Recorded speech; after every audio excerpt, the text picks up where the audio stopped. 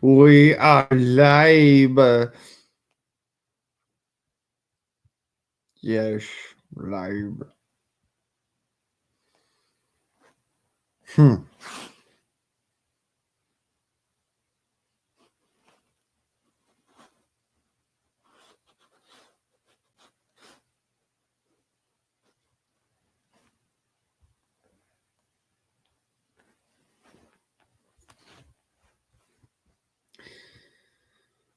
Oh boy. It could be worse. Yes. I could be interrupting something like my dog is.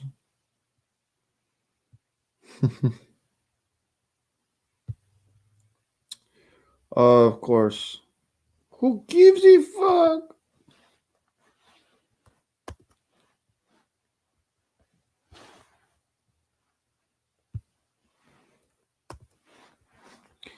It works. My God, it works. Ah. Hey, what's up, William? Go ahead and pin this right quick. So as anybody can get up here if they do so choose to. And then, yes, it is a freedom forum. And in case you're wondering why there's such a weird ass fucking way I'm talking, dude, I have my beard in a freaking a Tom the Turkey Tucker. I decided, I might as well get a little bit of pull on it so make it grow out a little more. You know how it works. It's a little Tom the Turkey Tucker. Was actually thinking about cutting it, but why? I've got nobody to impress. And that's the whole reason why we men groom, right? Why we do grooming, we cut our beards and trim them up nice, we do the manscaping thing, we do the freaking get all nice and clean and washed up, get in some fresh duds and, nice hat, nice shoes, nice wears, and, cars all cleaned up and all that. It's because we want to impress somebody. I got nobody to impress. Why? What's the point? Well, who am I going to impress? The way as I look at it, if I need to impress somebody, I'm already losing. I'm already failing at that point. If you're trying to impress someone, you're already failing. If you're not trying, that means you're succeeding. So, don't try. Just do. It's precisely why, I decided, fuck it. I'm going to open up the Freedom Forum. Let everybody have fucking fun. And I'm going to kick back, relax, and chill. Man, that shit's fucking irritating as hell. Here, grow out your beard.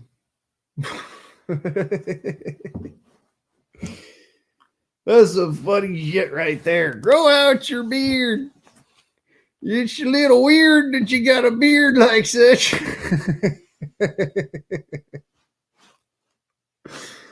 Oh my God.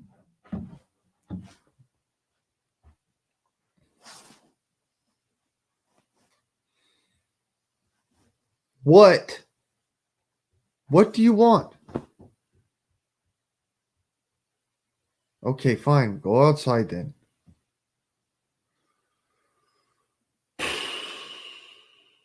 Fucking tired. I've been writing all night and then I've been working all day. My dog wants to go and play and do things outside. I'm too tired to fucking give a shit.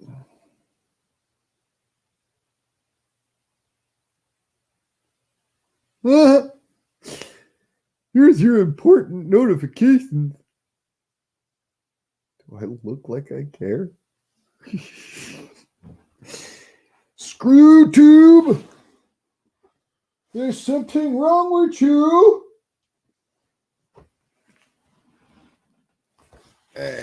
Fuck it. Yo! Ugh.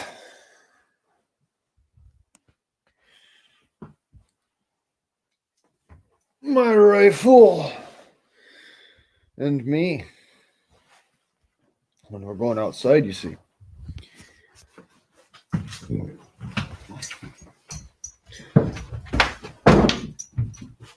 Wow. So,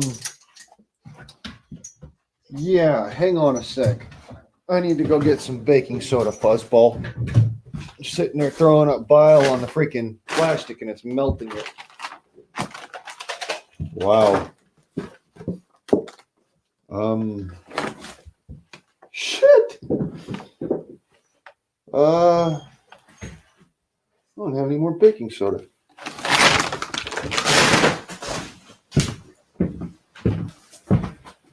Oh, at least it's not in there. Let's see down here. Nope.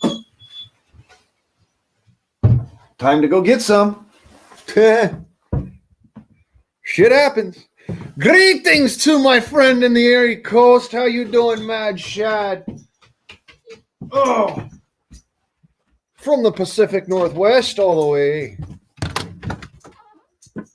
Ah.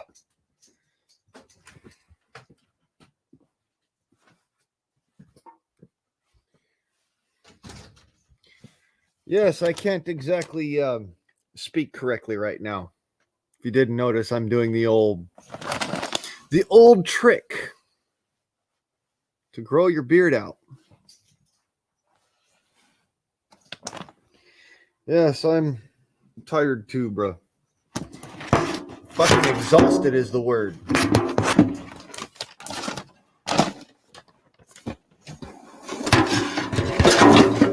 Just too much shit on top of my fucking table, I tell you what. I tell you the truth. Dog? The fuck? Hey.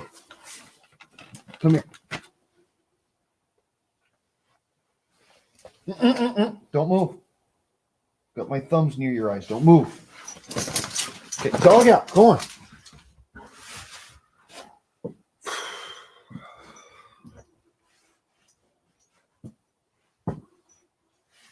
Harvest Merry Moon. Welcome to the Guardsman channel. I don't know if you've ever been to the Freedom Forum, but if you haven't, well, welcome to the Freedom Forum. This is where we go to unwind and fuck around and have fun and talk shit and do whatever. Because, yeah, that's what we do here. So yeah, I'm a bit of a goofball. I do funny shit. I do like I write books and stuff. I goof off with my dog and you know. So yeah, we do funny shit here and we do all sorts of stuff. Like the banner here says, these are the rantings of a crazy patriotic bastard. Please consume at your own risk.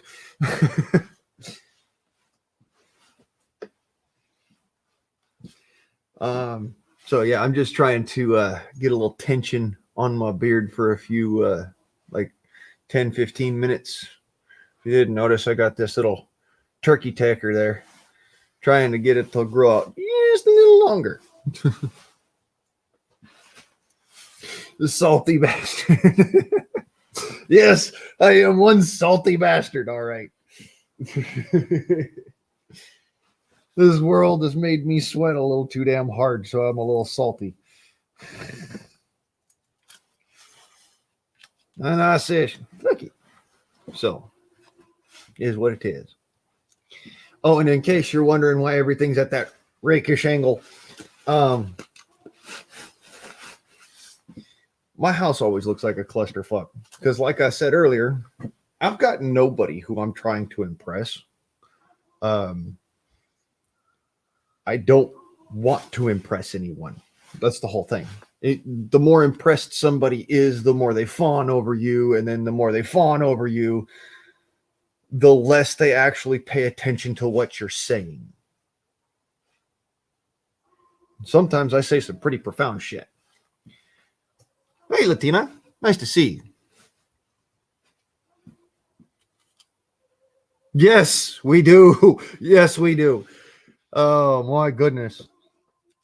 Hey, Shad, if the beard is falling out, brother, you know what to do with it, right? Take a brush and keep it nice and brushed and clean.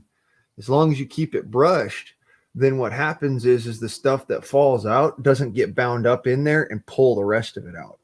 And it'll get more air down to your skin, and your skin will be happier and allow it to grow. So, something I actually learned, by the way, shaving is bad for you if you want to have a beard. And allowing your skin to breathe is really good for you if you want to have a beard. So, yeah, I lost my eyebrows too. Can't you tell? They went up into my hat line.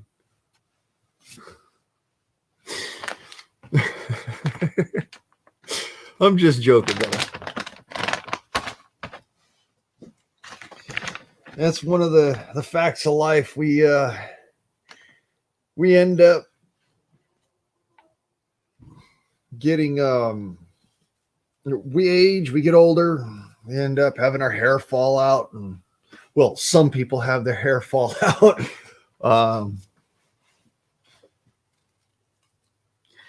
And yeah, that's a big deal. You kind of got to trim that. Once it starts growing out of here and out of here, you got to trim that up. Not because you're trying to impress anybody, just so that you can hear, so that you can smell, and not be sitting there going,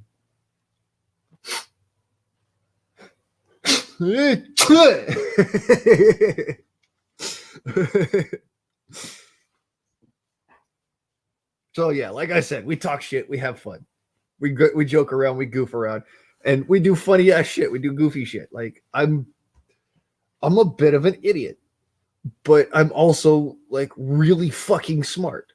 And people look at that and they go, "Well, why does he act so stupid? Why does he do all this dumb shit?" It's because it's fun. It's precisely why I do it. It's not because I think that it's appropriate. I think it's fun. That's the whole point of freedom. Be free.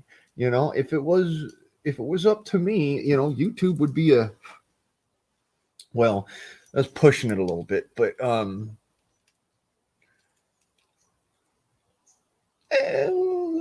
bit of a nudist colony, you know.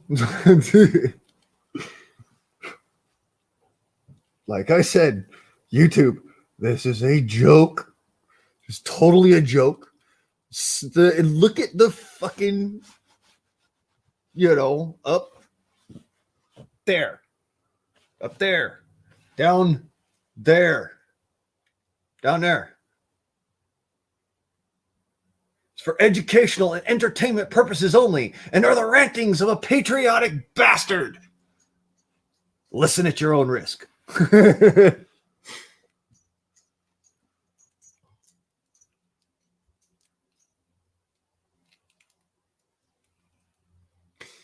Yeah, he was the first redneck there, for certain. You know what? Something else is funny about Blackbeard. His beard wasn't actually black.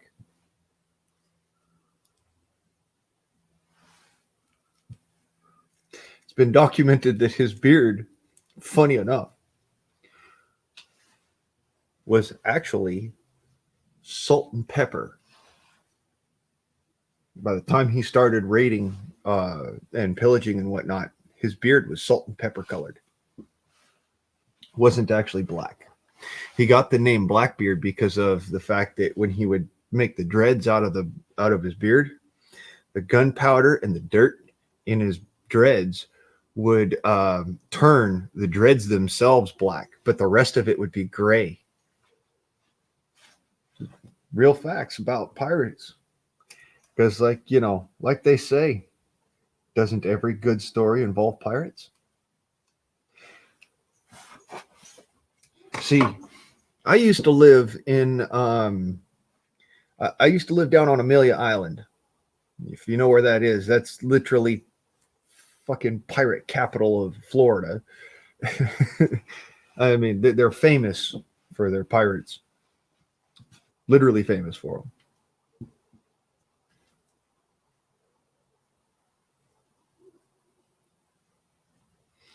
Hey, that's pretty cool. They opened up his house in Beaufort. I think that's something. Yeah, Edward Teach. Pretty interesting character.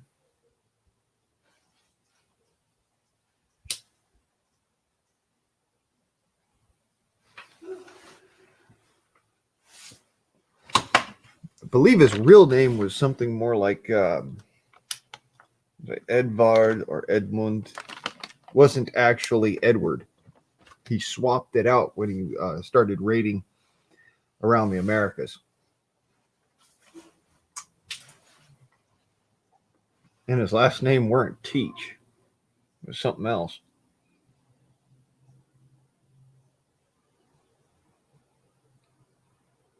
But I forget sometimes.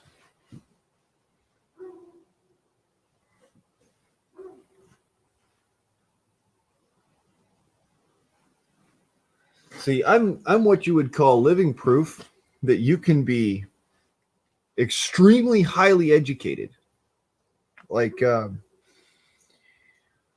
really super intelligent, and at the same time have a vocabulary that sounds like somebody paw slogging through mud.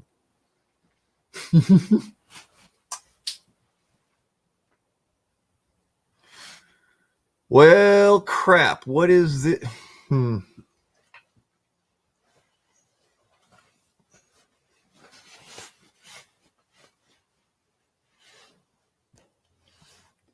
I'm going to check it out real quick.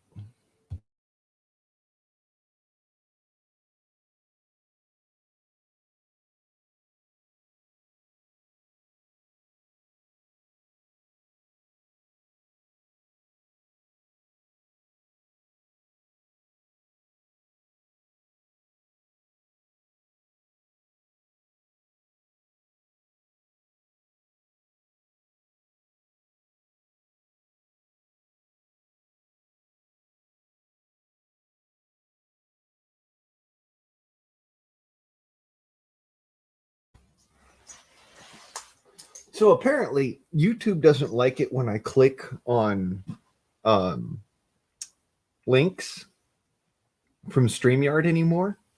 They won't let me look at it.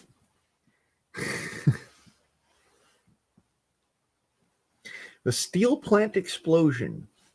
You see, this is what I keep on saying to people. Like, you need to understand, we are at war. We are really, right now, really at war. Okay. It's not a joke anymore. Um, this train explosion thing, uh, that was because the people who actually own the companies are now trying to move all of their richness offshore because they don't like America's taxes.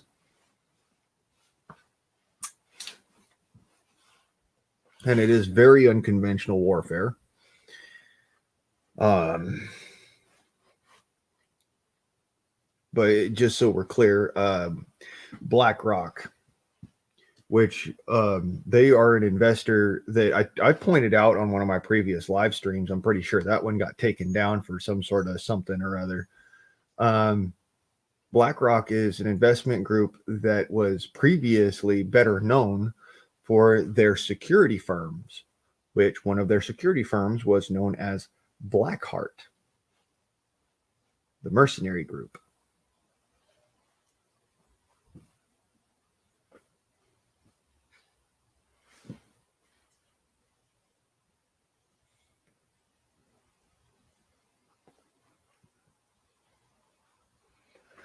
which before that was known as Black Forest.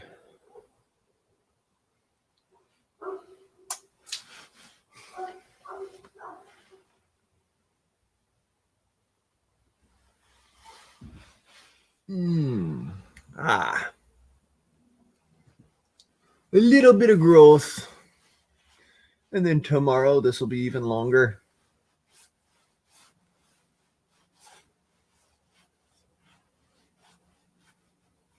Feels good.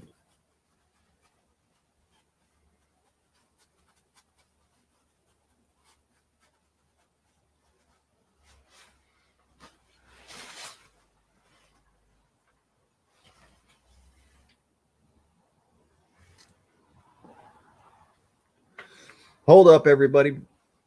Shad will be right back. There's more news. You know, it just broke. You know what they say, when news gets broken, well, somewhere somebody's got 7 years of bad luck. It's kind of like a mirror.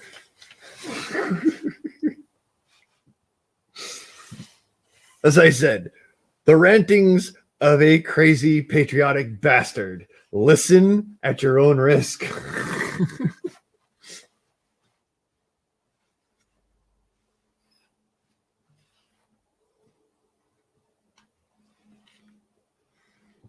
Yeah, I don't use shampoo per se. I use conditioner as the shampoo because it will still strip your hair of all of the essential oils and dirt and all that fun shit. And it's not as harsh as shampoo is.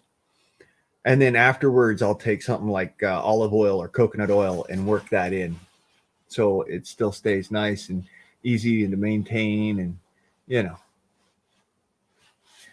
I like coconut oil better, but olive oil works when you ain't got coconut oil. And I am a greasy ass Italian, so there you go. I'm on mama's side. Kentucky, what's up, brother?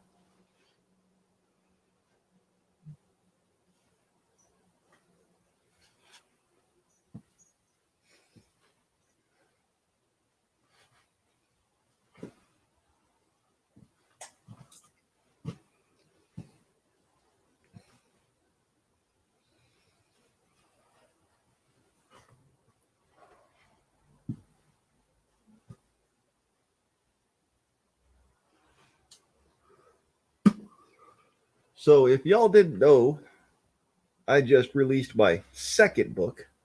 That would be book 2.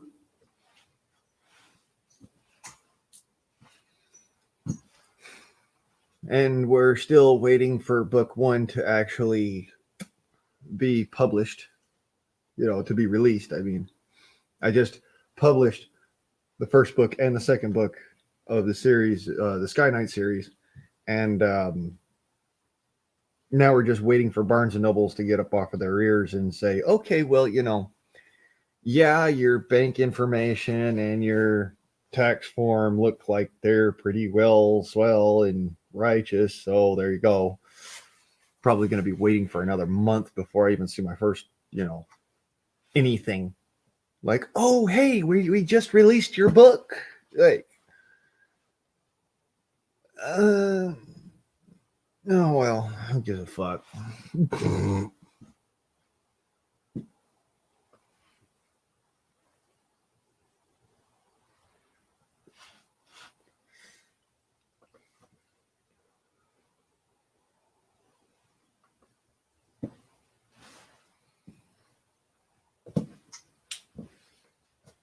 Honestly, I give a fuck just because,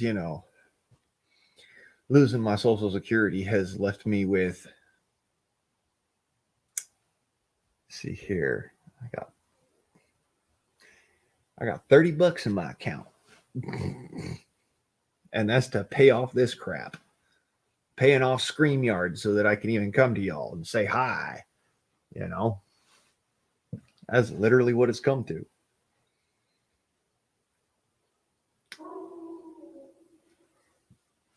Probably going to end up eating my chicken later.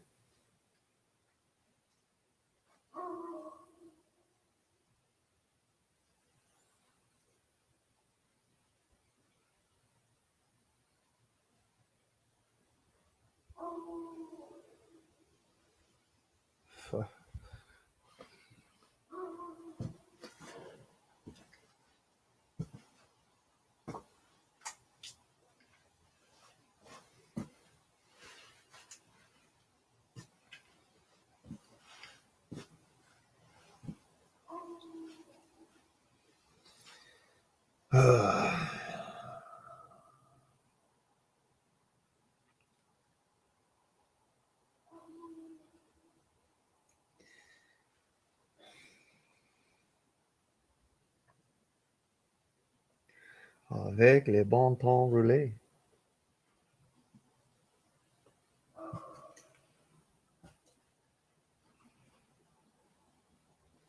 Run, let the good times roll.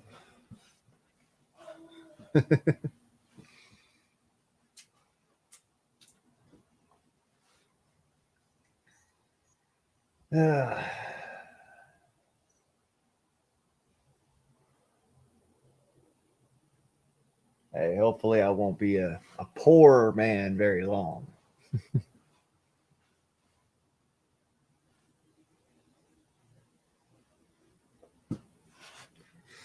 Funny enough, I was able to make it work for years. Ever since I got stabbed, I was able to make SSI work for me. Couldn't do a basic manual labor job, so I mean, don't get me wrong. It doesn't mean I can't do manual labor. I just have to pace myself. Whereas, you know, that's not something that employers want. So they're not going to allow you to pace yourself, which means that, yeah, I can't keep a job. Well, I can't keep a manual labor job. So I decided I'm going to just write a book. Because, yeah, I can still do this, you know.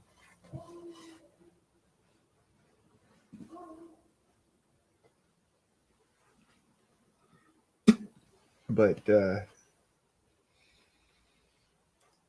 I was hoping, that I wouldn't lose all that. I wouldn't be shit out of luck. And instead, well, life happens, right? Life comes up and it'll catch you right in the balls from right behind, just a good old.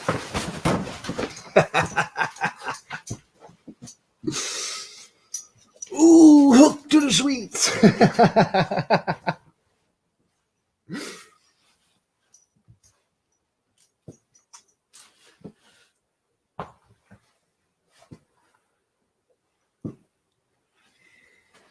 Yeah, I wanted to get back into security, but apparently you've got to sign away your fucking life and your firstborn to get a fucking job anymore. And therein lies my issue. I don't have a firstborn, so I don't have a child.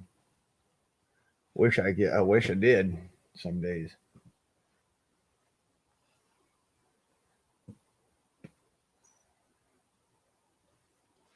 Most days, actually.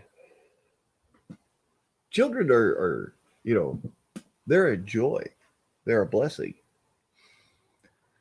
And, for you guys who are parents, you might say, well, you don't know. They're little fucking demons. And I agree. Yes, they can be little demons. I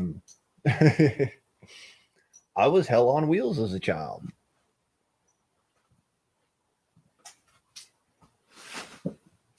But that being said, one of my greatest joys in my entire life was when I was with ex-girlfriend, one of my ex-girlfriends. And I was helping take care of her kids, and it was just the fun little things that they did was just awesome, man. Things that I can't do for myself. I can't have for myself. So I just, I moved past it. Instead, I wrote a book.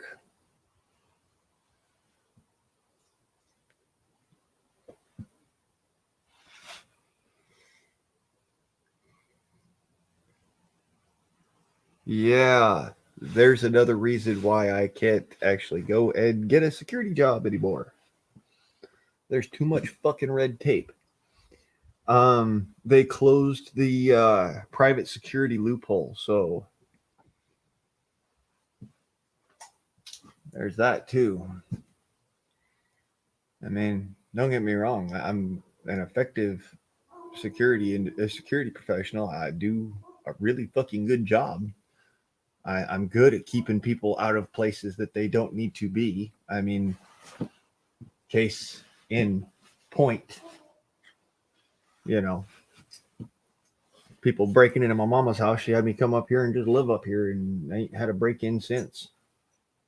Nobody's got the balls to come up here and fuck with me. Either that or they're scared of Houdini.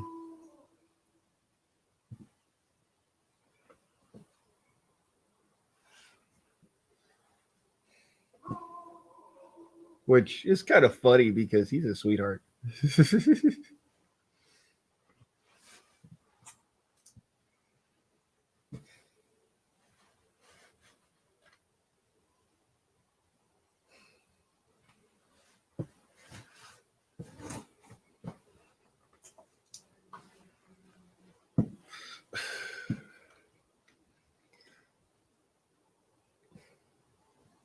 I've had to put my sword build on hold because I can't even afford to buy fuel for the forge. And I kind of need the forge to be able to do the rest of the build. So,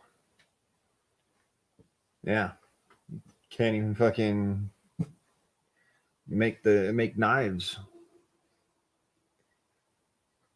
If you haven't noticed,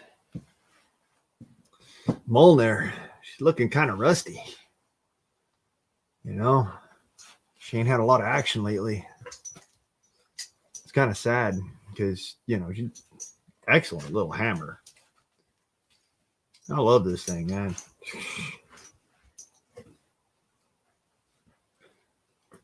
Heck of a freaking forging tool, man.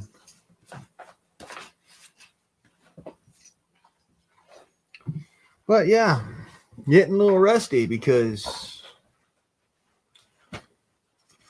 can't even afford to freaking fire up the forge.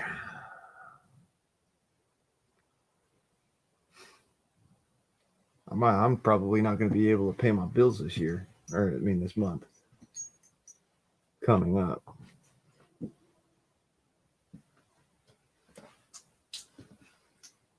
And I'm watching everything that's going down. I'm like, damn, I really wish I had just a little bit more ammunition, Just because what I'm seeing,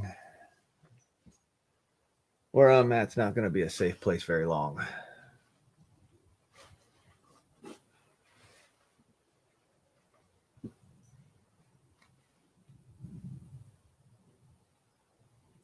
Oh, fuck.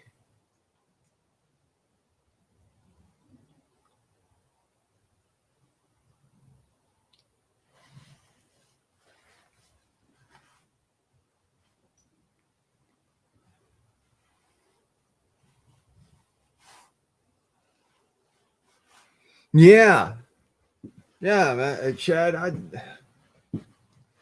literally, a security union fuckers told me, you can't do that anymore. Like, what? Why? You don't have a security guard card. The fuck I need a security guard card to fucking take care of private properties for? Oh, well, it's a new law and it's in circulation now. You have to have a guard card to be armed guard on private property. What? You know what I'm saying? I about fell over seeing that shit.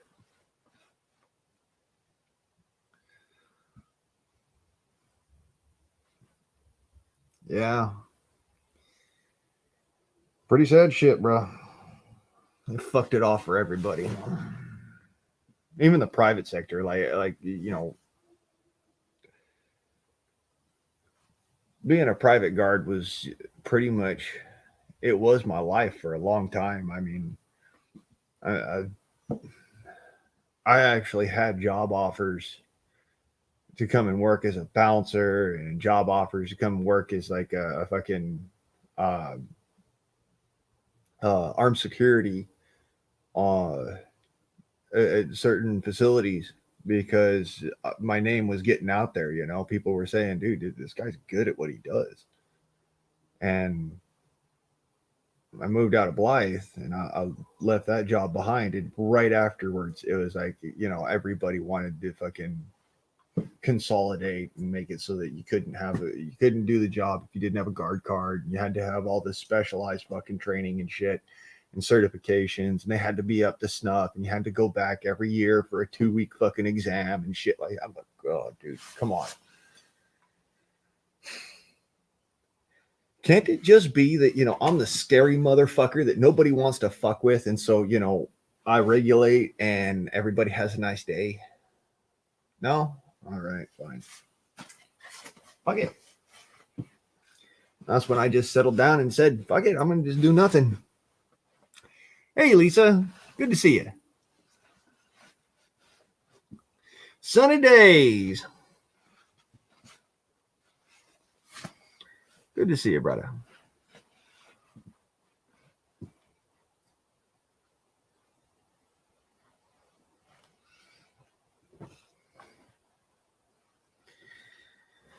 Yeah, I was never really much of a bouncer. I mean, don't get me wrong, I could probably do the job. I got the attitude, but you know, like hey motherfucker, you're fucking up. Come on, let's go, sort of thing. But I've got it. But it's just a matter of that's not me. I'm the kind of person where I'll just basically I tell you I'm best being a night watchman. Simple as, bruh, you need to leave. You have 5 seconds. 3, 2, 1. All right, now you're going to jail. Come on. you know.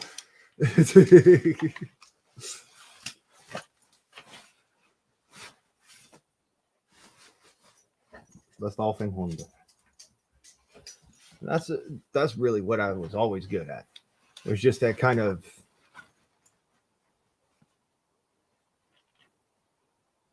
I'm more of an asshole than is necessary.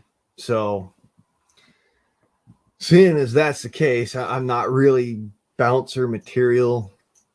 And like I said, I got the attitude to be a bouncer, but at the same time, I'm too much of an asshole. I can't do the kindness shit. I can't be nice when somebody needs to get their fucking ass the fuck out of there. I'm just, it's over and done with. You're kissing concrete and you're getting the fuck out. So, um, I've never been that kind of. I can calm and cool and just step back when somebody's doing some stupid shit. So that's why I never really did that. I just kind of stepped back from that and went, nah, I'm good.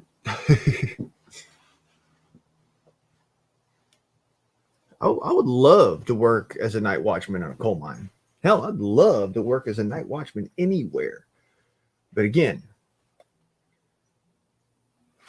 got to have a guard card, got to have your CCW, got to have your fucking what's it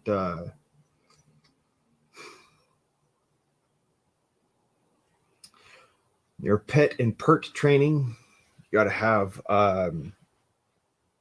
your firearms licensing, which is a big fucking issue for me. If any of you know anything about me, firearms are kind of just out of the question. So I'm much better at the private property and, you know, just that kind of scary motherfucker that just makes it so that nobody wants to fuck with the place.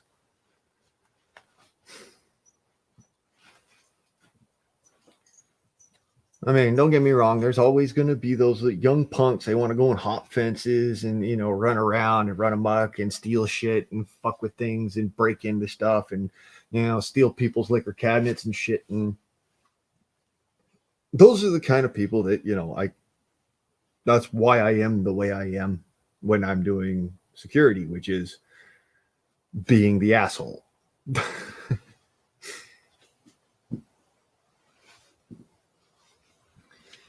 Yeah. Insurance. That's another fucker. It's like, dude, I have to pay some company for to be, cleared so that in case of the fact that I have to use my weapon, I'm covered for my legal expenses and shit. Excuse me for a second, but I happen to know the law enough. I'm not going to jail for doing my job. I'm not going to go down for doing my job appropriately. Difference is that in other places, if you don't have that insurance, it's already, you're already going to jail. And I can't afford to pay 5-6 different fucking insurance companies for shit that I could already do myself, let alone the fact that, it's kind of like a brain fuck for me. I get irate when I have to deal with insurance companies. That's why I have one insurance company, just one. They are my life insurance company. They are my car insurance company. They are my fucking everything insurance company. And so, yeah, that's why I don't do security anymore. Because, yeah, lots of places you've got to be bonded, insured, fucking whatever, and all these different licensing and bullshit. And it's like, hold on a second. Either I know my profession and people wish to hire me, or I don't know my profession and people don't want to fucking deal with me. That's the only two fucking options here. Why are you having to put the third one in? Oh, right. Because Uncle Sam wants this piece and this piece and this piece and this piece and this piece and this piece of your paycheck. By the time you get your fucking paycheck back, let me show you how much you're earning. You know what I'm saying? I got 2 quarters to rub together. It's like, shit, man. I'll make more off of fucking writing a book, writing a fucking fantasy book for that matter. Like, with my knowledge, with the stuff that I know, with the stuff that I know, I'm a pretty fair writer. I'm a pretty fair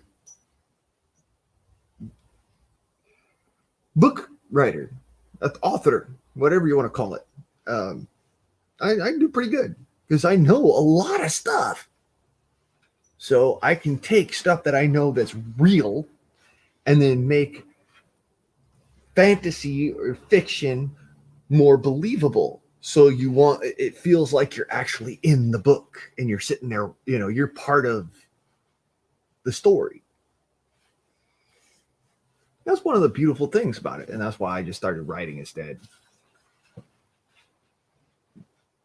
Oh, by the way, hi, cuz.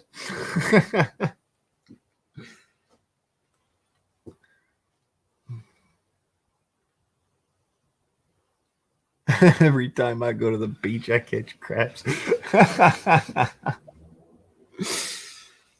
See? Yeah, a literary fictitious technician. That's what I am. I love it.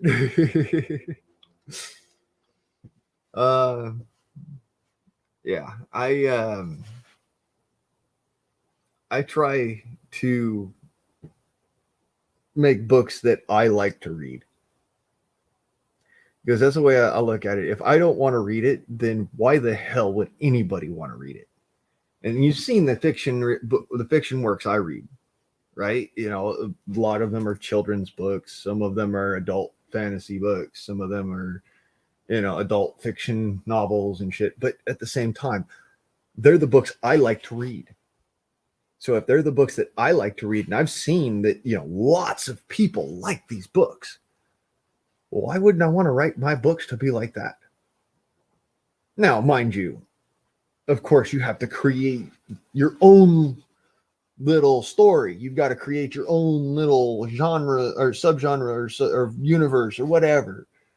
But if you don't want to read the book that you wrote, why are you fucking trying to sell this shit? Who's going to read it? So, yeah, I decided, if I'm gonna break into the field, I might as well do it the right way. A good book is a good book. That's all there is to it. Shit books, well, you pick them up, you read a few pages, you can't really get into it, so you read a few more pages. By the time you get to the end of the first chapter, you're like,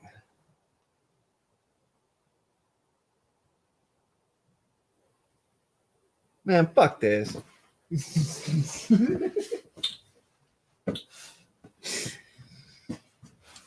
So yeah, that's why I tried when I wrote my book, I wanted it to be immediately engaging, to where you kind of, it's like, fuck, that's fucking interesting. And then you get into it a little more and you're like, man, it's getting a little boring. And then you get into it a little more and you're like, fuck, this is a good story. That's the whole idea, is that it builds up and then it slows down, and then it builds up and then it slows down, and it gives you the ability to write out a full length series of books. And that's why I just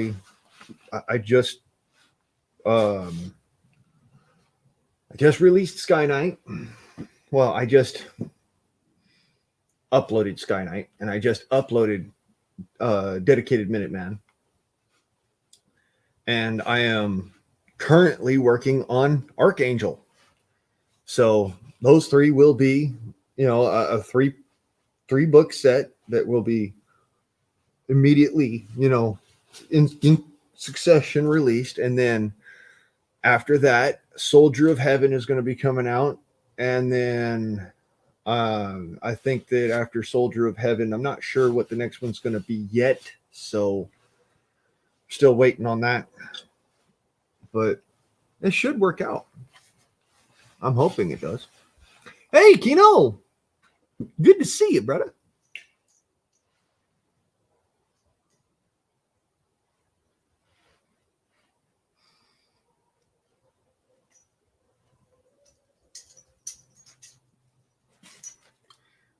Yeah, if you want information, you'll Google it, If you want to read, you'll grab a book, or you'll grab your Nook, or you'll grab your Kindle, or whatever, your Fire thing, or whatever it is that, you your ebooks on, and you'll read a book, you're not going to sit there and go, well, I'll fucking read an encyclopedia. Dude, I read encyclopedias when I was a child. And let me put it this way. There is nothing in this world that will put me to sleep so fucking fast as reading a goddamn encyclopedia.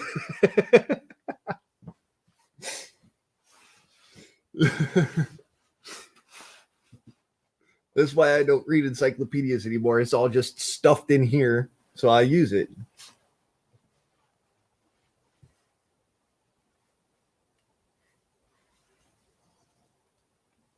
If I want to book, I'll grab a read.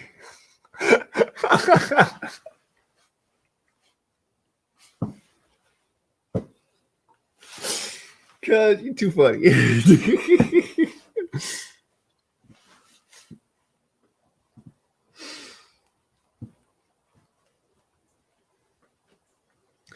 Yeah, my book's on well, Sky Knight itself is pending release.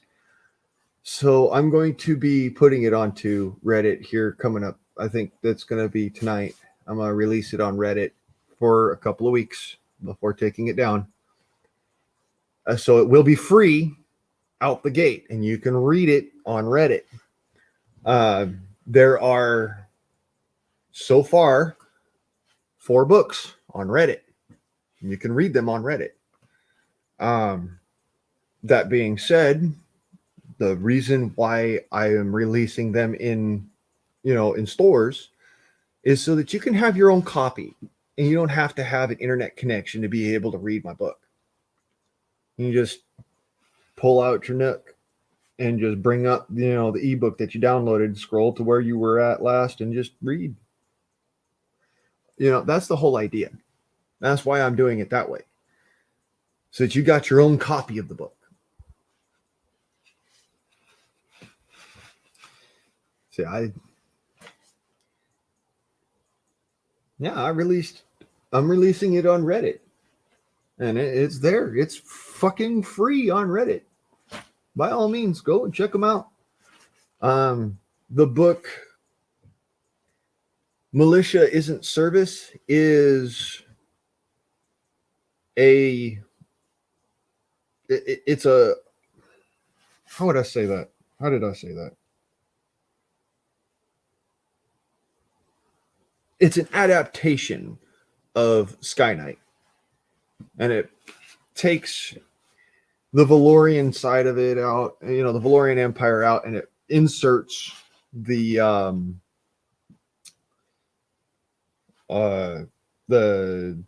Between Two Worlds, the Empire, the Imperium from Between Two Worlds into it, and it just switches around a few things.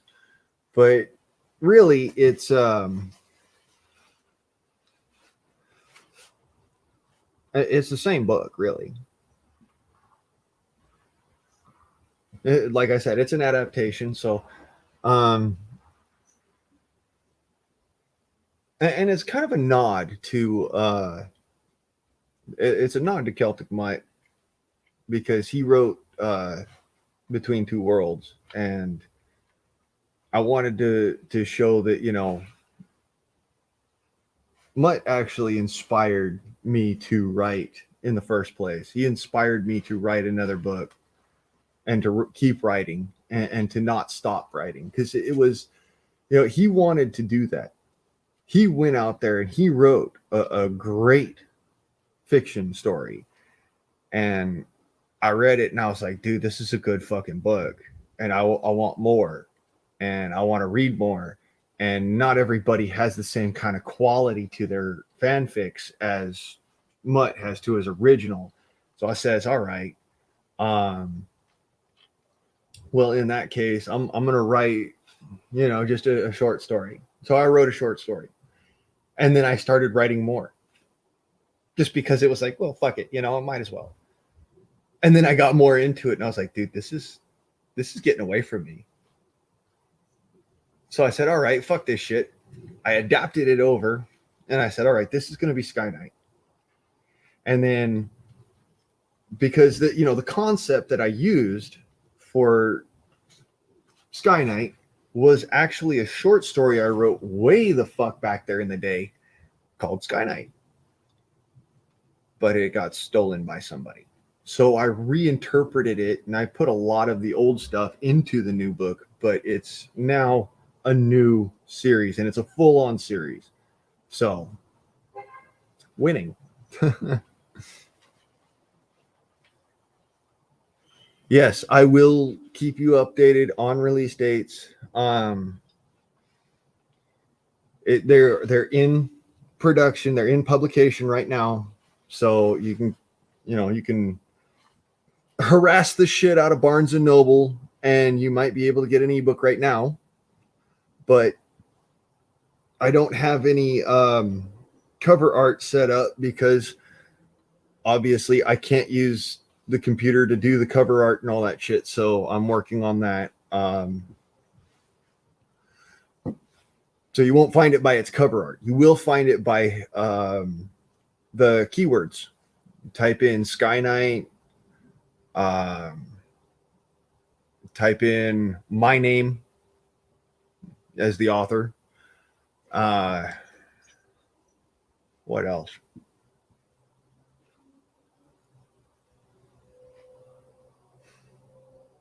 You type in Dedicated Minuteman, you'll take you to the second one, you know.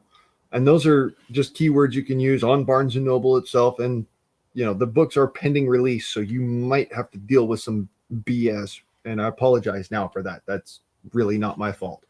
I gave them all the information they asked for, and they are dragging their feet. So, it is what it is.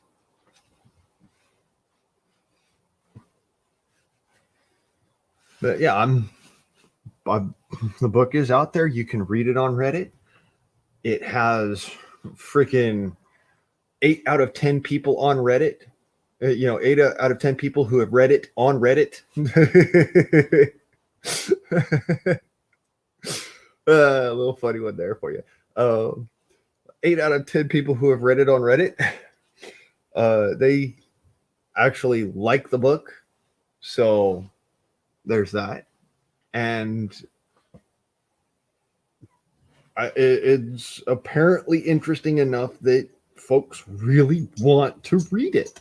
So, and have continued to read it. And I'm talking about out of a group of around 5,000 to 8,000 readers thus far.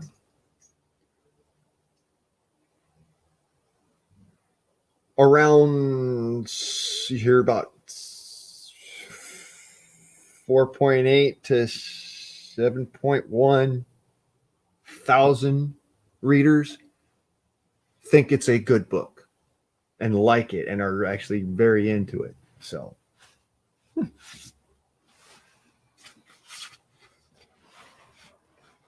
yeah, I heard about that, cuz. And something else as I was wondering on. This dumb motherfucker, and I'm just gonna put that out there, like, dude, tater salad is fucking retarded. All right, and he's always been retarded, but it's just a matter of nowadays. It's like, bruh, resign, motherfucker. Just do it. You'd be saving everybody a whole lot of fucking pain. You'd be saving everybody lots of pain.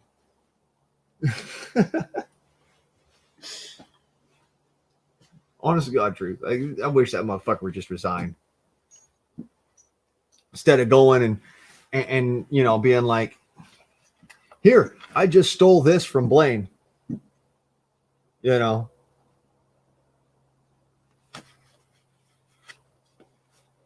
Fuck you, asshole. That's not what I feel about that shit. Like, dude's stealing money out of my wallet and sending it to those fuckers in Ukraine and giving it to people who are fucking border hopping. All right? I worked for that money. I watched that shit accumulate. I fucking worked my ass off for it. And when I got hurt, I expected it to be there for the rest of my life because I'm fucked up, man. I can't physically fucking do. Look.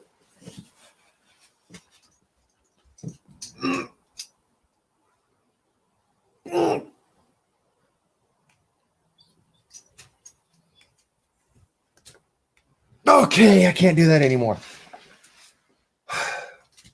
Dog out. Go on. This is 15 pounds. In case you were wondering. I can't do 15 pounds over my head anymore. It hurts. It really does. It hurts. Yes, I wish President Trump a happy President's Day. Hell, I wish Jimmy Carter a happy President's Day.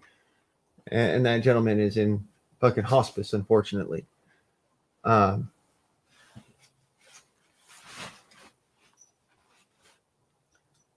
Jimmy Carter is a better president than this fucktard. I'm just going to say that.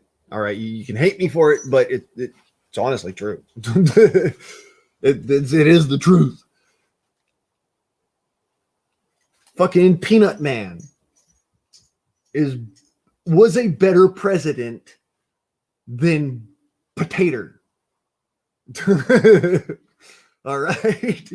Like I said, yeah. I grew up at the end of, I was born at the end of the Reagan era. I grew up in the fucking Bush and Clinton era and Bush and Obama era. But, I still know that fucking Carter was a better president than this fucking retard.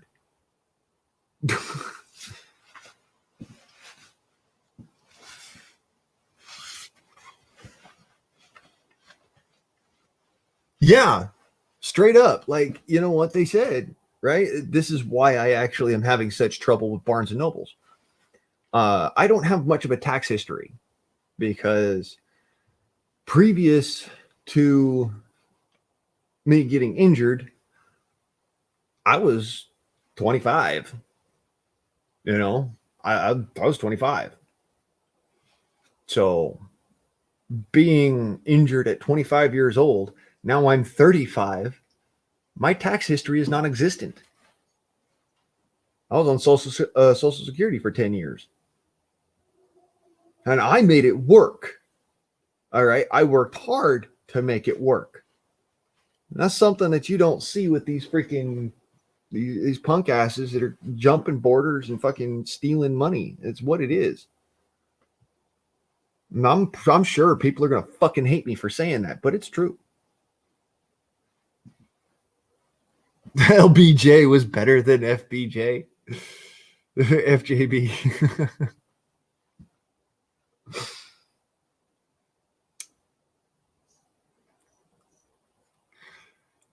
Yeah.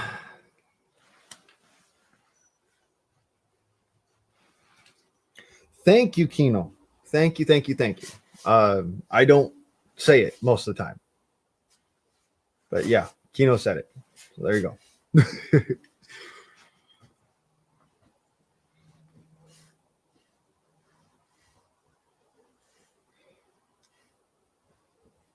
Yes, we deserve better than a sellout, Sonny. You're absolutely 100% absolutely correct.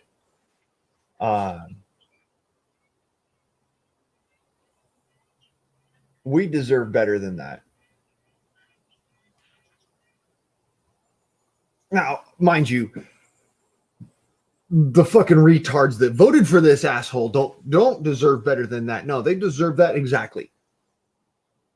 And most assuredly, they can deal with it. They can pay for it. Don't ask me to pay for their fucking mistake. I mean, that's what made my fucking book have to be like, what, $7 fucking for an ebook? I mean, good God. Just so I could be able to afford taxes.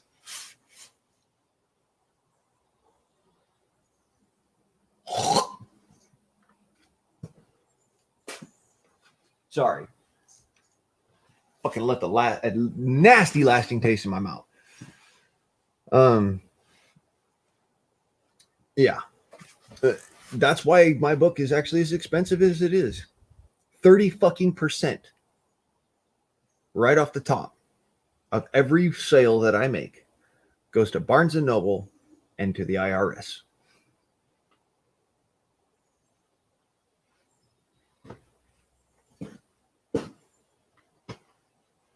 So while you're paying $7 for a fucking book, I'm seeing $4.90 for it.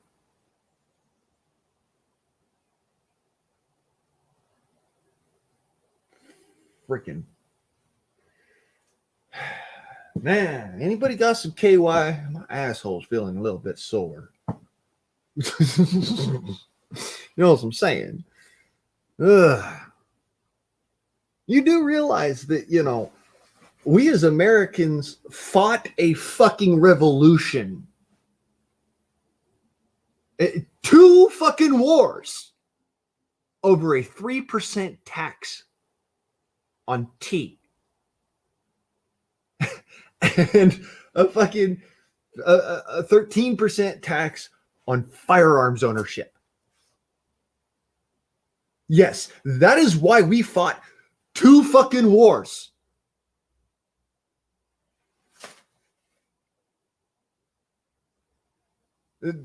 Beyond, oh, well, freedom of speech, right to keep and bear arms, this, that, and the other. 13% tax on firearms ownership and 3% tax on tea. Do you understand now why we as Americans drink a lot of fucking coffee?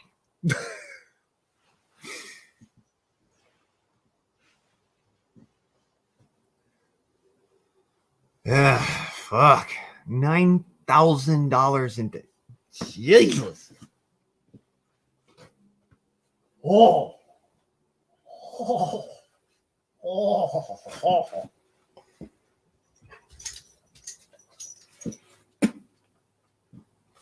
That just made my butthole hurt.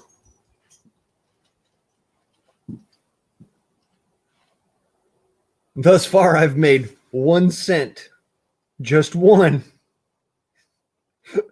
from Barnes and Noble, because they were checking to see if my fucking, the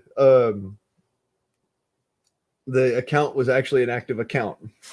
So I'm gonna have to go and pay $25 in taxes on that come next year, regardless of whether I make a single fucking sale.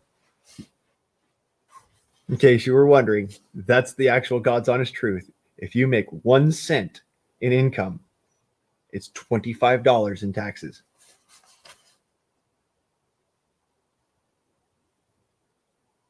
Does that sound fucking fair to y'all? Just a question, I'm saying.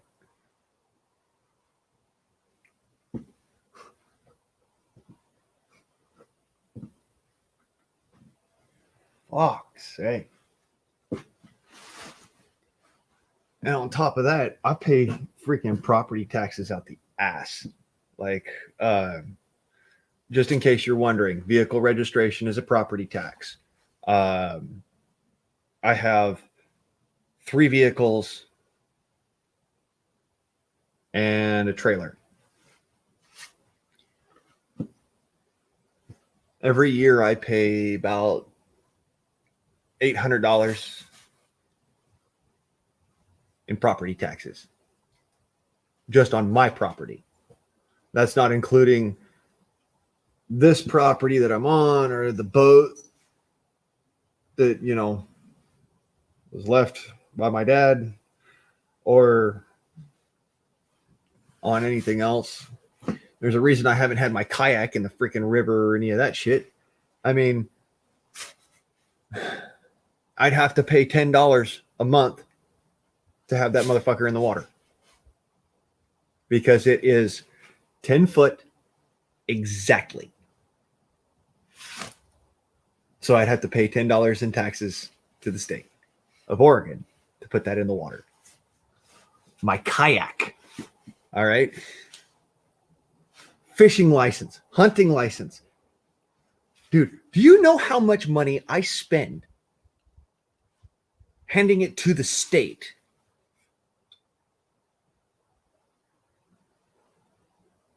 Every fucking year, I spend more than, in total, than I make in 1 month.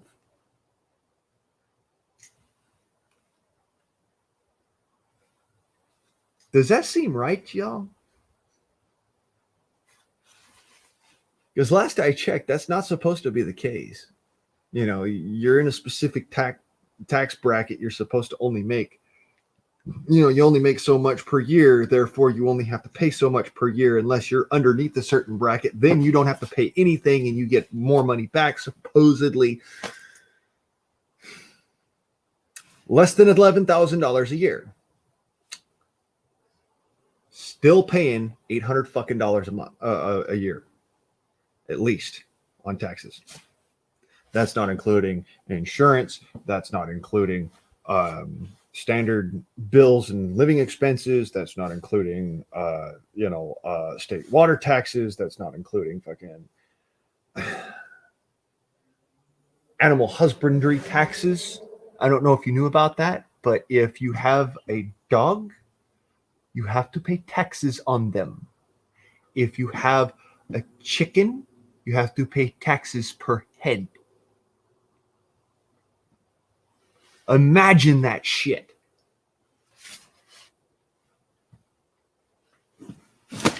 You, Biden, and your goddamn IRS. You realize those taxes is money that does not go into his belly. Plain and simple. Just putting that out there. That's food that does not go into his belly. That's medical care that does not go towards him. Plain and simple. And on a limited income, motherfucker. Imagine how fucked off that is.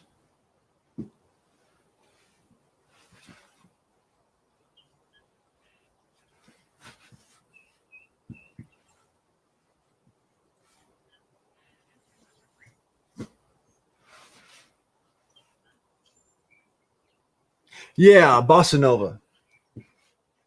Because Casanova, that's me. That's actually my Facebook. Funny enough, if you type in Casanova Caruso, that's me. That's actually my name on fucking Facebook. Funny enough. That's my direct link on Facebook.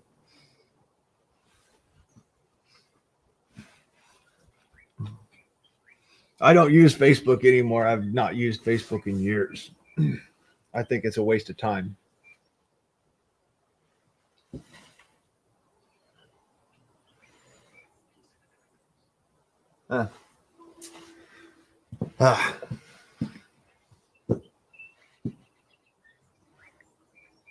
Yeah, no more politicians equals no more taxes. But is that ever going to happen? No.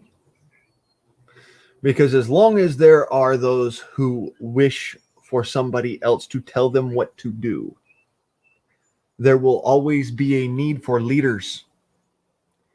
See, that's the thing. As long as there are followers, there will be a need for leaders. That's why I extol anyone who is a leader for themselves. In a nutshell. You'll notice I don't follow the main grain. Honest to God truth, I do not. I'm a bit of an asshole. And I've been that way for a long time for good reason.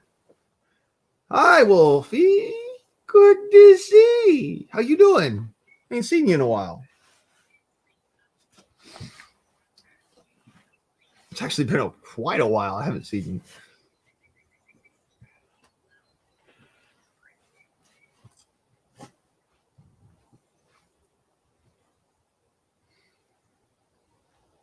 Yes, I'm an asshole.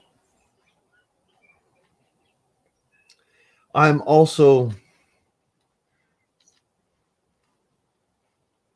an asshole who gives a fuck. Hey, you all right?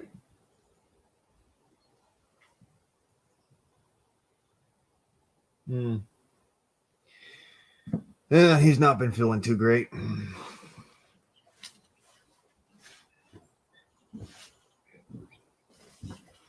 You need to stop eating grass, dude.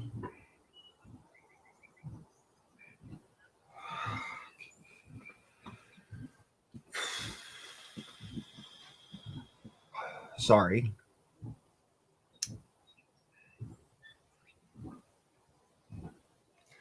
That's just got to be an awesome sound for y'all. Like,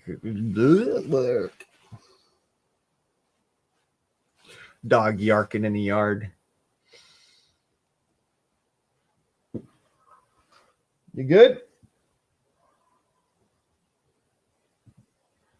Okay.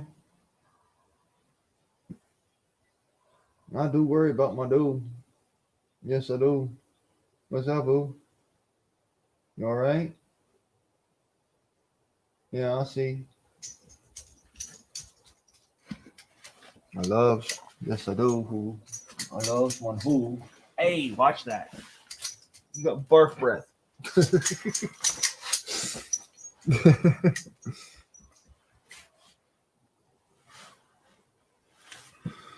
Well, we are avoiding President Biden's press rally in Ukraine. That's the whole reason why I did the stream. I was like, fuck this bullshit. I'm not watching that crap. I'm not going to pay attention. I'm not going to bother. So I might as well do a freedom forum. And while I'm at it, I might as well go and plug my book while I'm at it. So I plugged my book.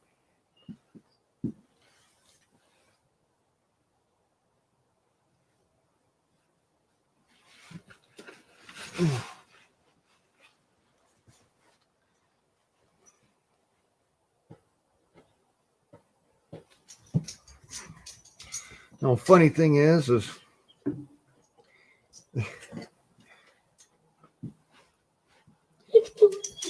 I'm actually I'm more comfortable around y'all than I am around people in this, in this state. To be fair and honest, it's kind of uncomfortable being here,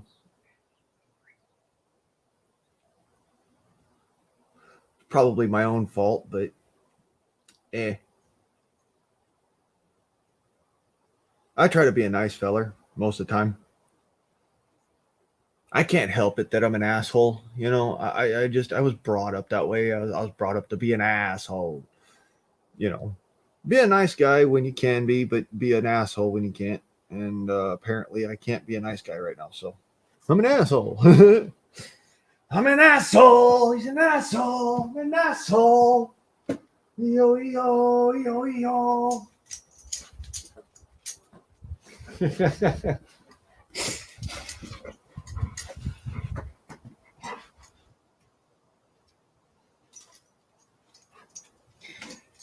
Yeah, you won't catch me walking around in fig leaves. Not happening, bruh. You want to see me go green. The greenest I'm going to go is the fucking truck that's sitting out front. If you didn't notice, that motherfucker's fucking green. My slow bourbon is painted green. That's about as green as it's going to get.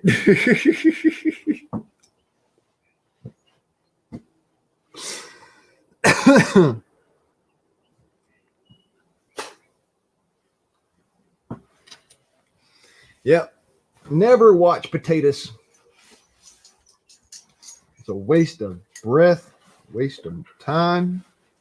It stresses me out, honestly. I can't handle stress no more. I'll end up having a heart attack. That's mine. Oh, I've got mine. Who? Ow. I got mine. Who? Mr. Combat Doggo. Yes, you was a combat doggo. You got that big old jaws. Ooh, big dog. Big dog. Ah.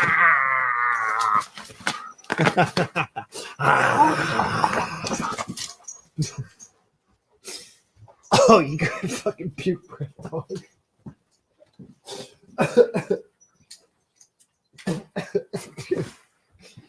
Jesus Christ.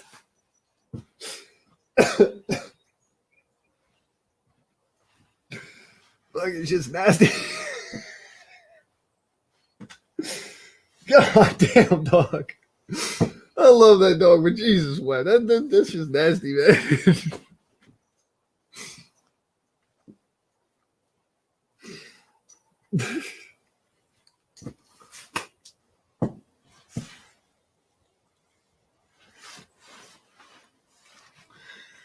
Yeah, Real Prez goes to the border and goes to Ohio. Real Prez freaking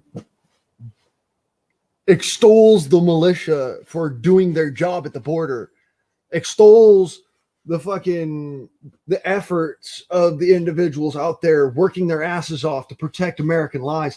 They don't sit there and say, well, We just need to help this foreign entity, because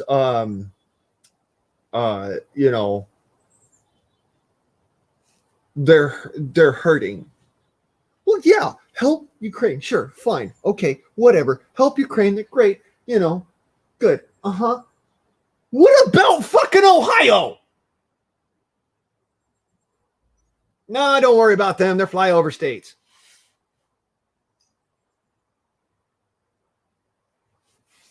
Fucking what?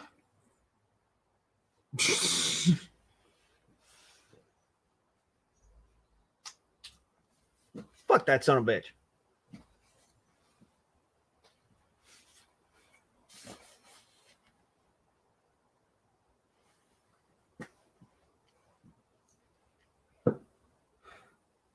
Goddamn Benedict Arnold motherfucker.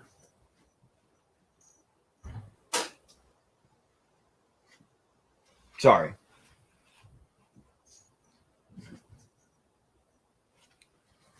Yeah, the asshole's on. I'm an asshole. He's an asshole. I'm an asshole. E-O, E-O, E-O, E-O.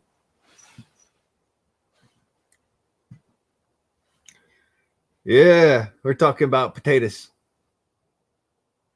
I'm an asshole too, but I'm not as much of a douchebag as that. Matter of fact, I'm probably, you know what? I'll put it this ways. I guarantee you this much.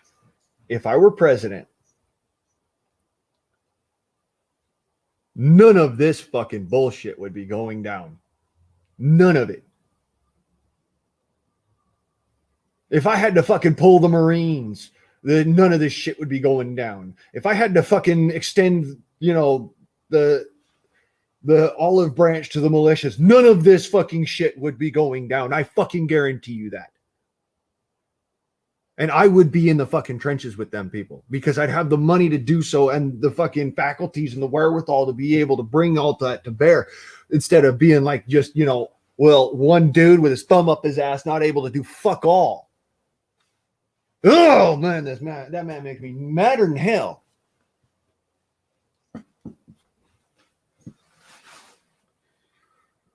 But again, do something about it, you end up in fucking prison or worse. Even if it's benevolent. I don't know if you know this, but if you go into a disaster zone and you're not outfitted and qualified and certified, they will throw you in jail. It's God's honest truth.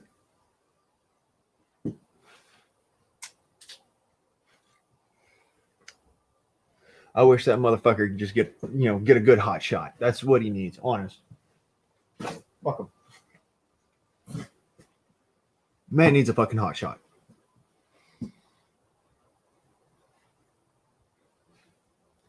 The problem with that is, Wolfie, and a system blackout, there's a lot of people who would suffer from that. And those people don't deserve that. People like me, actually. In a system blackout, I'd get fucked hard.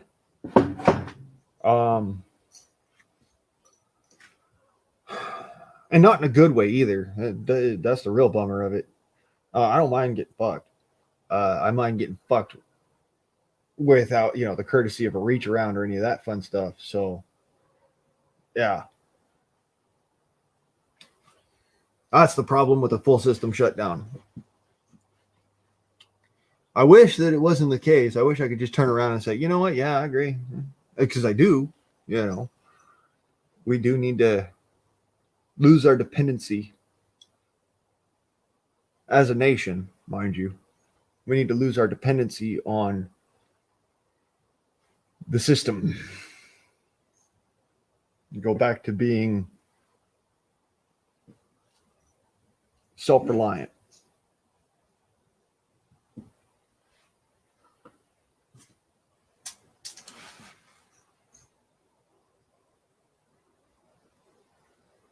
Of course, that's not going to happen.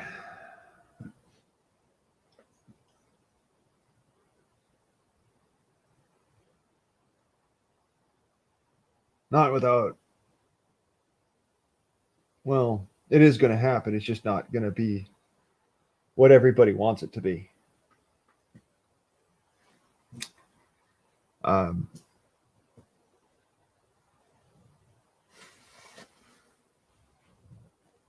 as a matter of fact, it's going to be the one thing that everybody doesn't want to have happen.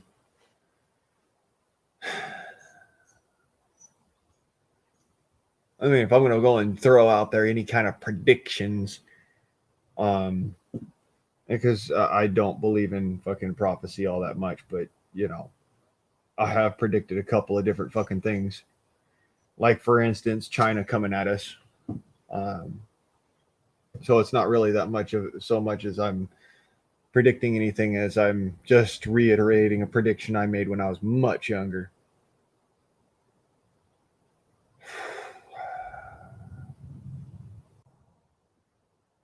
Yeah, it's going to happen.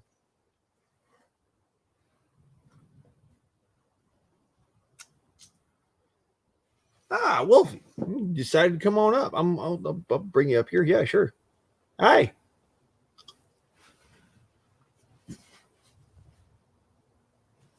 Hello. Oh, did I do that? Yes, I did. Okay, that's better. Huh. Sounds up.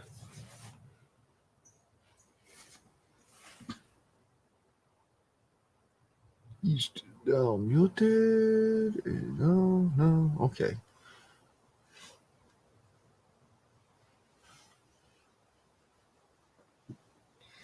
Yeah, casualties in every conflict. You're right, Kentucky. But it's going to be it's going to be on a grand scale. That's what I don't think that everybody understands. This isn't a conflict like you would think of, previous past wars. Everybody fights the last war, and they plan for the next war. The problem is that if we're fighting the last war, we're not ready for this one. That's a reality. We're not ready for this war until we're in it. And the last war, if you want to call it that, was really just insurgencies. It wasn't even really war.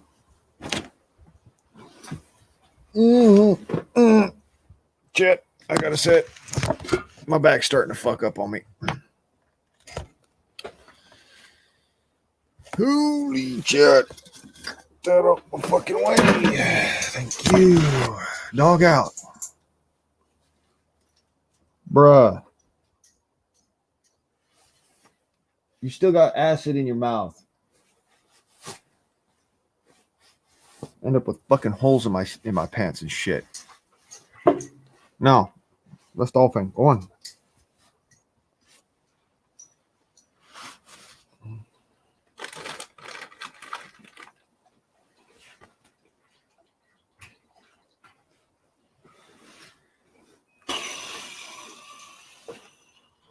We are not ready for the next conflict.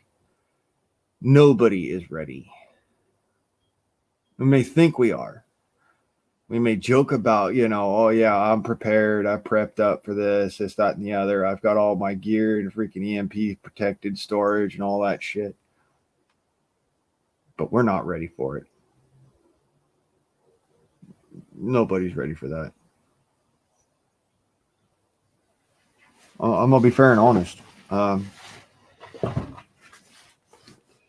The guy who has absolutely nothing and has no preparations whatsoever and is living from paycheck to paycheck and living from, from hand to mouth is more prepared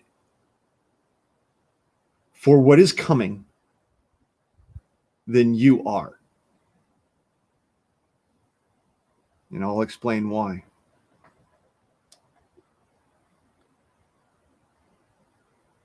That guy's going to be willing to do the hard things.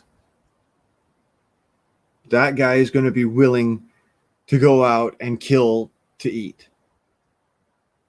That guy is going to be one harsh motherfucker and not give a shit about other people's sensibilities, because survival of the fittest, survival of the only one who counts, which is me. And that's the way that guy's going to think. People who have those preparations have already been through this sort of thing somewhat. And so they're going to be more kind. They're going to be more willing to be kind.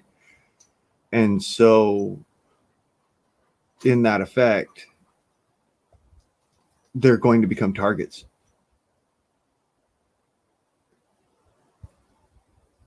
It's not just many will perish. It's going to be all but a select few.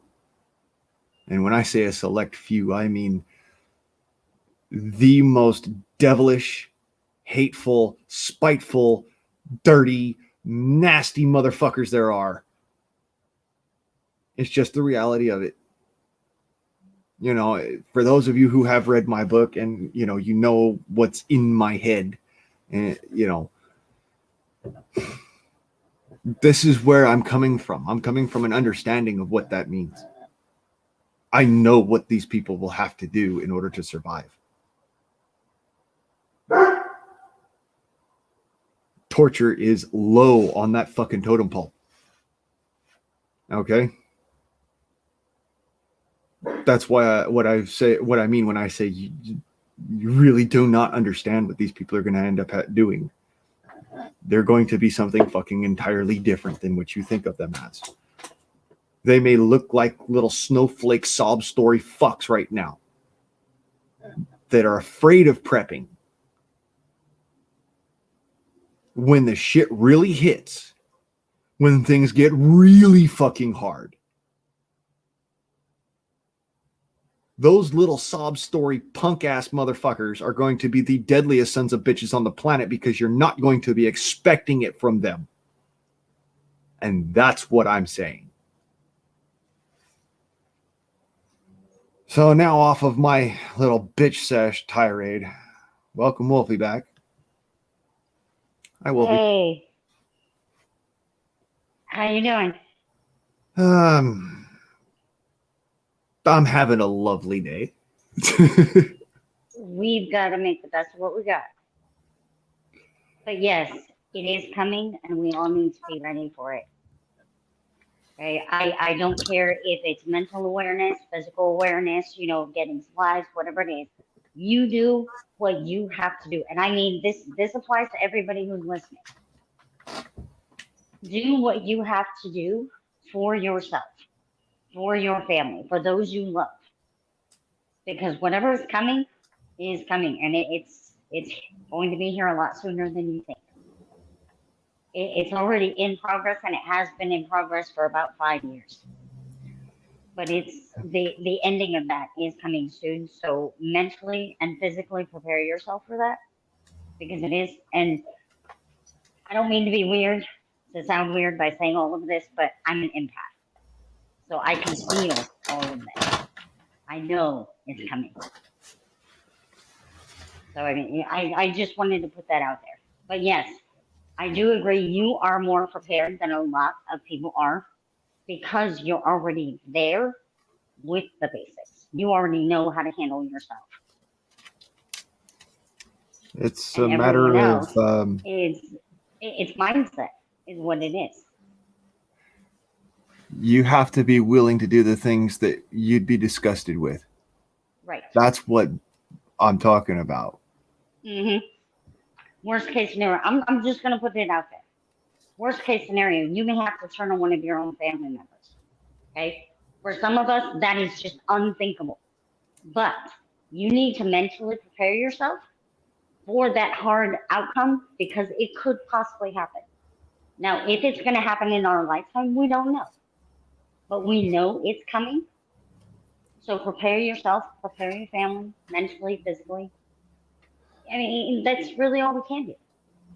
At this point in time, preparing yourself for what is coming is all you can do, because we don't know exactly what that is. No, We don't know everybody exactly sits what there. it is that's coming. they try to say, you know, prepare yourself mentally, emotionally, physically, and Right. you know, in your Because you gear don't and know all what of that. And what I say to them is the most important thing that you need to prepare isn't your mental, isn't your physical, isn't your gear. It is understanding the emotional trauma you are going to have to put yourself through, because you are going to traumatize the fuck out of yourself to survive. And I'm telling you true, it's going to be here in our lifetime. It's not going to be, you know, some far off sunset somewheres. We're already watching it happen around us. Anyways, I'm sorry I cut you off. It's an irritation. No, you're good. See, I mean, these are all the things that we need to be discussing. These are all the things that we need to be, bringing awareness to, because everybody needs to know about these things. Even people who just kind of put it on the back burner. Oh, it's not affecting me directly. I don't have to worry about it. No, you do have to worry about it, because it could affect your family, if not you. Could affect your friends. I mean, it's just, being prepared for the unknown. Don't be afraid. Just be prepared. Just be prepared. That's it. Just be prepared.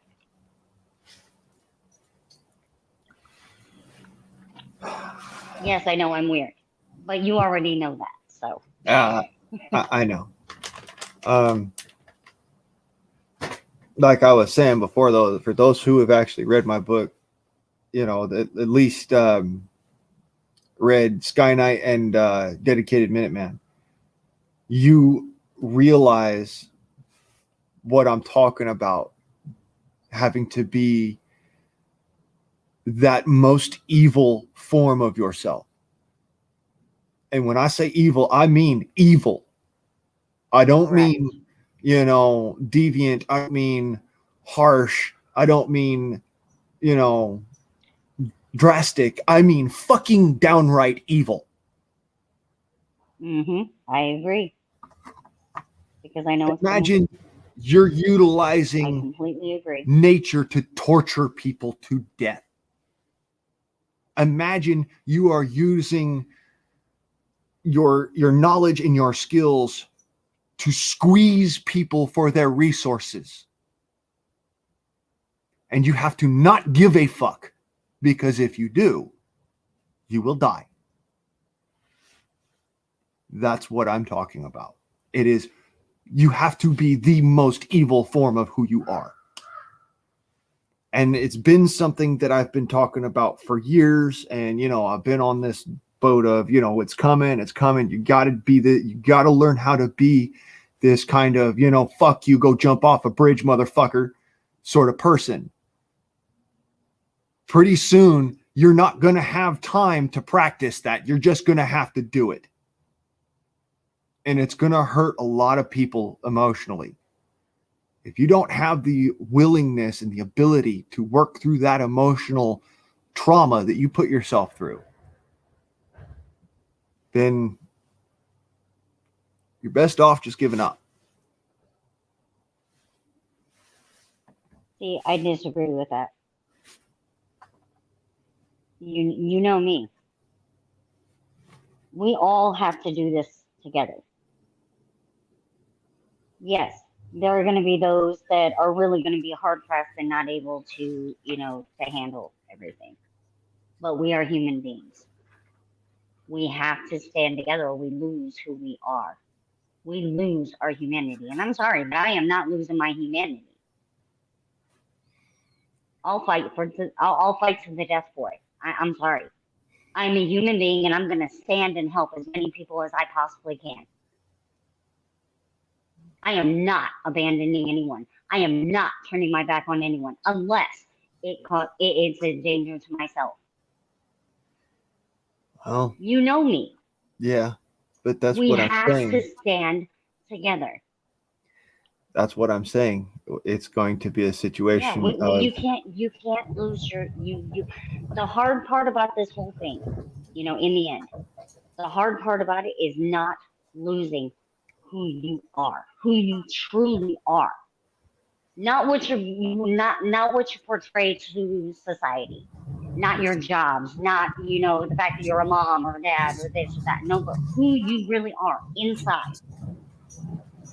That is what is trying to be taken from us. That is what's being taken from us. We have to maintain our humanity. And yes, it's going to be hard. It already is getting hard. They're already pressing us on our food. Look at the inflation prices on food right now. Yes, they are trying to take our resources. They're already doing it. And yes, they've already used nature to attack us. Look at the mosquitoes that that they've injected with viruses that they've released. Yes, it's already happening. It is happening. But you cannot lose yourself. You cannot lose your humanity throughout all this. That is the hard part, in my opinion. I'll do you one better, Wolfie. Real quick, I'm gonna go ahead and share the whole screen with everybody so that you can see what I'm talking about. All right, and here we go. Now, this is my book.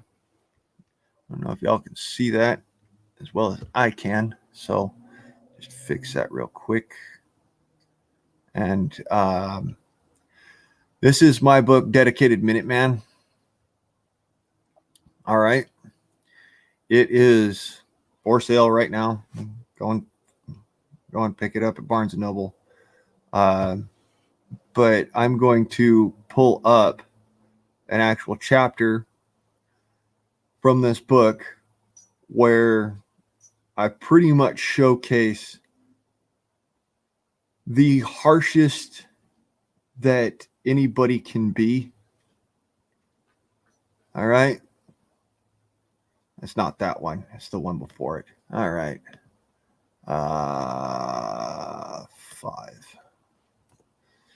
This is literally the harshest that anyone can be. And I'm going to just tell you right now, if you have certain sensibilities, if you are squeamish in any way about things like torture, please do not read along with me. This will make you sick to your stomach. Okay.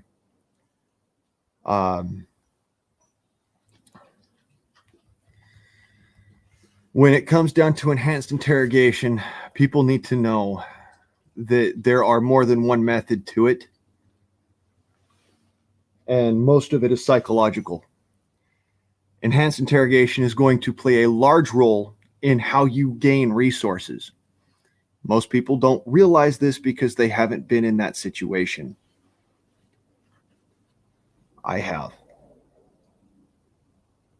So I'm going to go ahead and scroll down here, and I'm going to read you a passage from the book. It is... All right. So the character that is being tortured in this is named Penny. She's an enemy of the individual in this book, and a declarative enemy, just so we're clear. So don't get too butthurt over it, but this is what it's going as. Okay. So you're not above lying. Mariah, snow and a cup of liquid water. I'm going to get answers without leaving a scratch. I've gotten more sophisticated since I questioned this other person, Rashid. Blaine said, looking at Mariah. She shuddered, seeing the cold stillness behind his eyes. He was ugly when he was having to torture people. You have to have that cold stillness, that hate in your heart, that willingness to kill if necessary, that willingness to do things worse than killing. And this is one of those worst things. Bear with me.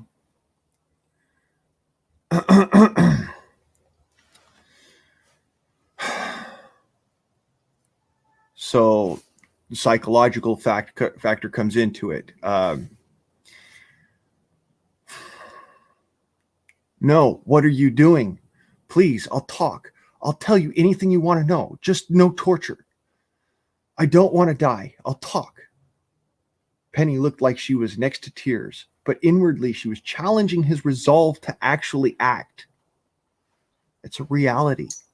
When somebody's been an operator, knows these things, they've been through this, and they understand that torture is only another method of being pushed.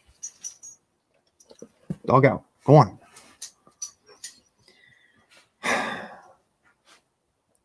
Penny looked like she was next to tears, but inwardly she was challenging the resolve to actually act. Then she saw the bucket half full of snow. Good. On the floor. In front of her. Ah, thank you. This is going to make you want to die. But I won't let you slip away. You may need prosthesis afterwards, however.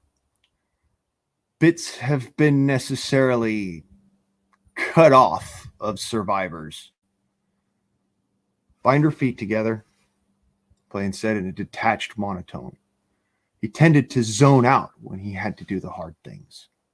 That's another piece of this psychological knowledge that you're going to have if you're going to have to do this sort of thing. You have to know how to zone out so that it doesn't affect your mind. Okay?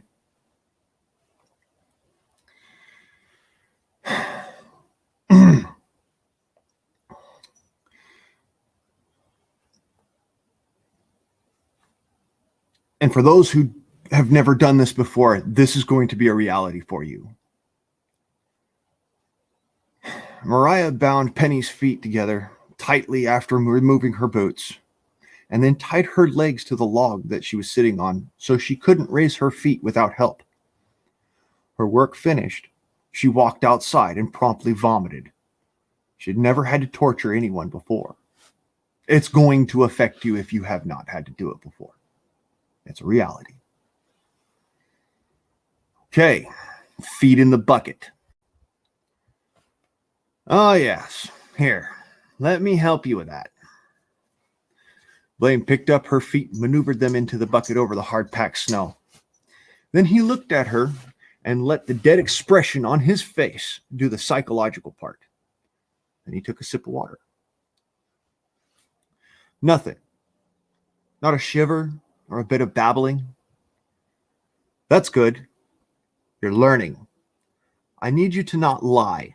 No matter what, don't lie to me. Every time you do, I'm going to replace the snow. Then he dumped the glass of water into the bucket, and Penny's feet sank into the icy cold slush.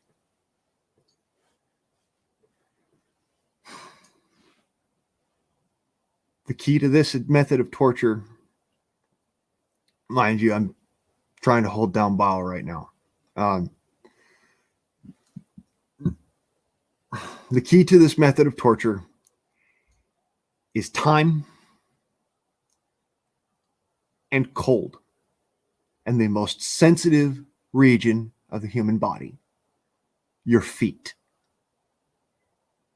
So I want you to understand what I'm saying here. This is the kind of deviant evil that you will have to be in order to get information from people without killing them. This is the kind of deviant evil that you're going to have to be in order to survive when people are coming to your doorstep and going, "Sir, can you please help us? We're hungry." This is the moment that you open that door, you've got a gun in your face. And you made the ultimate mistake. Instead of turning them away and forcing them to have to trudge through snow again. And that's a reality that's coming. You think I'm lying? I'm sorry for you.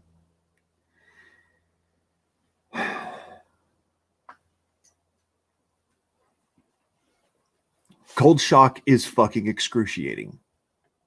Something I'm going to point out to you. It's true. Cold shock is excruciating. There's a reason why it's used as a form of torture. If you cannot do those things, then you are going to inevitably be really fucked. And it's going to suck for you.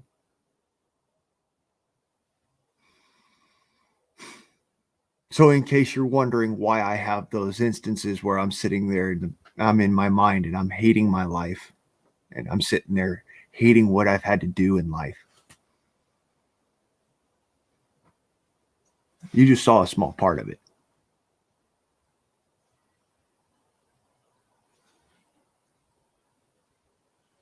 In case you're wondering, this is what you'll have to do in order to survive what's coming.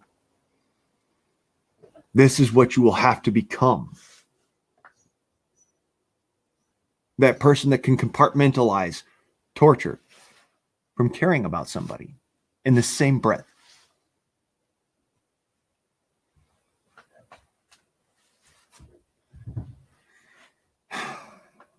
So yeah, you're probably going to hate me. Just saying. I'm sorry. But I'm not going to change.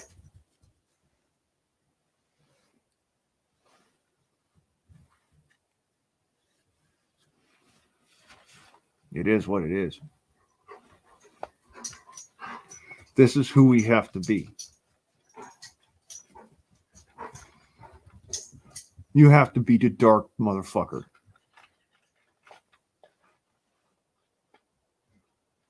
Some people get off on that and they enjoy it.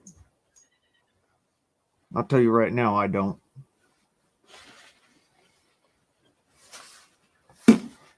I don't enjoy it.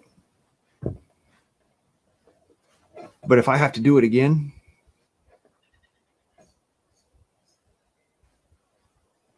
sure. Got a bucket right here.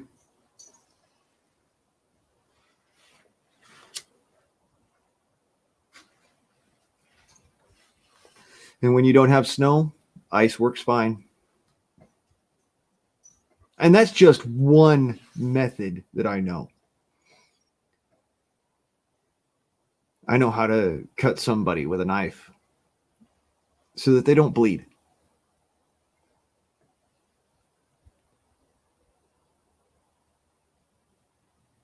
I know how to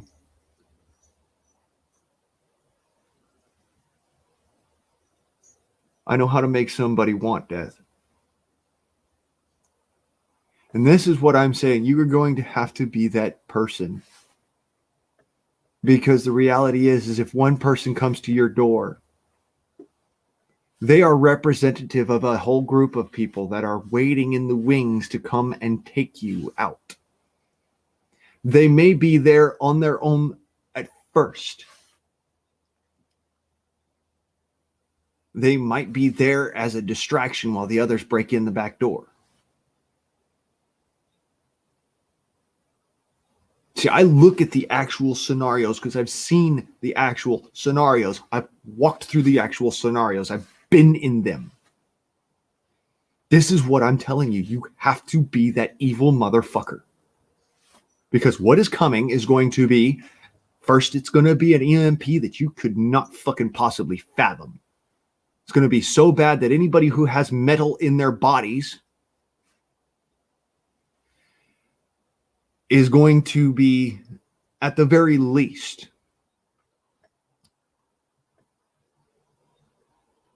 terribly injured, burned, possibly beyond recognition.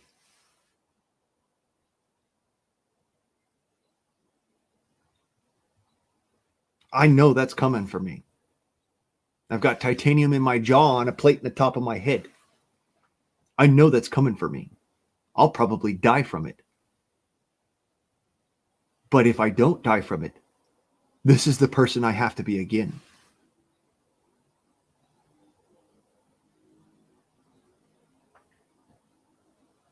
I hope to God that people fucking pick up my book and go, shit, I don't want to fuck with him.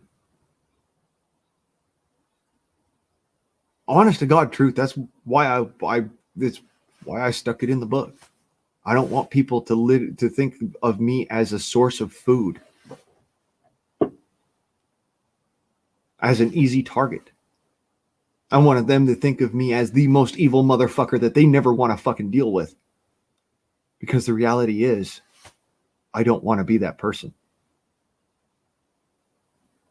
But not wanting to be that person and having to be that person are two different fucking things, and you need to know that.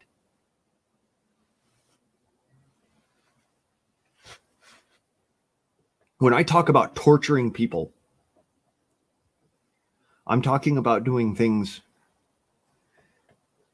that cause people intense pain, that make them want to die, but keeping them from that goal so that you can gain knowledge, so that you can gain intelligence about what they are up to.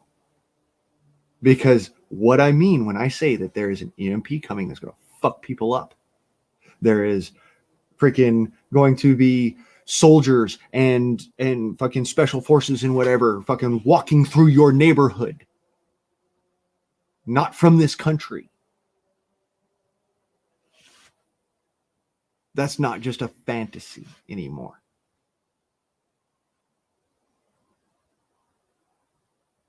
It starts with a balloon. It starts with a couple of fucking idiots who have the power to change things and don't, who have the power to make things more secure and instead do the opposite.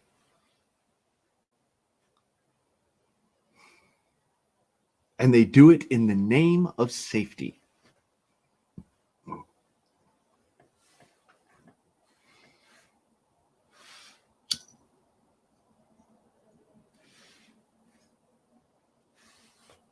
That's a harsh reality for a lot of people. You're not going to want to have to do this. I don't want to have to do this. But I recognize that without doing it, the information that I get from people is probably not going to be straightforward.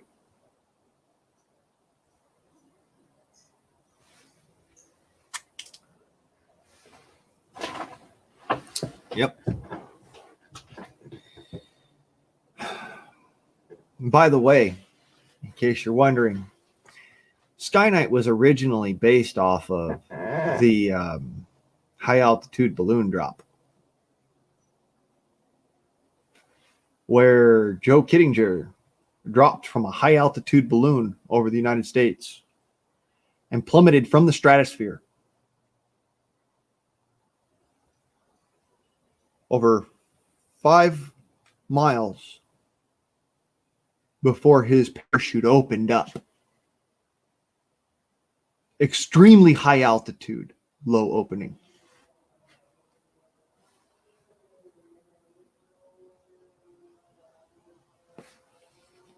So in case you're wondering, my book is actually a warning.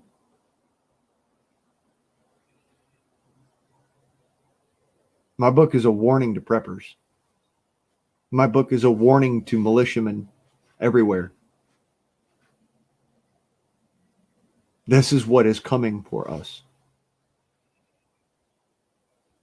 And throw aside, the fucking aliens and all that other shit, the Maul and the fucking Valor and, the Klashik and the Coriolanus. Throw all that off to the side and replace it with the Chinese, Russians, North Koreans. Now you know what's going on.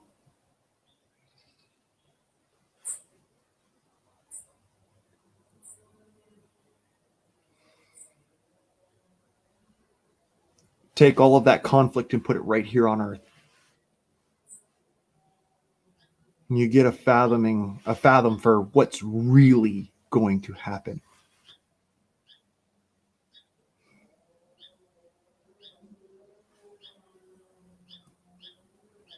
We are wide open for an invasion.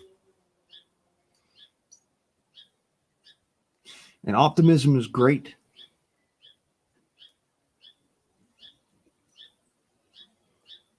But it's a lot of hopium.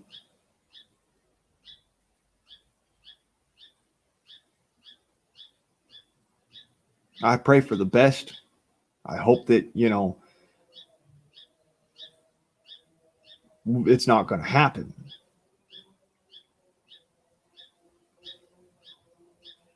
I know it is, though. We are the weakest that our nation has been in over 100 years. We went from being the strongest our nation has been in over 100 years to being the weakest our nation has been in over 100 years in only 3 years.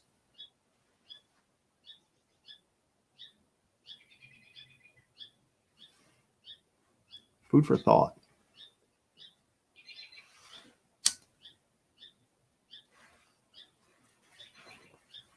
What's up, Samoan? Good to see you. How you doing, David?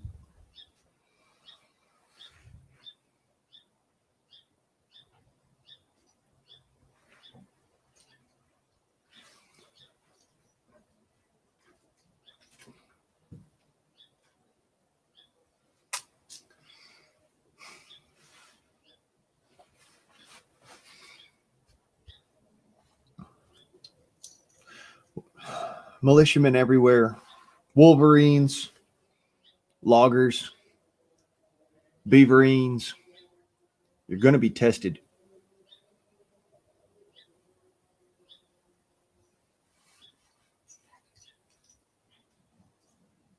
You are going to be tested. We say, oh, well, we never know when it's coming. Nah, we fucking know. We know it's coming. And we know it's coming real quick.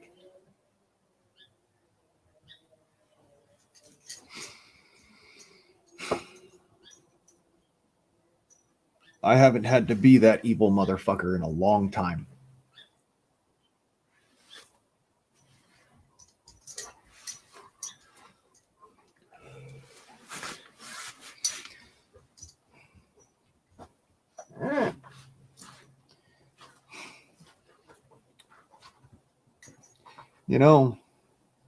I'll share a little bit with you.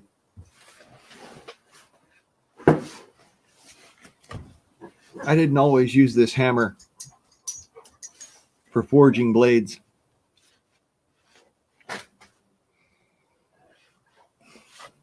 This one in particular. I did not always use this for forging blades. I used to carry this in my backpack, in my go bag.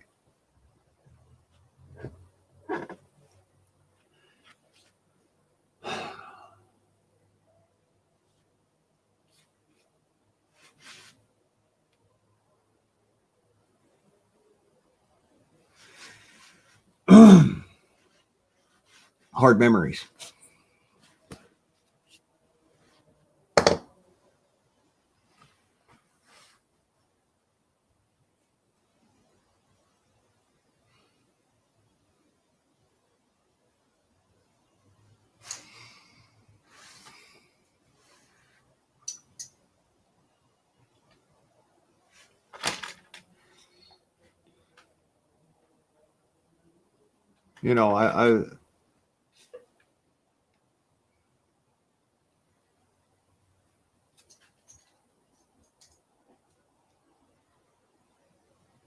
I don't want to ever have to do that again. But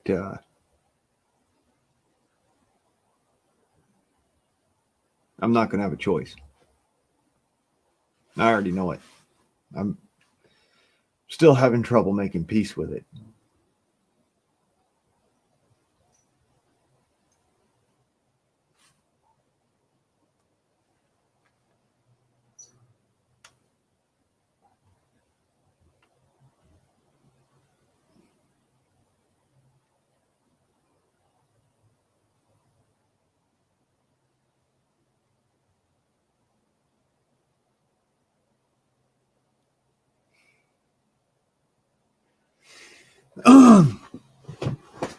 So in retrospect,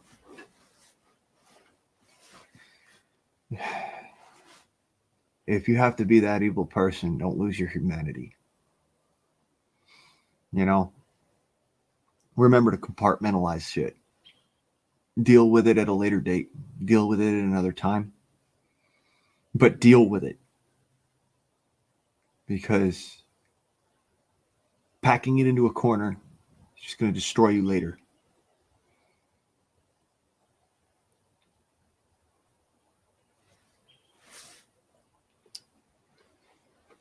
And if you need a fucking instruction manual on the person to be, buy my book.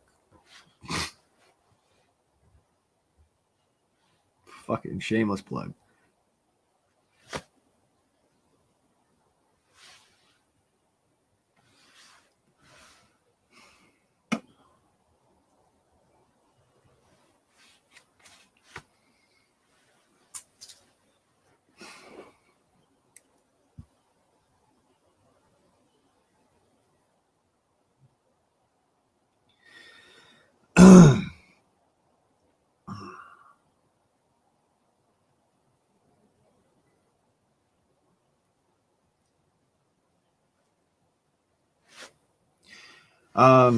Sorry, I dragged down the Freedom Forum. Y'all have fun. Don't mind me none.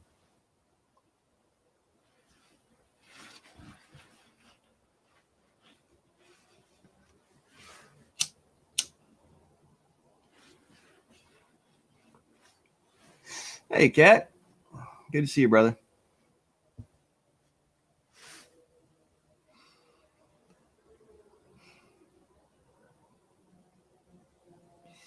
What's up is we was just talking about the terrible shit that, you know, we all have to do. You know, we're all going to end up having to do pretty soon.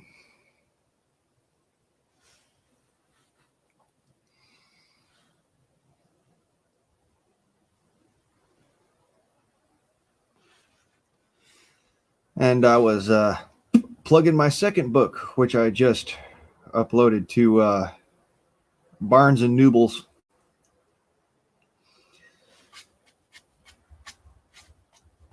So, if all's well, things will work out. Pretty soon, I'm gonna be uploading the third book.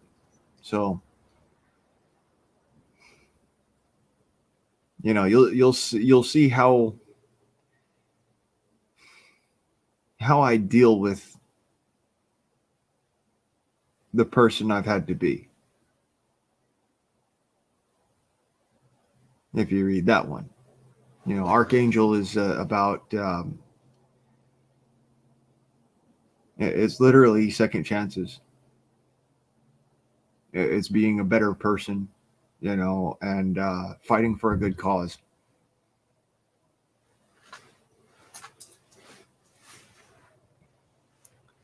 Adhering to your promises.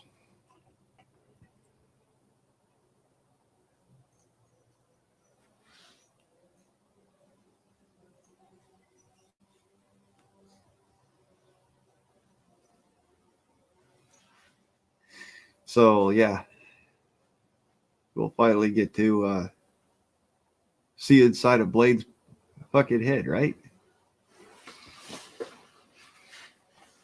As it were.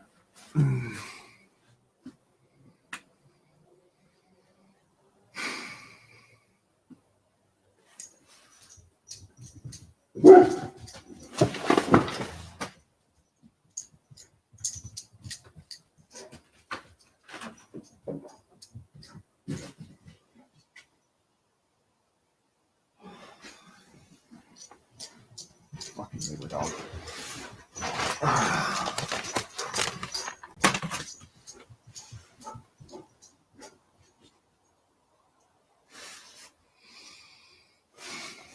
Better out than in. Just get it out, you. Smile. Take a step forwards. Move forwards. Then it's probably a good thing that you weren't here earlier, brother. uh,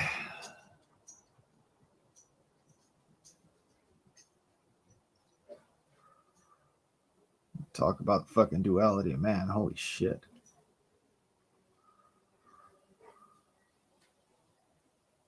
I mean, I've told y'all in past and previous streams, you know, that there's a darkness I hold inside of me that I pray to God nobody ever has to deal with.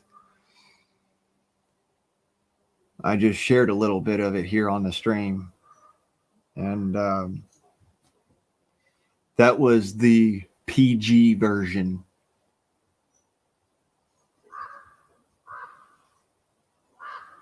So we're clear.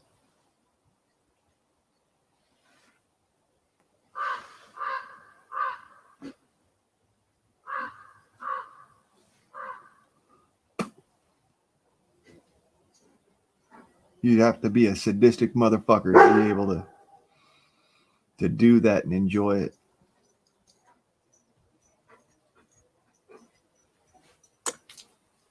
And yeah, I'm a bit of a sadist, so what?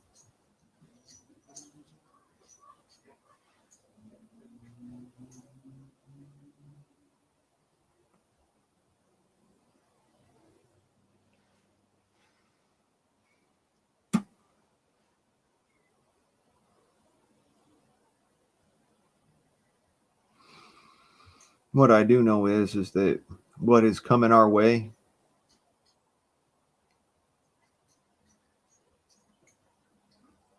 we're going to have to reach deep for that sadist inside of all of us.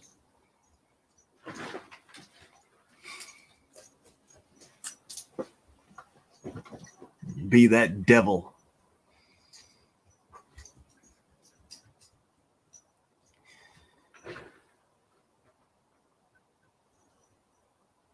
Be the epitome of my street name from LA.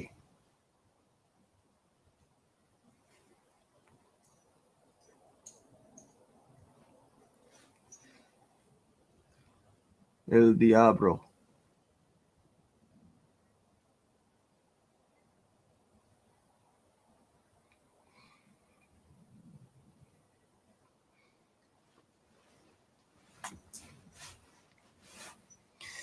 Anyways,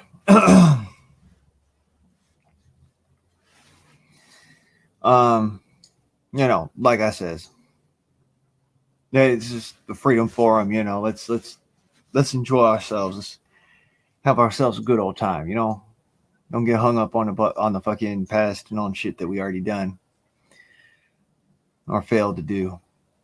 Don't get hung up on shit that we're gonna have to do in the future. It's right here and right now. You know, right here, right now. Dogs are running and playing and having fun.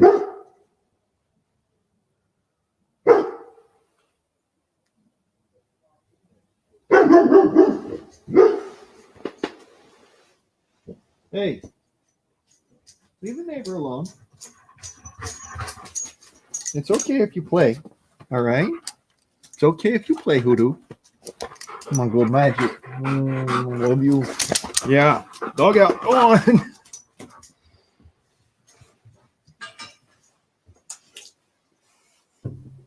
Good vibes. Good vibes.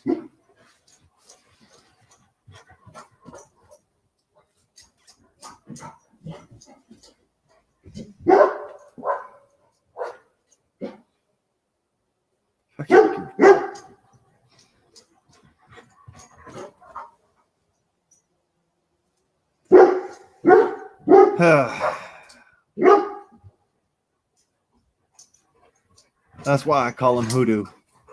He's good magic.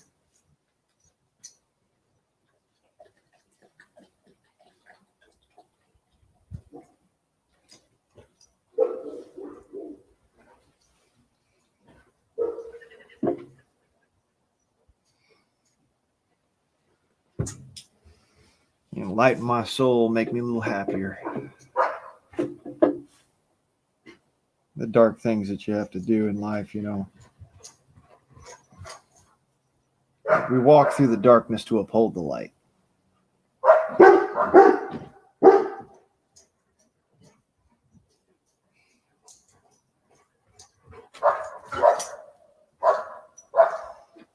No, I'm just gonna let him do his thing.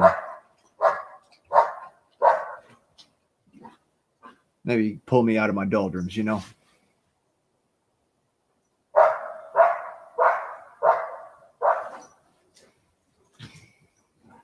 He's a good dog.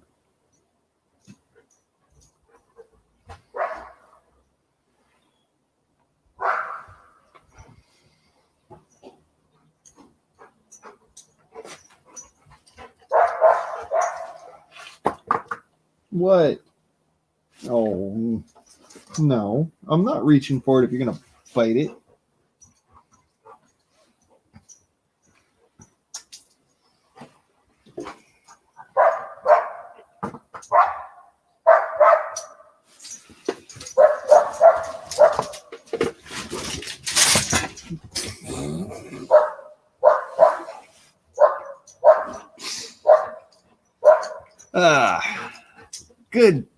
Good times, man. Good times.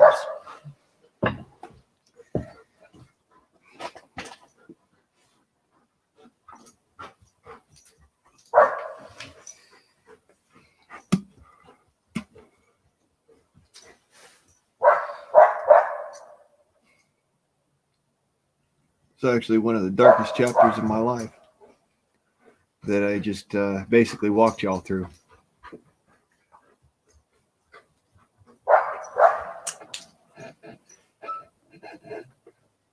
You got to do what we got to do, but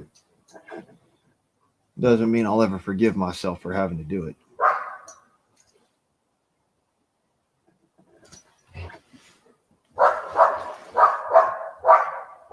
I hope I can someday.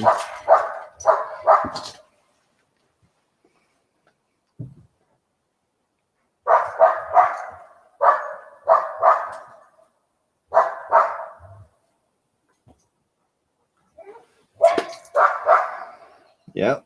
You're gonna have to be the fighting tiger.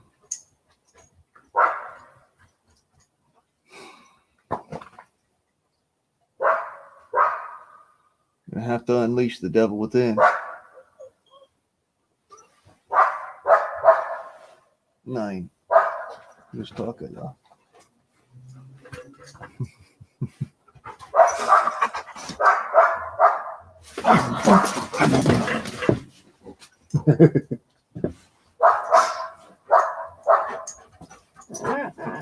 Hey, what?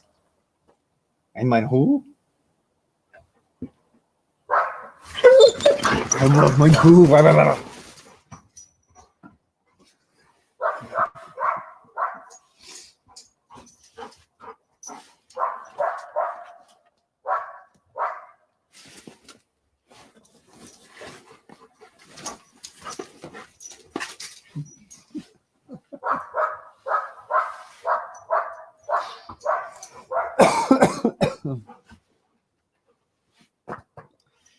Yeah, that sounds like a good idea. Go grab some Java. Getting a headache.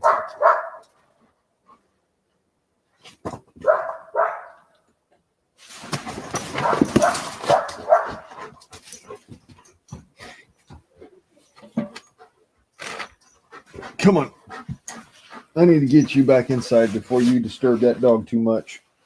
Cause her to be a ruckus. Hey, man, how you doing?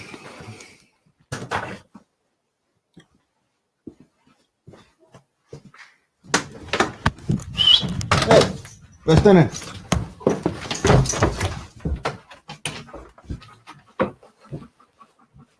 Slower.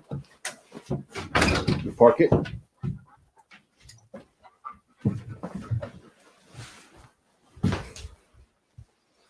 Danke. Ja, ist gut, ja. Immer ein Kuhu. It's a Kuhu. All right. All right.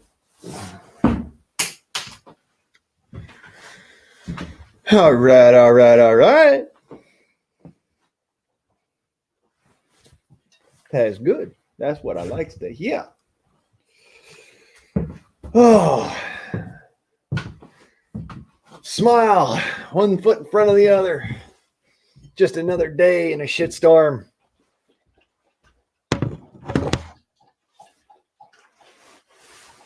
You know how it is. You're going to end up having to deal with a storm in a teacup anyways. So why wait in the doldrums, right? Make me a little bit of Java.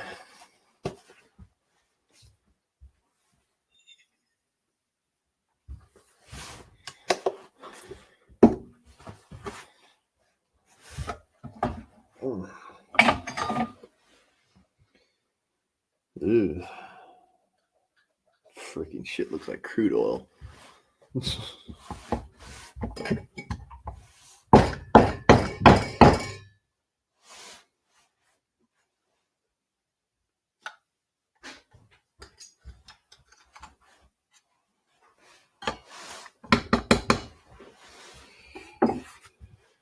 Yes, sir. Oh, running low. Yeah, well, I got the reserve. Yeah, Maxwell House.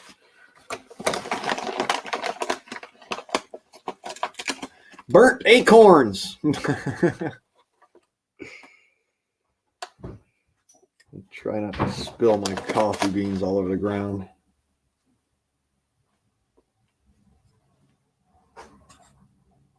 That's a neighbor.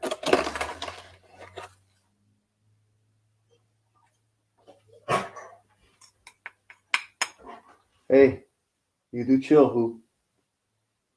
Relax, Bubba. You're gonna make yourself sick again.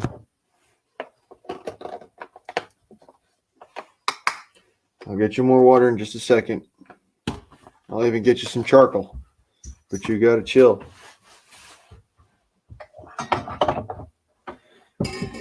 Yeah, if you didn't know, Houdini eats charcoal in order to keep his bile from ending up being too profuse. If it works, you know. Alrighty then. Coffee. Yeah, it's scripted. It is. I mean, I swear to God, I couldn't write a better story myself, and I'm a fucking fiction writer. Let that sucker settle for a second, and then come back to it. Go ahead and roach.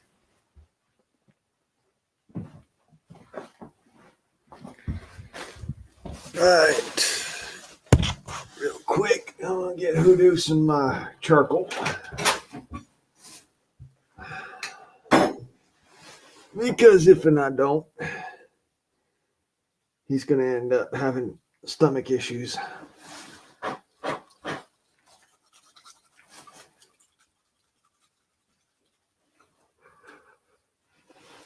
All right. Go.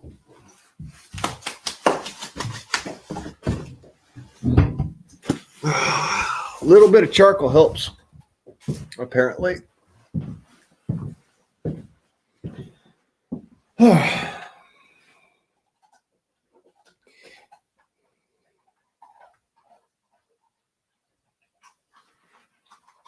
Yeah, it is. It's the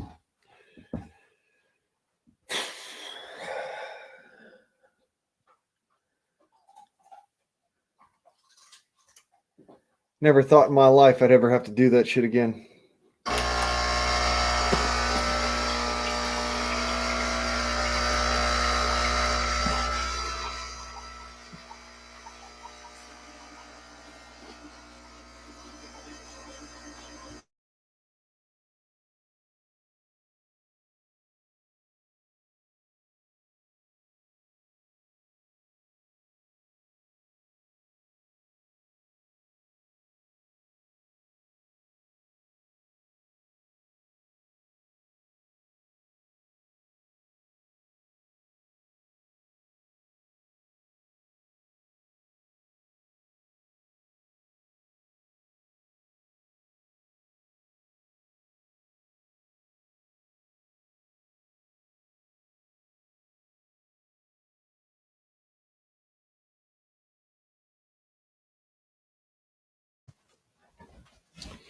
Yeah, some good old hot jobber. Some of that jobber. Because it'll make you jabber. Jabba, jabba, jabba, jabba, jabba, jabba, jabba, jabba. Oh. Yeah, I'm out of herbs. But it's only been like 2-3 days, so I'm still going strong, I guess. I'll probably break down in a couple of days and be like, well, fuck. Can't move.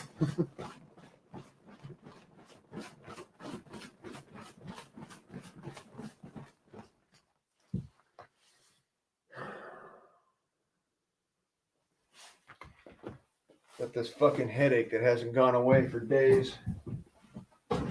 Doesn't seem to want to go away. It's like every time I turn around, I fucking just want to go and jump off a fucking deep end of an empty pool head first. Just stop the pain, you know?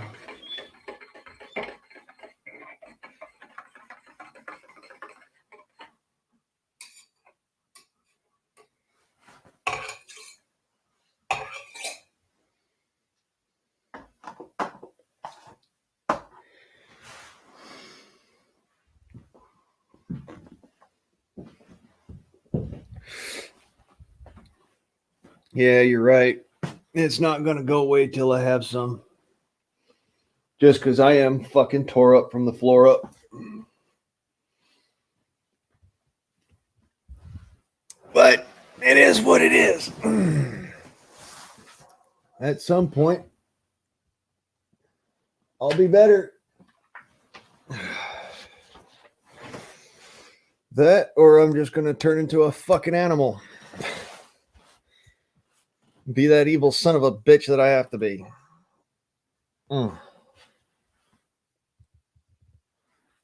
Just a little bit there.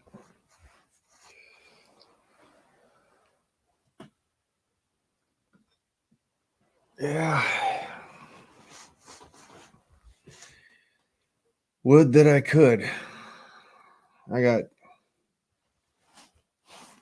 Like I said, I got $30 in my account right now, and it's to be able to pay for shit.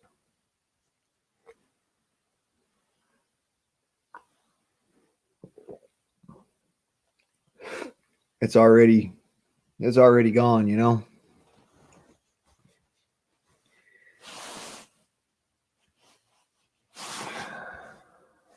Bills.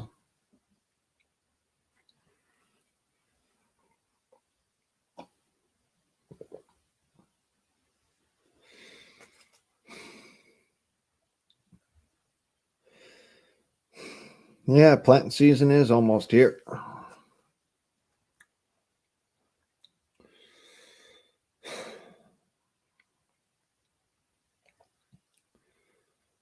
But there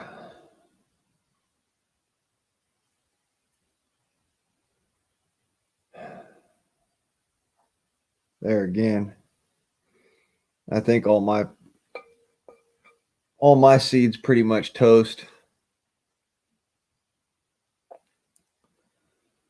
So I'm gonna end up having to go and purchase some clones.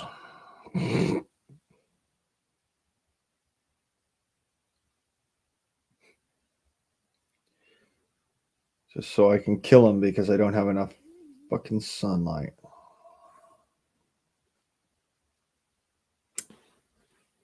Got all the freaking all the manure I'd ever need. I got all the fucking, you know,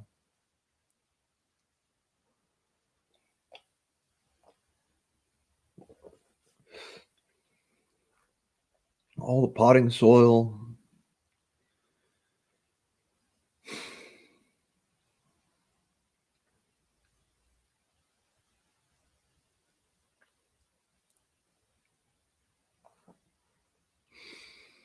All right, there, Kentucky Survival.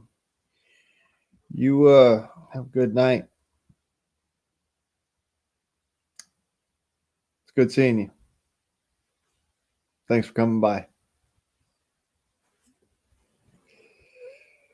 I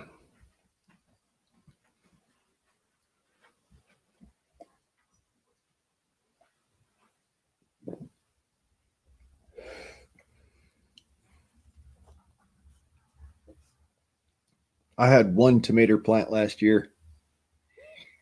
It put out about 6 tomatoes. And then it died. Yeah, sure. You do have the yeah. You have the blue zoot suit. You have the ability. Links, drop your links. Shameless plugs for everybody. Have fun, shit.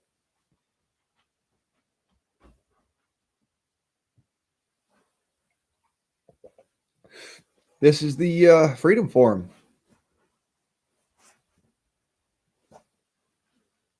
Yeah, as long as it ain't pornographic.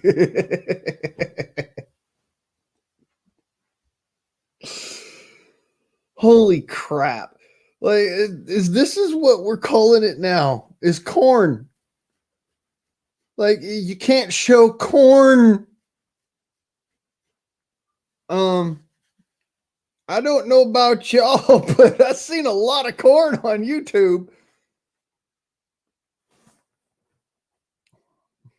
There's dating advice, relationship advice, there's sex ed.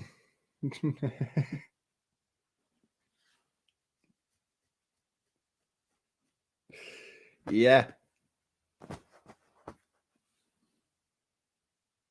Oh.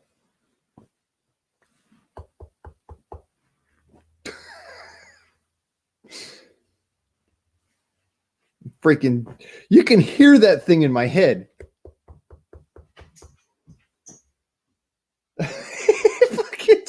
Houdini thinks there's somebody at the door.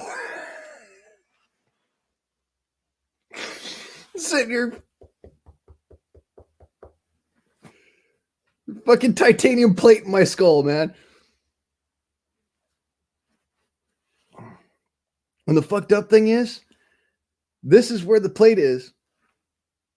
This is the side of my head that the pain is on. Imagine that shit. It's like, dude, I've got no fucking good excuse for this.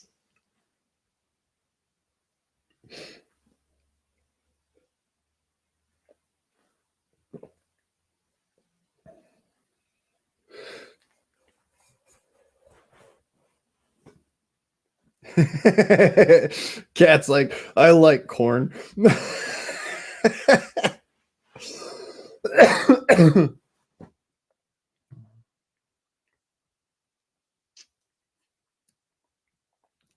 Hey, y'all, we're talking about corn on the cob and popcorn.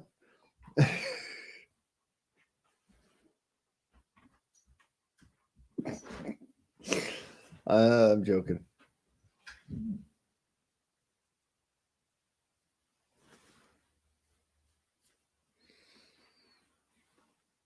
I think it's kind of fucked up though, man. I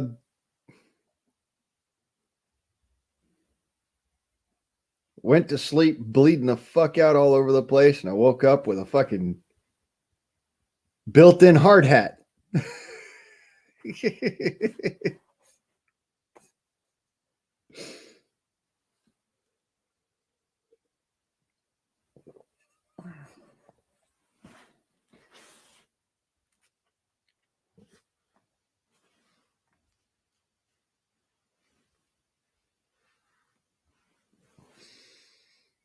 I'll tell you what, though. I pity the poor son of a bitch who tries to punch me in the top of the head there. Oh, that would fuck your hand up, man. The jaw, not so much. Top of the head, ooh, man, you can come back with your knuckles all fucked up. Turn your hand into hamburger.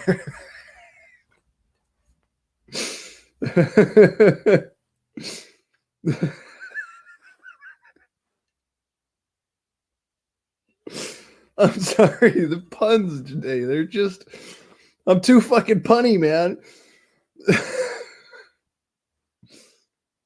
You're savage with those puns. Huh. Coffee. Chicken soup for the soul. Good to get out of a rut.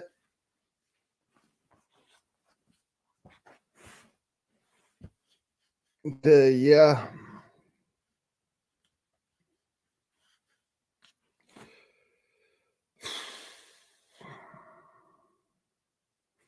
Fuck. Can't keep my fucking hat on right now. Indoors, cover off.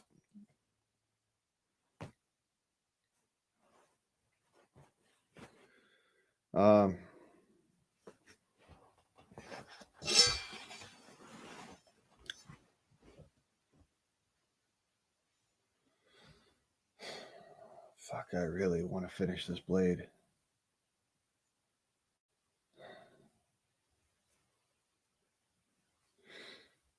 Thing's turning out really nice, by the way.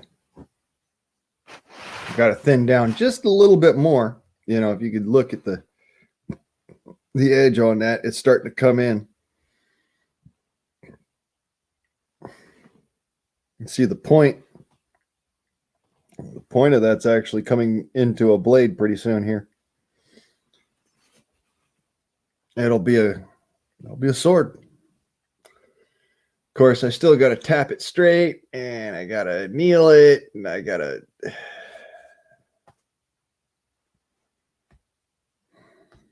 Lots of work on the sword, so...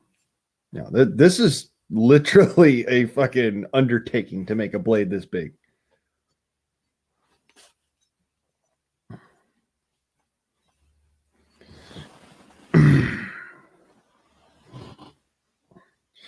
And yes, if you could, please drop links of anybody else who's been here if they are not here at the moment, because, you know, folks, community is everything. If you're not subbed to Wolves Eyes, you should be subbed to Wolves Eyes. I'm just going to tell you now. That woman is amazing. She's got some interesting perspectives. All of y'all are blue. Well, most of y'all are blue. So you have the opportunity to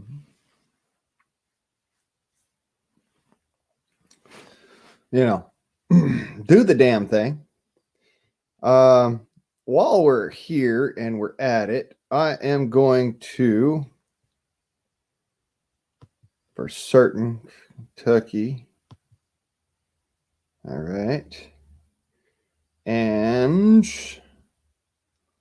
right further up the list, y'all.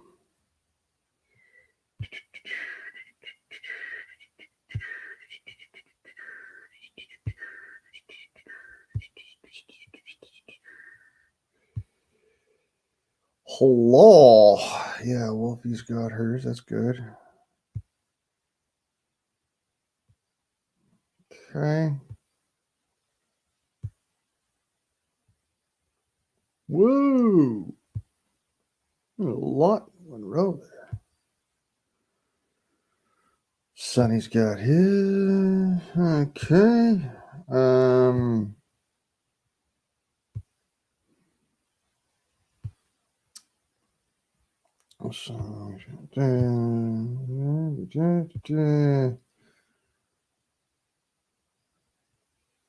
See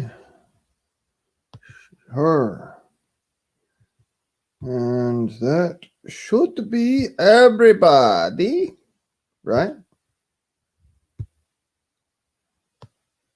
Yep, that's everybody. Now, no, I use Spoogle goo. Ugh.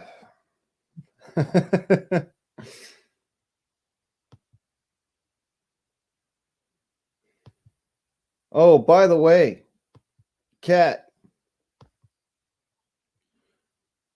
how's that big dick energy feel? It's going to be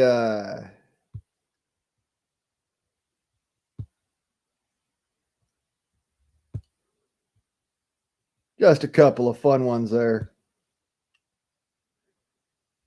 And of course, uh-huh.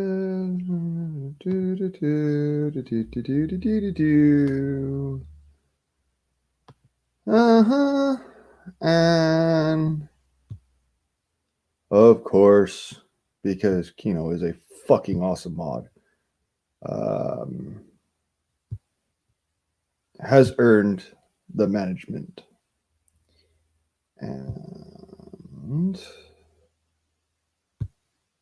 of course, I would be remiss if I did not do this. There's that. And there's that. Ha ha ha ha. So now,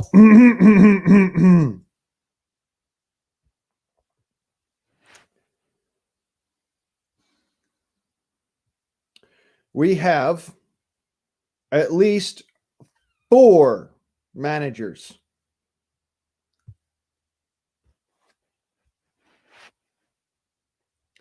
So yeah, y'all behave.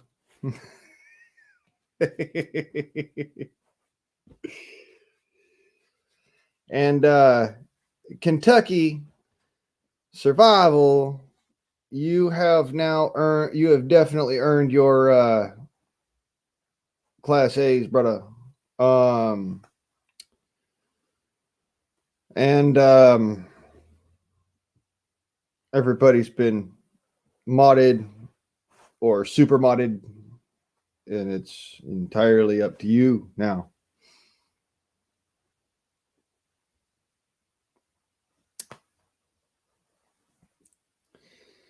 Please don't fuck me over.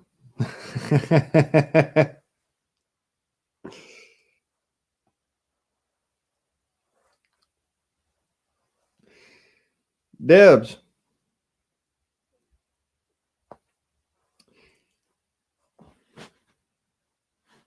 I know you're thinking of it. I know you're thinking about doing it. Don't do it. I'm joking. I don't give a fuck. Welcome to the Freedom Forum. Y'all have fun. Shit. My give a fucks are basically busted. You know, we're at this. Here we are at the end of all things. You know, as I normally say. You know, here we are at the end of all things. I don't fucking care no more. I trust Cat. I trust Song.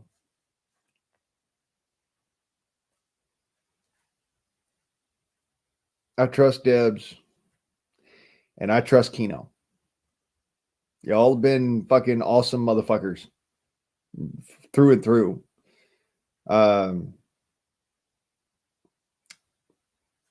You know, I'm gonna go back and I'm gonna do this one more time. Majik, sir, you are a super mod.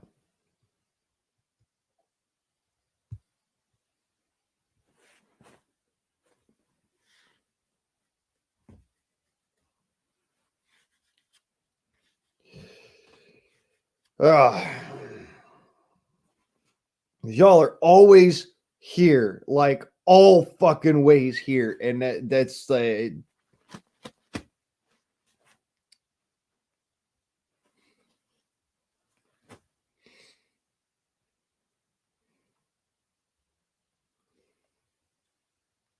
motherfuckers.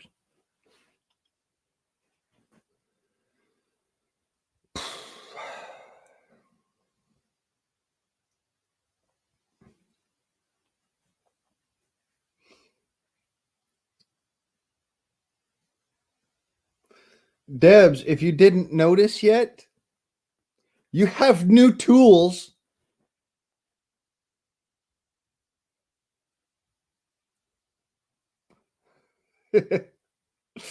You didn't get forgotten.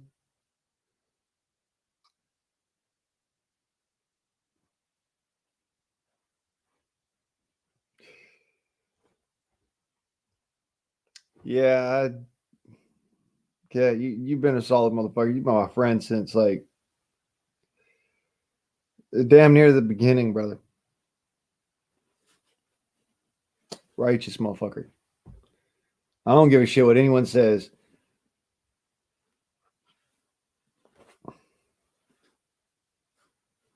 No, you don't need a computer. You can do it right on your cell phone. If you've got one of these thingies, you can do it right on this.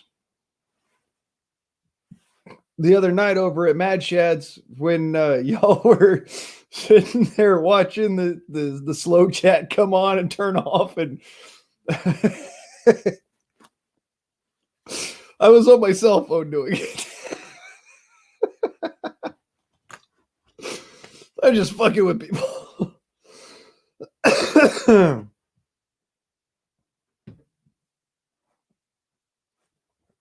But, you know, I don't do that anymore. I won't do it again.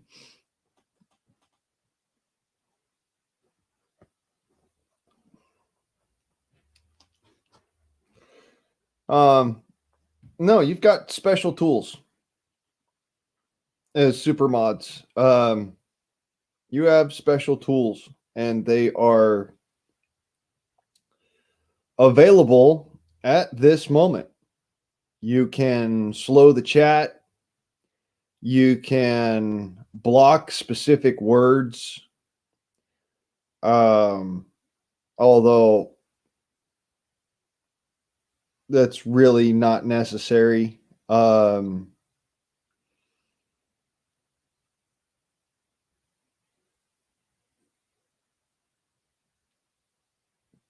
You can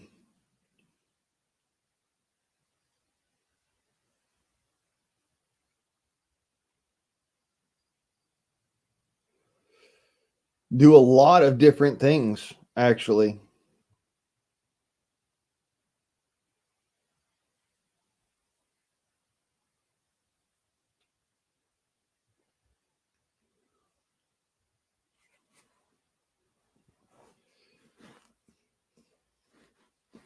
Jen,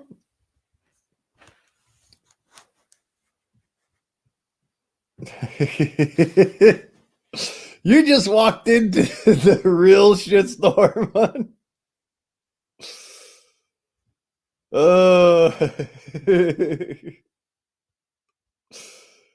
Yeah, it's not recommended. Don't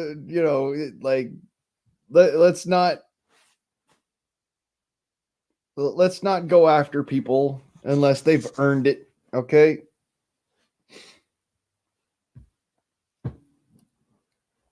I have equipped those who have been my absolute most staunch, solid supporters and friends with their own artillery. The rest of y'all are got rifles. These motherfuckers got artillery, and you won't even know it happened until it's too late. So, best behavior. It's always a good thing.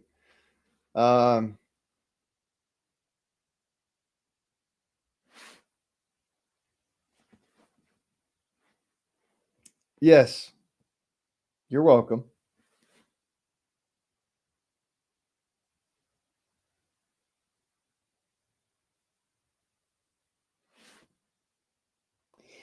Yeah, I am.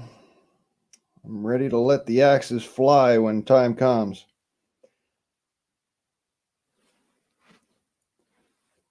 And I'm kind of thankful that this has come up. You know, this ability has come up because I will very soon be unblocking some people here on the Guardsman Arm channel. So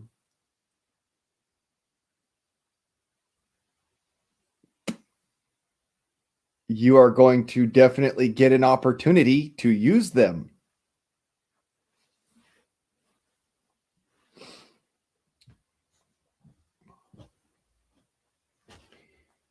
And if these people can keep their heads on straight and, you know, unfuck themselves enough, then you won't have to. We can all just be a bunch of friends and happy family, as it were, you know?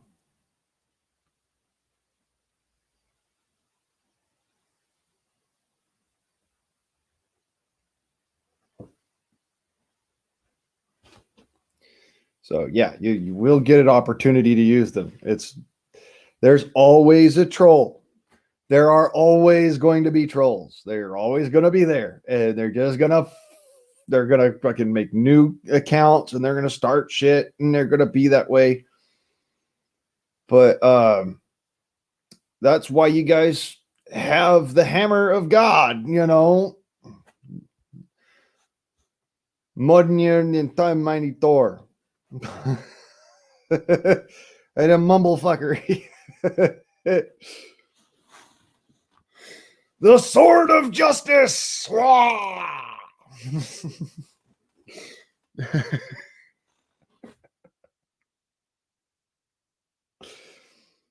Some of the dumb shit we get up to, you know.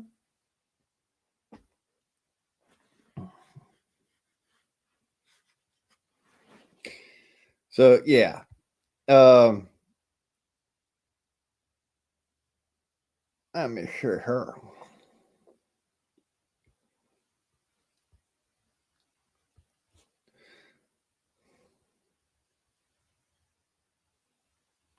Yeah, once in your career, bullshito.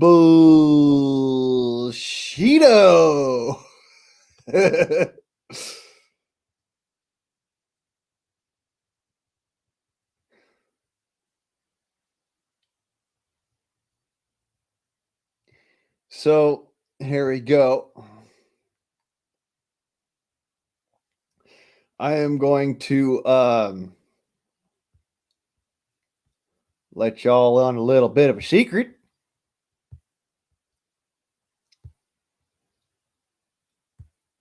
Home tab.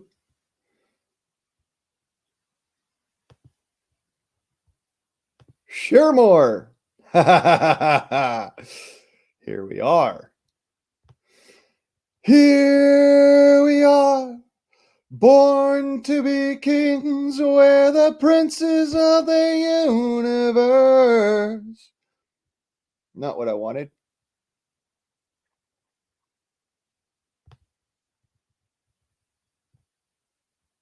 Nope. Not there. That's there. Ah, ha, ha, ha, ha. Here we go. Ha, ha, ha, ha, ha. Now you can see who's who. Okay. And yeah, here we go.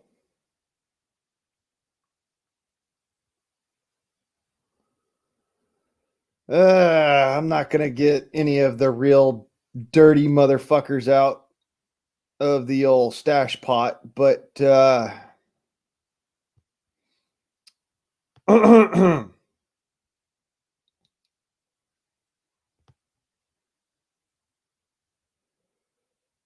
um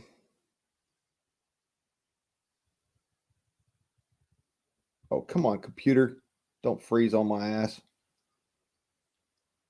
Alrighty then.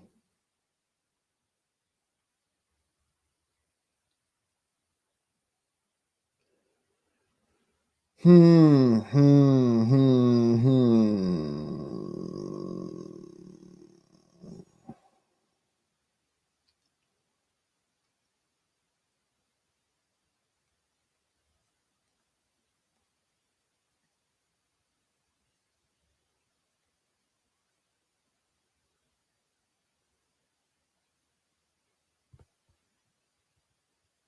Milkmaid, you're unblocked.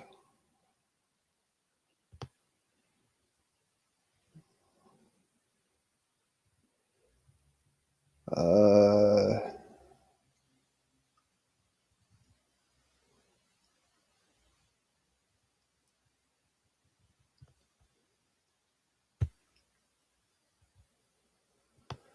fuck. I'm literally dealing with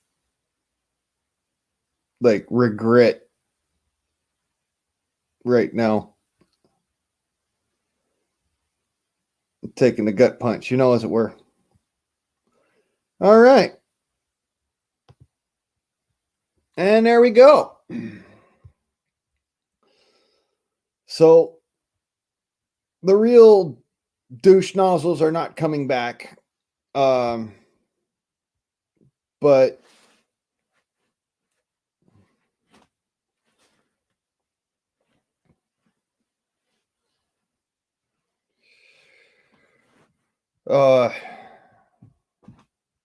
I unblocked the other folks, people in the community that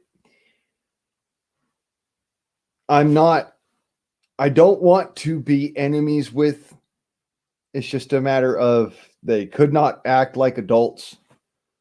And so they lost their mod status and they ended up in the shit can for a while. So there's that.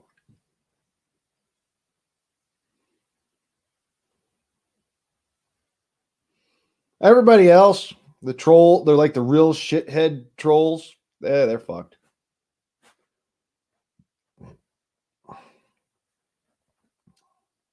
See here, I unblocked Mayhem and I unblocked Milkmaid. And I'm probably going to fucking regret it. But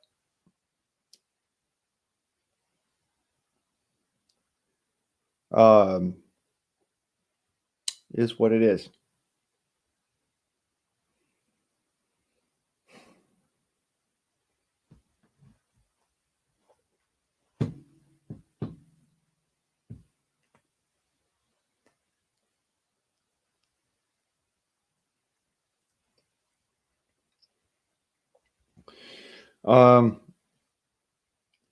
Yeah, I personally, I don't have hatred for her. It's just a matter of she decided to get really nasty one day and I was not putting up with it anymore.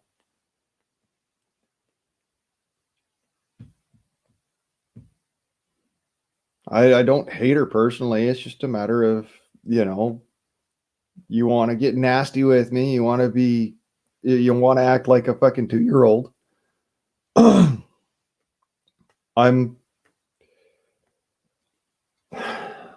I'm just going to stop and I'm not going to put up with it.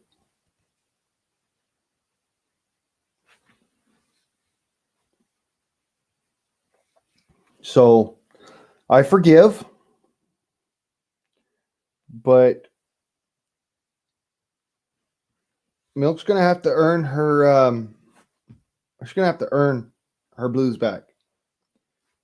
And that's not going to be a given anymore.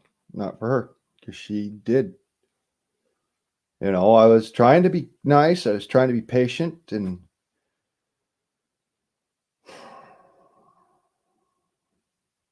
like I said, I'll probably end up regretting it. But I'm extending the hand of friendship and trying to be kind.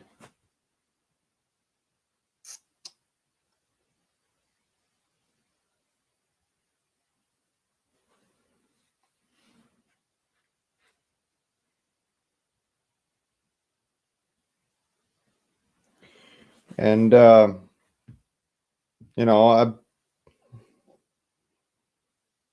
really haven't had that much dealings with Mayhem, honestly. I try to be nice to the guy, and I'm going to try to be nice to him again. And so,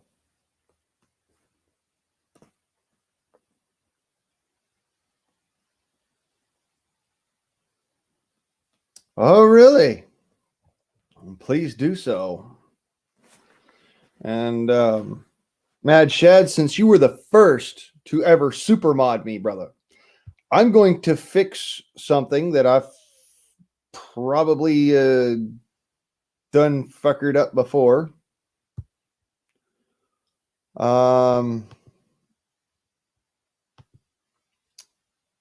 You, sir, have the big dog stuff. No, you are a super mod.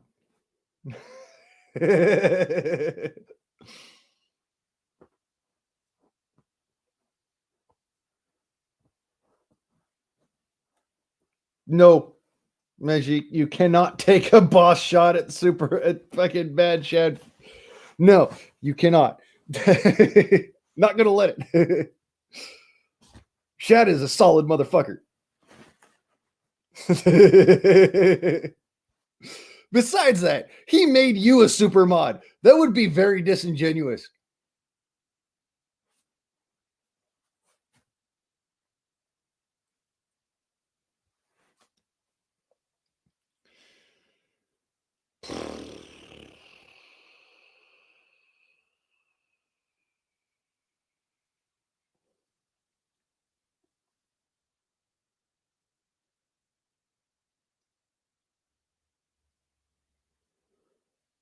Hmm.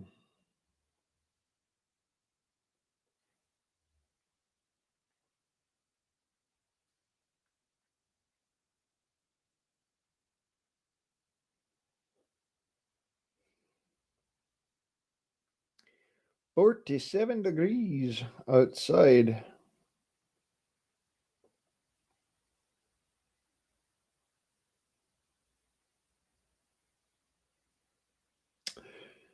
Well, GlaxoSmithKline fined over controversial vaccine trials on Argentine babies. Oh, clinical trials of its pneumococcal vaccine, Synflorix, which allegedly killed 14 babies.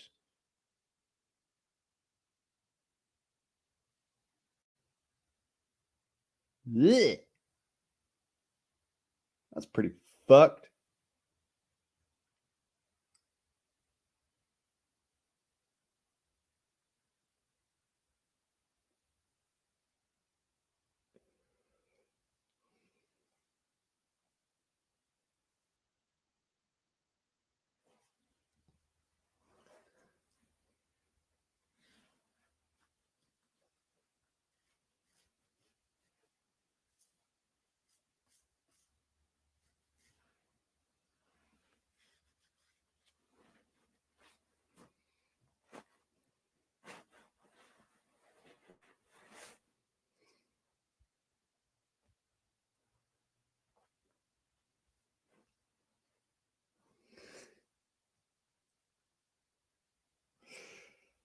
So,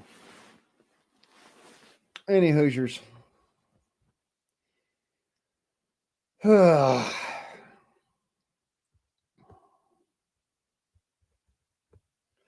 Hopefully, we can all, in the future, act like adults and, shoulder into the strap and move forwards.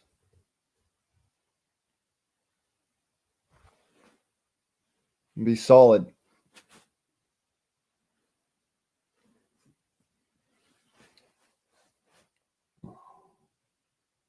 Be righteous.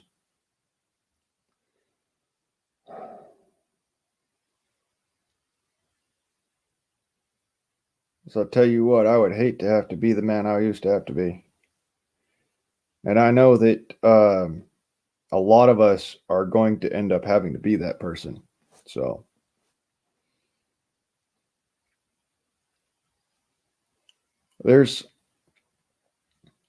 and there in a nutshell is a big deal for me.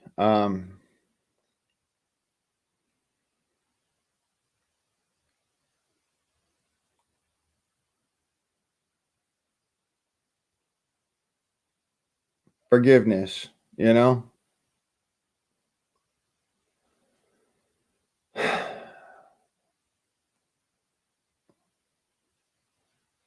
I have a hard time forgiving people. I have an even harder time forgiving myself. So, you know, in order to be able to forgive myself, I have to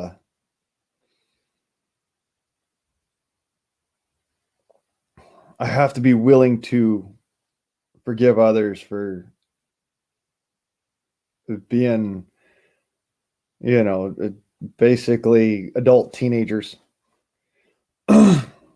That's got to be fucking, you know, Bridgewater basically. It is no big deal. But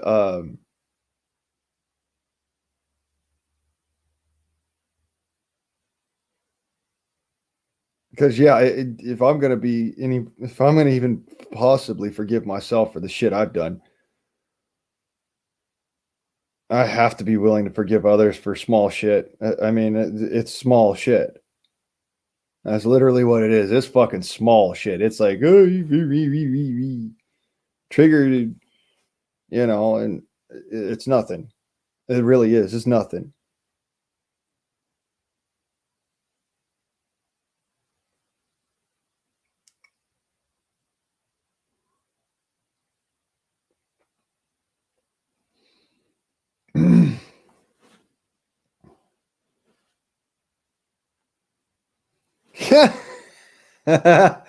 Yeah.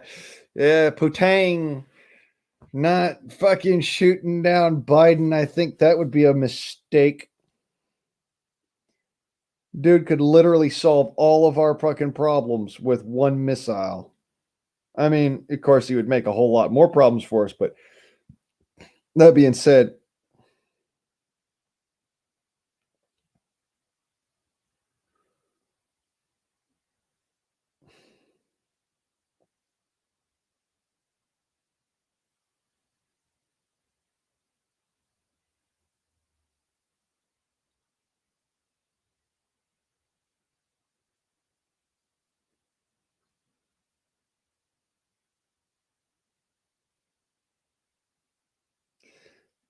the fuck is this fucking stupid ass TikTok trend?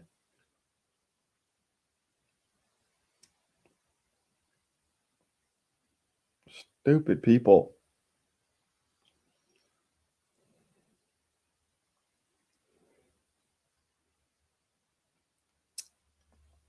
Wants AR-15, can only afford airgun 15. Yeah, that's me.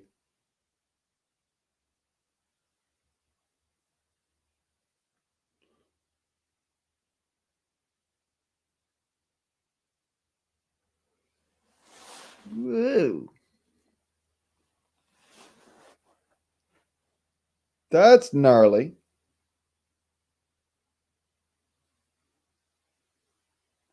Didn't want to see that.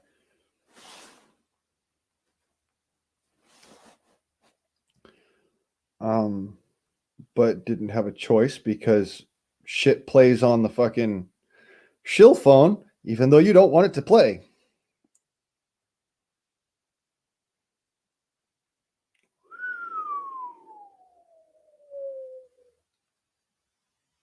Burn notice for auctions.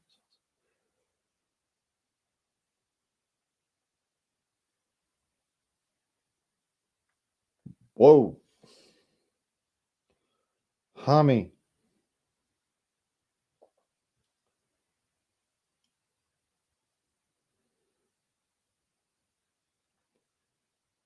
Making that money.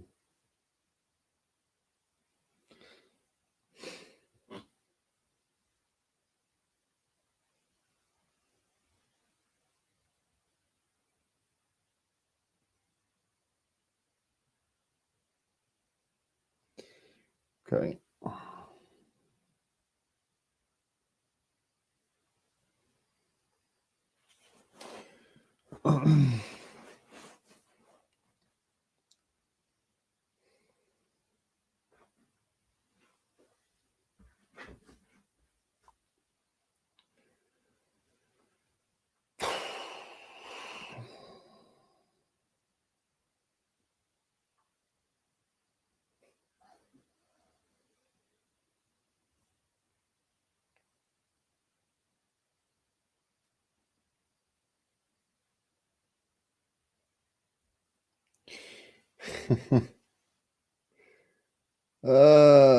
Shit.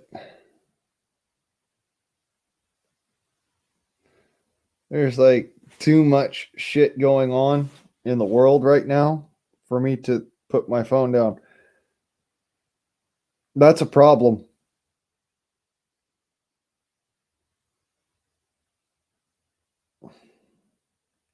Did y'all hear about the body armor ban in California? These stupid motherfuckers literally want to ban body armor.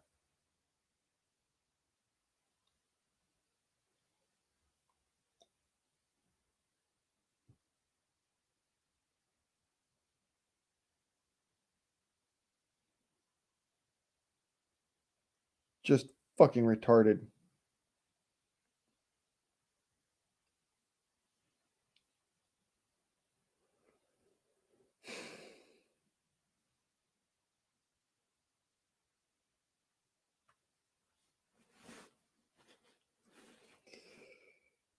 God, I wish I could get that. I can't even own a fucking 22 long rifle, but I've got an air gun that's more powerful than that. Fucking funny.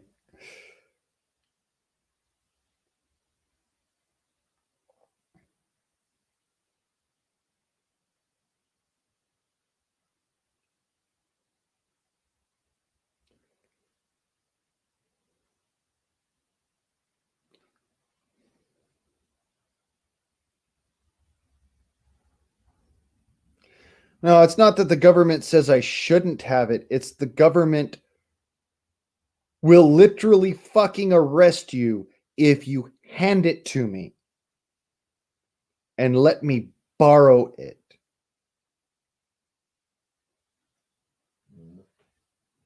That's how bad that is, in case you're wondering. Fuck those motherfuckers in power. They do not deserve the power they have. And the reason why I says that is because honestly, I've never done anything to harm anyone that did not have, they did not have coming to them at that exact moment. Honest to God truth, I've snatched up motherfuckers in my life. I have beat the shit out of motherfuckers in my life. I have tortured motherfuckers in my life. But I guarantee you, they not only had it coming to them, they earned it in that moment. I can honestly say that without a shadow of doubt in my mind. No sweat, no hate. They earned it in that moment.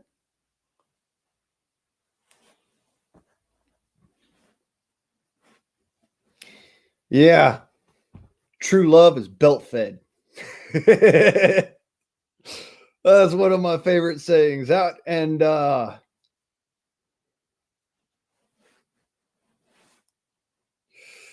one of my absolute other favorite sayings is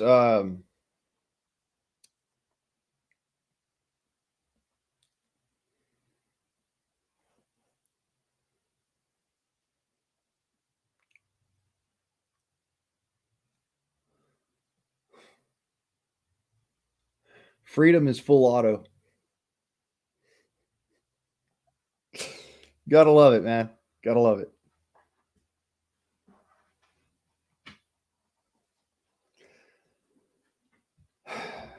Yeah, but I'm just saying, I legally cannot purchase a firearm. I could purchase all the air guns I want. I could purchase all the fucking black powder guns I want.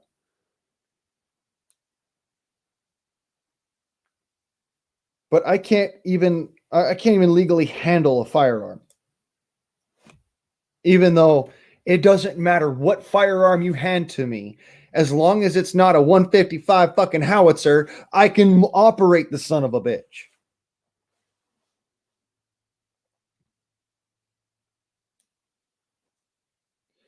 Any ideas for blocking words for review?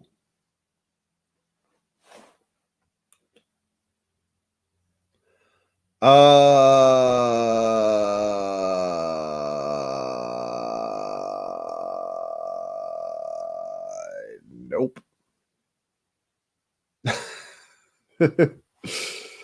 I've got no ideas for you.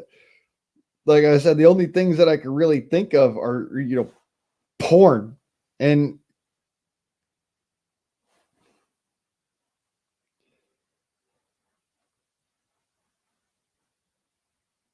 for that matter, I don't want it to be blocked because, that's not the problem. Yeah, Kentucky, you earned it. Stuck around, you carried yourself as a proper adult and a human being. You earned it.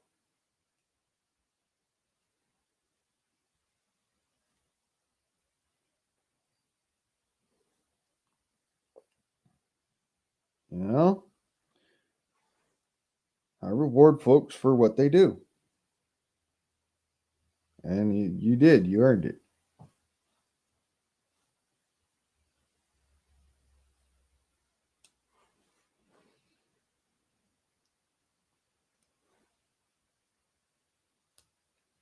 Trying to clean up the fucking shit show and forgive folks and move forwards and work things out, Me being the man that I am, I've got fucking dirtier skeletons in my closet. And I can't forgive myself for those fucking skeletons. So I need to start by forgiving others for shit they've done or said or been to me. And so part and parcel of that is being righteous to those who've earned it. You earned it.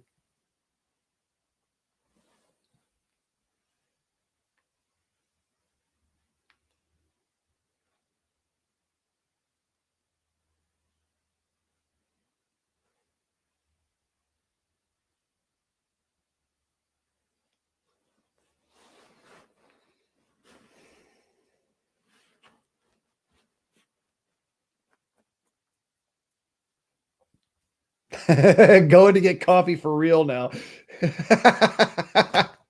He's been talking about doing that shit for the past fucking 30 minutes. Like, I'm gonna go get a cup of coffee.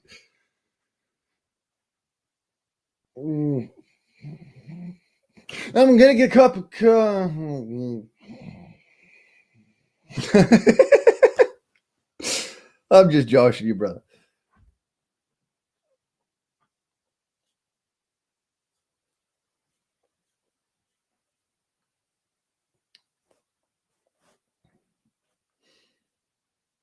Yeah. I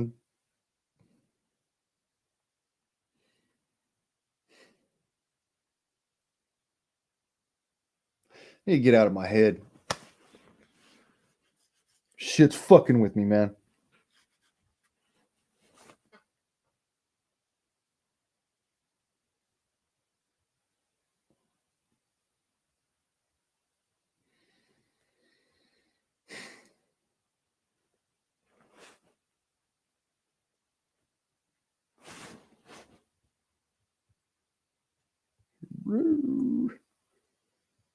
How many? What the What? Fucking what? What?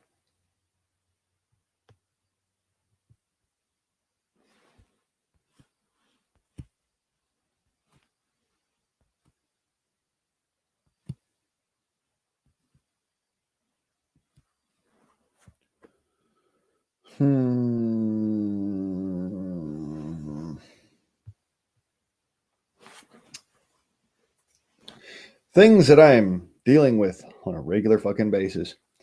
Um, I actually do have a busy ass life.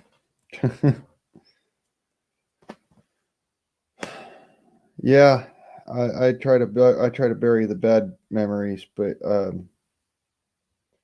Unfortunately, I got a lot more bad memories than good memories. It's actually why I do this. You know that? It's why I do the YouTube, and I write the books and whatnot, because I got a lot more bad memories than good ones. It's precisely why I do this. It gets me out of my head, so I'm not sitting there thinking about it. Because honestly, otherwise I'd do nothing but think about it.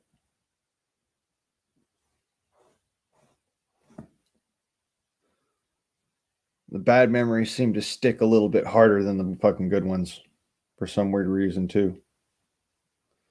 Don't get me wrong, I've got a lot of good memories. It's just a matter of a lot more bad ones.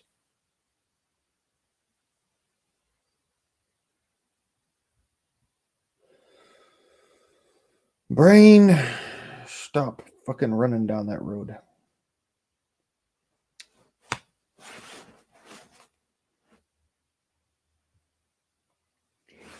Oh, Rob, yeah, I think he got I think his channel got fucked.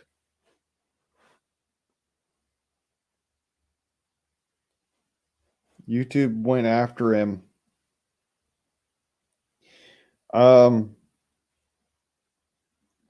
Hey, did y'all hear? What's her butters is being forcefully retired. The CEO of ScrewTube.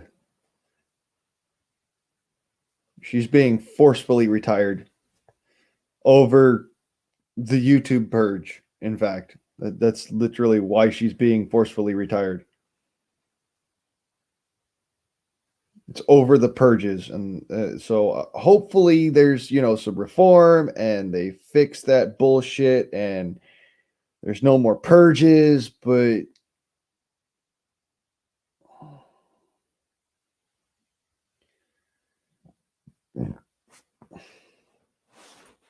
wait, I thought Salty was still around. No, Salty's still around. Look.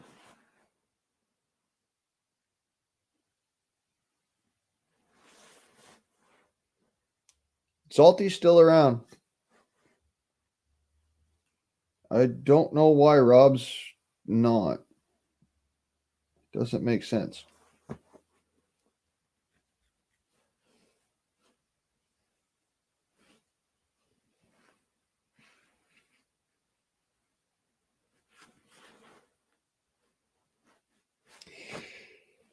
Yeah, I don't know what to tell you.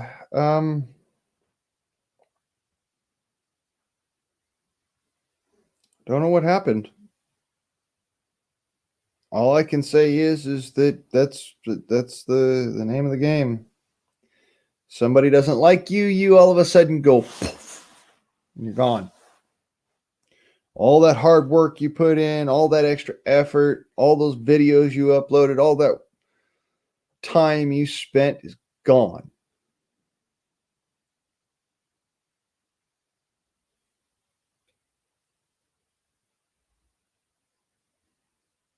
Oh, and by the way, you can never get it back.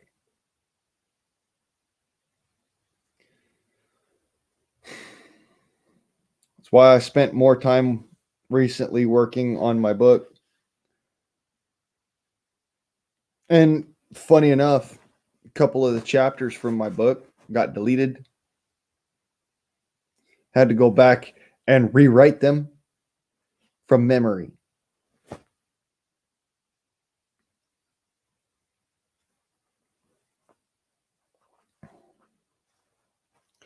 See, I've backed up everything myself, but I didn't do it with Odyssey. I set all of my backup on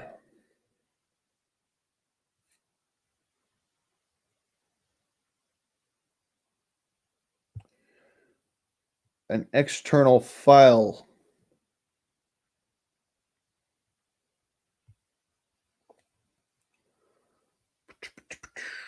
external drive. And then I want to, how do I do that again? How did I eject this again?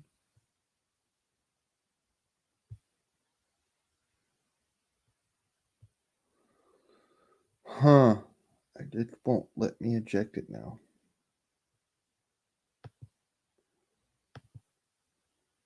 Oh, there we go. That's what it was. Okay, so let me clear this out real quick. All right. Yes. I put my books on that.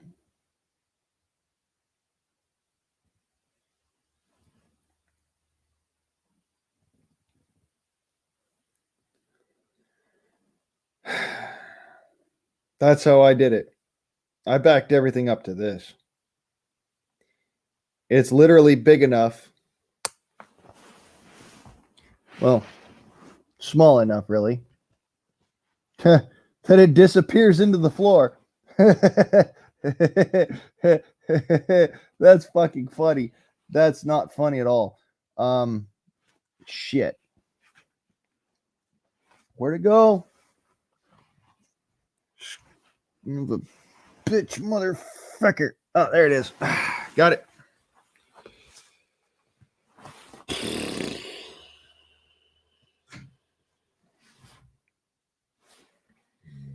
Backed up all of my book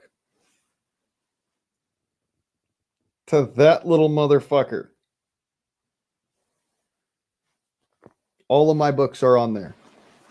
And I keep on fucking dropping this thing. And I swear to God, if I don't stop dropping it, I'm going to end up fucking losing all my books. This thing is fucking tiny. That's 8 gigabytes of data. Well, thereabouts. All of my books are on this. That tiny little thing that's as big as my fingernail. Literally.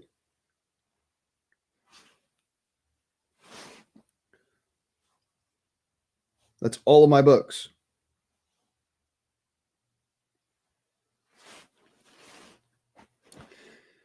And I don't think I'm going to back up my videos, to be fair and honest. There's no reason.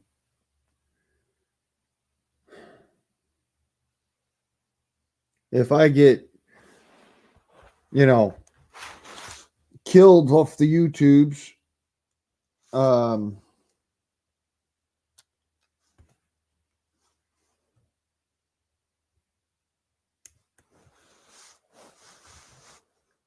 sweet.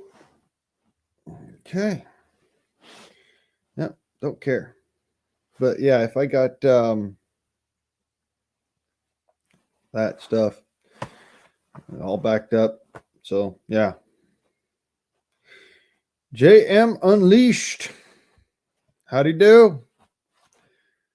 Tell me something, brother. Why is your blue zoot suit not on? Oh, well, don't worry about that.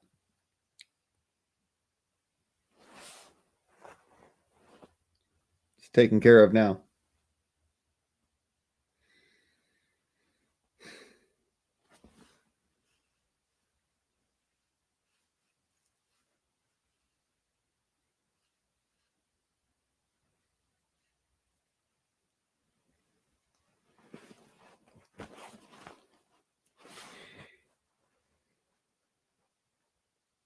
Hey, sweet.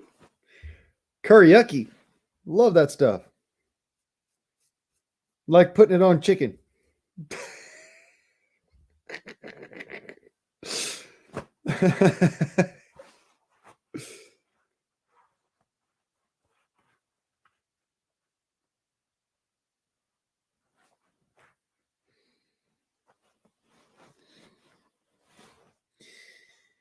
Yeah, I figure, when it comes down to things like intellectual property, there's only two methods for it. One, paper. Two, backups for your backups for your backups for your backups. I actually need to get my micro zip so I can back up my backups. Honestly.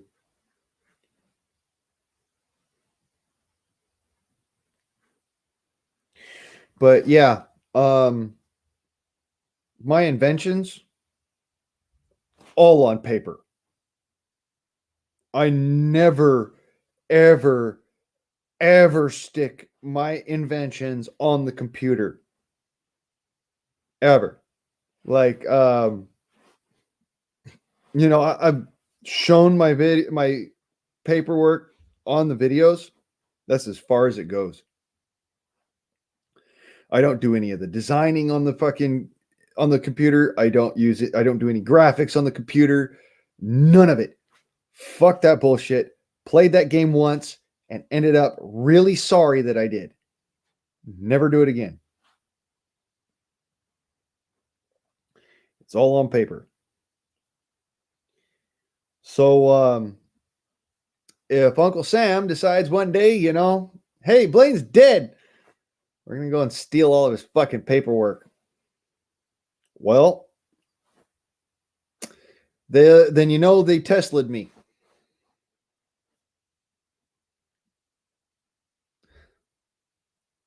I've known a few people who have been Tesla'd. My dad's one of them, actually.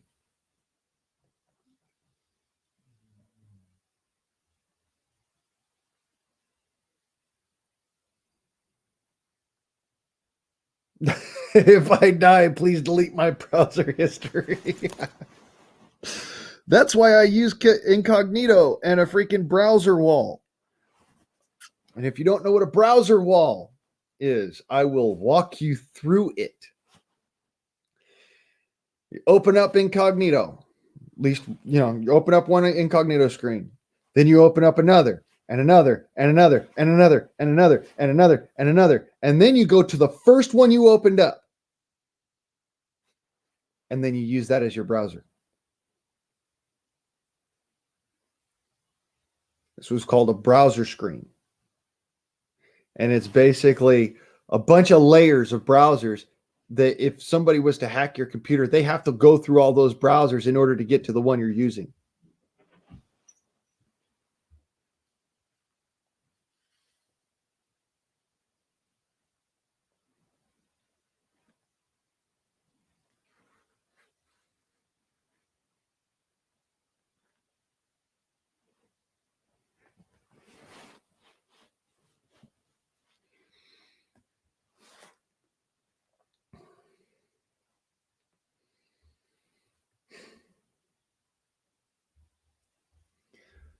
Can't eat hope.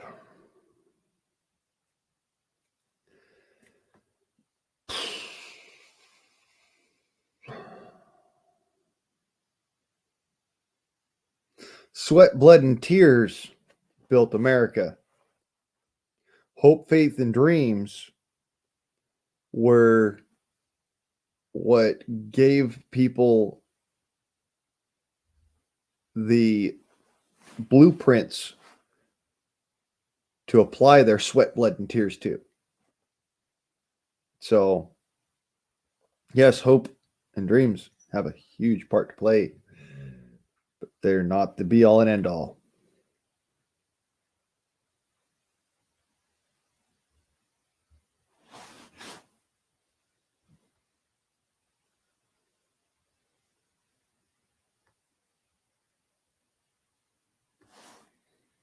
So, yeah. Like I said, if you're gonna do a browser screen, I'll just run you through a quick one real quick here. This is how you set up a browser screen.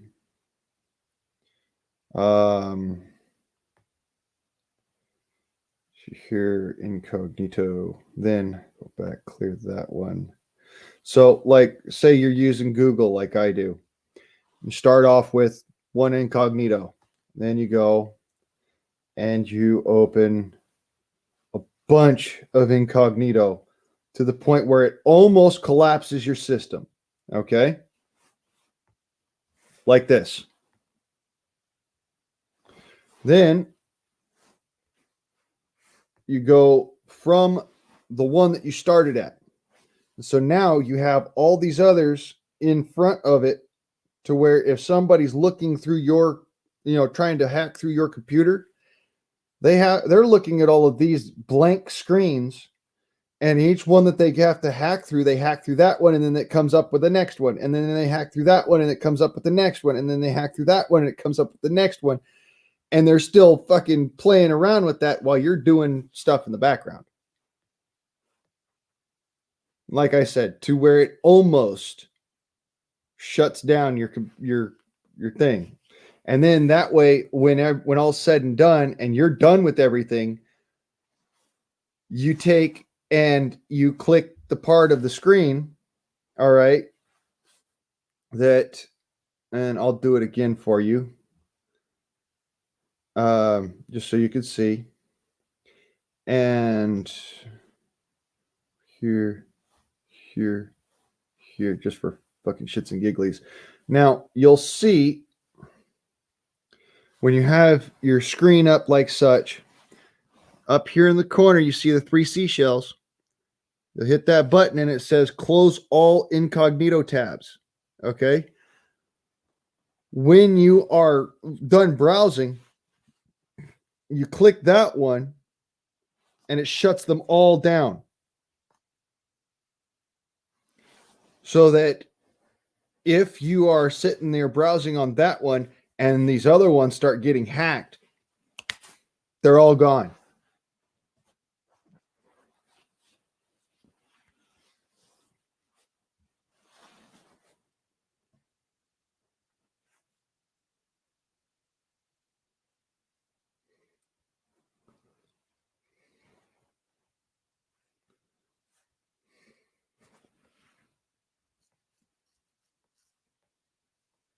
Pieces go flying.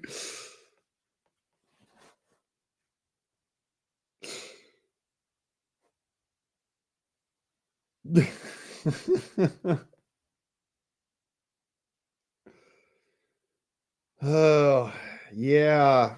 That would definitely not be a place to be in the event of a nuclear attack there, Shad. And you know why. Salt mines? Fuck no. Be the last place I'd want to be.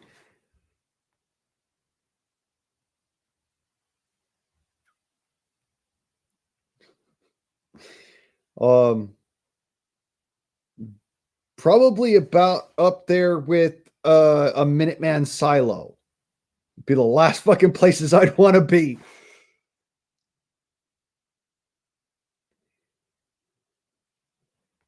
Well, it depends on the blade length.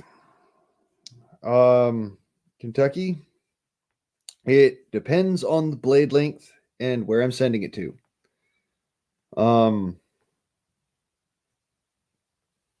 Could cost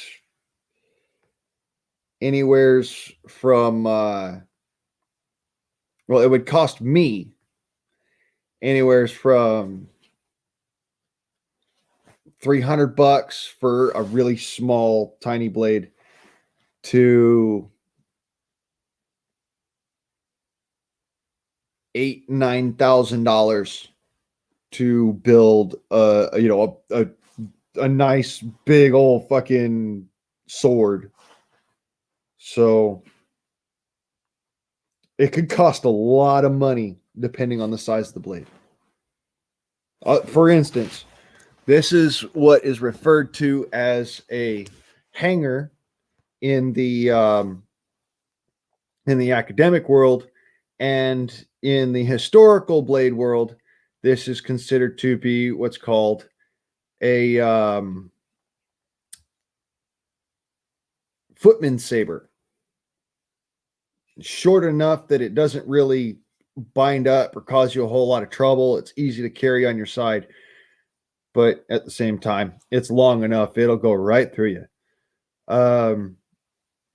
This blade has already cost me $4,000 to build. And this thing ain't that long. It's exactly the length of my arm. From armpit to the tip of my middle finger.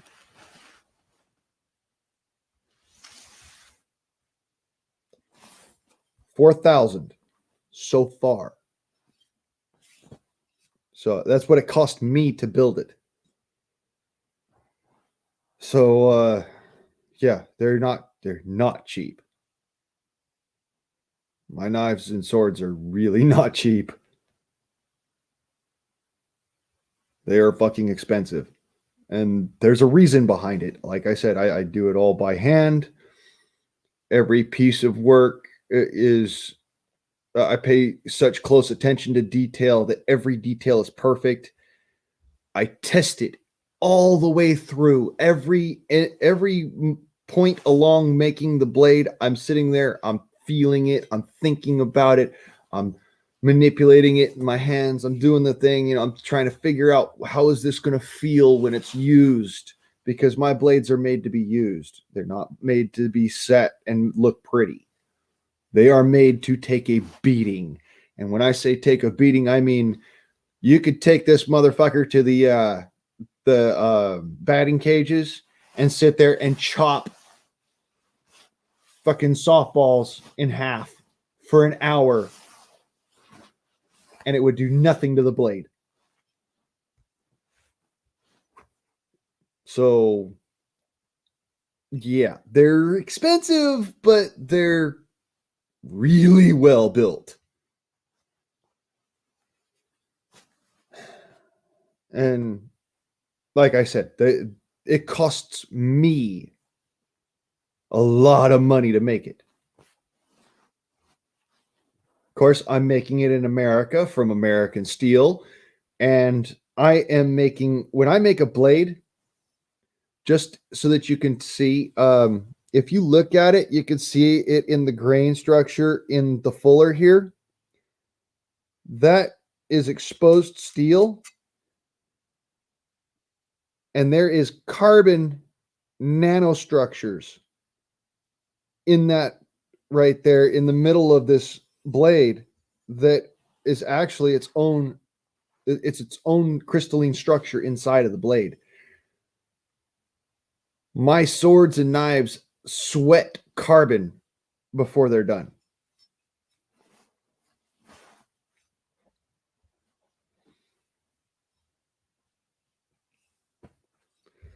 So like an axe, I could make I make tomahawk. I don't make like traditional axes because like I said, it's already expensive as hell for me to make a regular blade. If I'm sitting there making an axe, I could go through 5 or 6 axe heads before I finally make one that's worthy. So yeah, it's really quick. I could really fuck up a lot of steel before I go and actually make one that works. And anybody who's actually made axes or made blades will tell you, you fuck up 10 to make one. That's the truth of it. I mean, this sword right here, the amount of detail and the amount of work that I've put into this blade,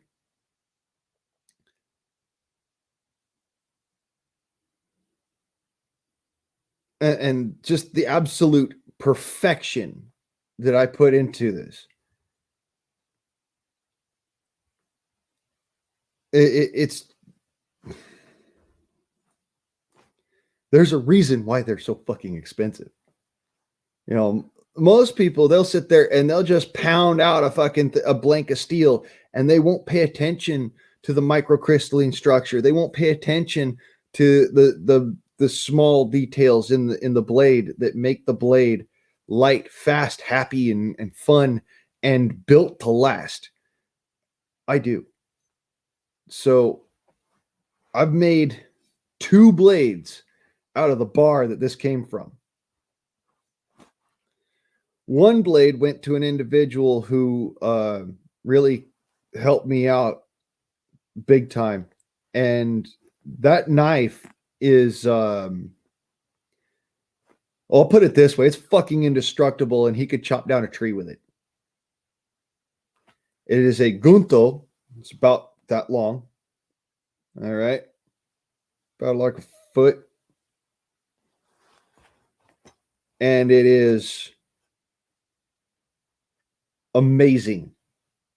It's got a real right and proper sword style blade. It's got the proper edge where it comes down like this, and then it, you know, slopes into a proper blade edge where you got the 20-degree blade edge that comes up, and then it evens out, and then kind of does that sort of thing, and, you know, comes up to the top of the blade to where it's a rounded top. And then at the tip of it, it has something that's actually one of my patented blade techniques.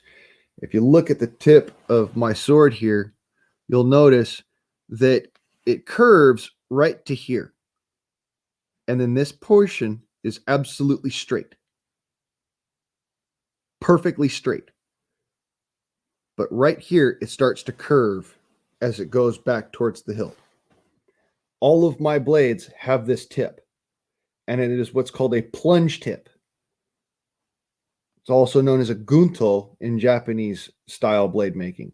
So plunge tips are built so that you could literally take the tip of the knife, seat that fucker in a you know, like a log or something, and hammer on it.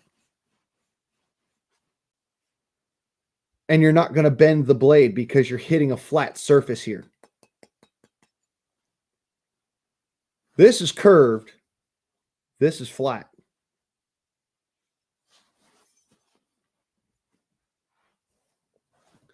Oh, and all of my blades are dummy thick. They're thick enough to where, you know, one side of the blade is stupidly sharp. The other side of the blade is so fucking thick you could take a hammer to it and you're not going to break the blade. No matter what you do. Hardened doesn't matter. You're not going to break it.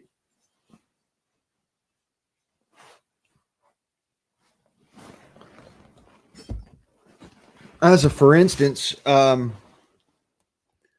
shown this to people before. This is my little sister's knife. And this was one of the first blades I ever made. As you can see, that's seriously super sharp, thin edge that tapers perfectly, going back to that dummy thick. And this one has a clipped tip because that's what my sister wanted. So it's got that kind of clipped tip there. But just like all of my blades, you can see it's stupid thick on the back. All business in the front. Sharp as a razor blade, and it stays sharp. All of my blades stay sharp. This has been pulled in and out of this thing hundreds of times, and it's still sharp. It's freaking bridle leather, man. That stuff is tough fucking stuff. And this blade right here, it's still pretty fucking stupid sharp. You can't really shave with it anymore, but let me see here. A piece of paper, please. Where is a piece of paper? There we go. Hey, look, tomahawk design. A piece of paper.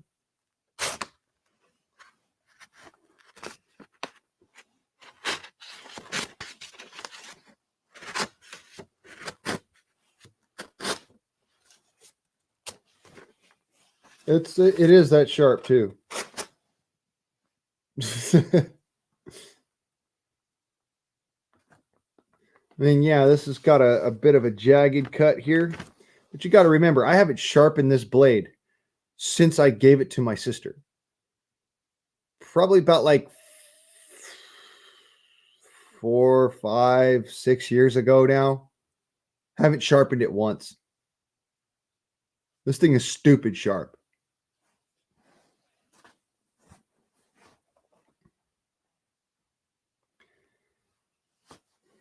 And yeah, for when it comes down to it, Price Forge blades are a top standard. There's nothing like them. Nowhere on the market will you ever find a knife like mine. Because my knives aren't on the market. They are one-offs that are basically gifts.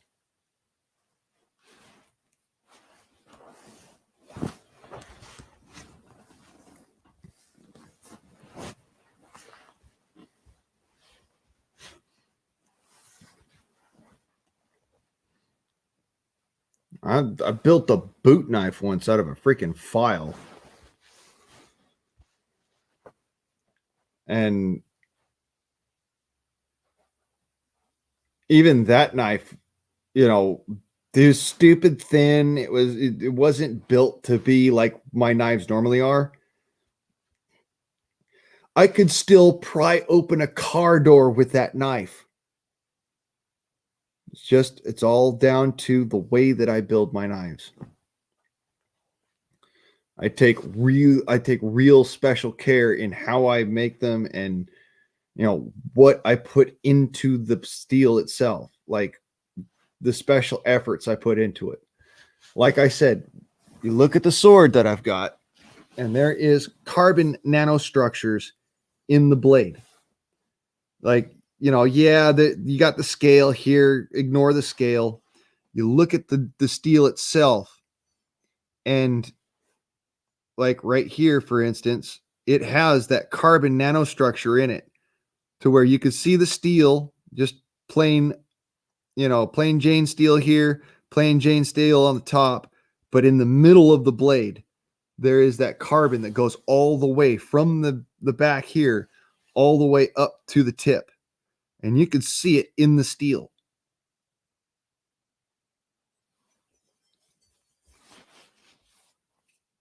That's how I make my knives and swords. They are built to take a beating. You cannot bend it. I mean, every little effort I can put into trying to bend it, I can't bend it. It's tough. This shit will fucking take a beating, man. I can chop down a tree with this sword. And it's not even sharp yet. That's why I'm saying.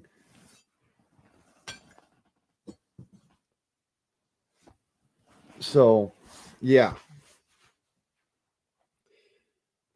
That's why they're so fucking stupid expensive.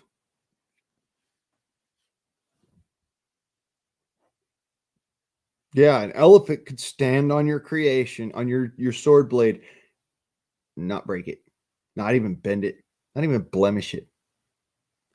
That's what I'm talking about with forged steel. There's a difference between forged steel and these cheap, you buy it in the store, run of the mill, fucking little bitty dinky, rinky dinky, just throwaway blades.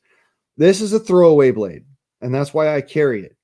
Because if push came to shove, I'd rather lose this knife than lose that one. Honest. I would rather lose this knife than lose this knife. Because this knife is a masterpiece. It is an absolute work of art. There is not another one like it on the planet. Just isn't. There's never been one made that's exactly like this. With the amount of detail and the carbon structures in the blade, the acid etching, the perfection behind the knife, the way it's used, the fact that it's built as a left-handed knife. I mean, all of that went into the planning of making this knife. My little sister's left-handed. She likes left-handed knives. She asked for this one to be left-handed. And so I built it that way. These stamped out cheap fucking store-bought crap, I'll carry this motherfucker into the woods and be proud of it. You know why? Because if I drop that in the woods, I can replace it for $14.99. This will cost about $500 to replace. And that's for me. For somebody else, this could cost upwards of $800, $900 just to replace this knife. That's not including the sheath, just the knife itself.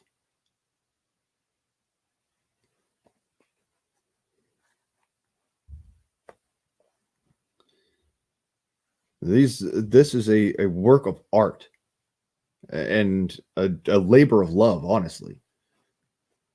That's why I made it for my little sister. I wanted to give her something, you know, in case I ended up kicking the bucket because I was completely unarmed at the time, you know, and I was on probation, so I couldn't make anything longer than this. So I said, well, what do you want? She said, I want a little bushcrafting knife. I said, okay. Well, tell me more. What more do you want from it? She's like, okay, well, I want a left-handed, perfectly working, indestructible bushcrafting knife. I said, okay. The best design I've ever seen for bushcrafting. Left-handed. The way that you can tell it's left-handed is you'll see on this side has the standard platen, like you see with any kind of knife, has a standard platen on it on the side of the blade here. Now, this one is ambidextrous. It has two standard platens. This one does not. You'll notice that this side has no standard platen. This side, however, does have a standard platen. And the reason for a standard platen is that when you're working the knife, it gives you a point of reference so that you can see where the edge alignment is. All right. And that's why I said this is a left-handed knife. The standard platen is where you can see it, and it's able to make it so that you can actually align the edge perfectly. Furthermore, you'll notice that this edge is not perfectly centered, but rather is more off at an angle going this direction. It looks more towards this direction, which means that when you have it placed like this against your workpiece, it has more of the tip facing downwards, and this portion right here faces straight forwards, which gives you a deeper cut on the tip and less of a cut here, like you should have in a bushcrafting knife when it's not ambo. An ambidextrous knife, it's a great concept, but it has its detraction. And that is that you cannot perfectly maneuver it in your hand. It tends to flop. It tends to, squirrel a little bit. And so even though you've got perfect alignment all along the edge of the blade, it does not comfortably conform to your hand.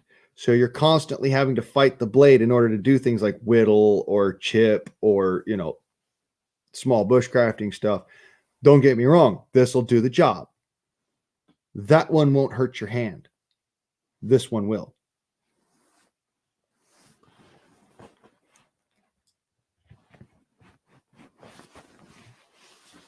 I wanted my little sister to have a knife, a real knife, a fucking awesome knife. And she's left-handed, so an awesome knife it was. It is. I built my sword to be right-handed because I am right-handed. I wanted it to be semi-ambidextrous, but if you look at it, you'll notice that the tang takes a little bit of an angle like this going up from the blade. Just enough so that it puts the tip right about where my wrist bone is. This is a right-hander's blade. It works best in the right hand. It can be maneuvered in the left hand, but it feels a little bit wonky. It doesn't feel light and supple and fast in the left hand. In the right hand, it feels light, fast, supple, happy. And that's the whole point behind having a hand-specific blade, is that the blade should conform and be specific to the hand that it's being used in.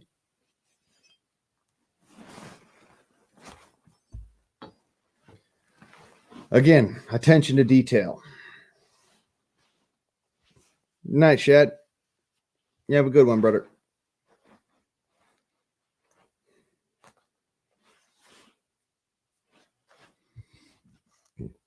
Yes, hot spots as well. You develop hot spots using an ambidextrous knife. Using a hand-specific knife, you don't develop as many hot spots. It's more comfortable to the hand. And that's why when I was forging that blade for my little sister, I used my left hand in order to feel the blade out, in order to do the grinding, in order to do the bevel, and in order to do the form and fit on the blade itself, to make sure that the tang was specific to it and proper. That was all by left hand. So the bevels and everything are set to the left hand. They're not set to the right hand.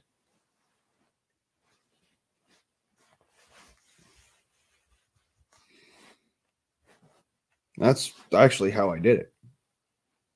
One of the fucking most amazing things I've ever done. You know, I forge with my right hand. I hammer with my right hand. But in order to feel out my sword, in order to know whether or not it's coming into fruition appropriately, I still use my left hand. I use my right hand to feel the blade. And if it doesn't feel right, then I take it back and I go and I tap on it again. Then pick it up and I feel it with my right hand. Even though I'm swinging a hammer with my right hand, and so it takes more time and it takes, you know, more back and forth, still checking it with my right hand, because the right hand is the one that I'm using it with.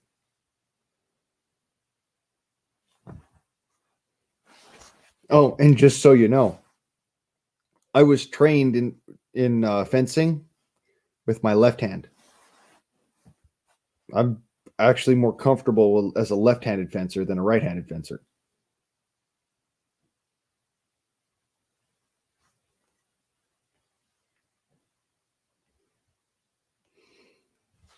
But I wanted a right-handed blade because I am predominantly right-handed.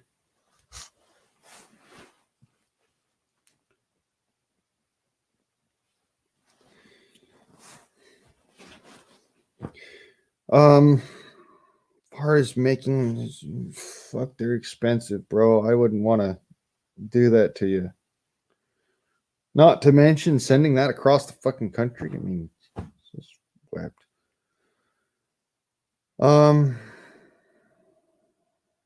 Shit. Hopefully my book takes off and gets fucking just amazing, you know? And then that way I could just, one day I just show up and be like, hey, here you go, bro. Bring you a Tonto is like, you know, a properly sized fucking blade, not some bullshit ass little shrink dink fucking something small. Bring you $1,000 blade.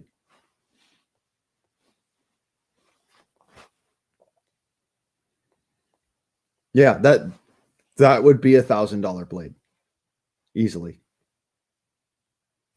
That'd be easily $1,000 blade. And when I say that's $1,000 blade, that's a $3,000 blade, that's a $5,000 blade, I'm talking about what it costs me to make it, not what it would cost if you were trying to purchase it from me. Okay? That's why I said I gift them to people. Because you cannot fucking afford it. I guarantee you. You could be Elon Musk and you'd be sitting there going,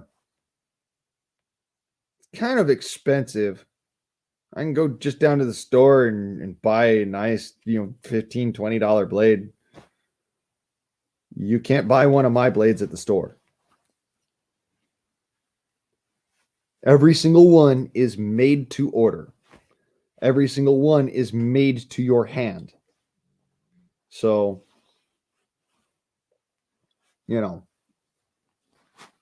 as far as it goes, Kentucky, you'd be better off going and getting one from Cat, to be honest. He's got pretty much the same technique and capability as I do, and he's closer to you. I'd say go and buy one from him. He'd be able to do it for cheaper and for easier than I could. On top of that, he's able to get the measurements from you, your hand measurements, easier than I would. I mean, that being said, when I go on a nationwide tour, I'm going to be bringing my stuff with me, so I might make knives for people doing that.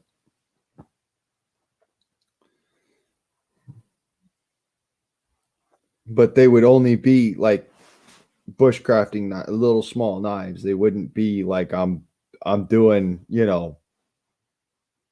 14, 18 fucking inch choppers and shit like that.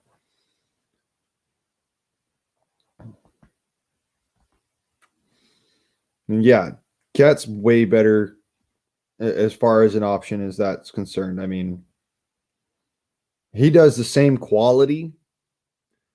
And he's got the he's got the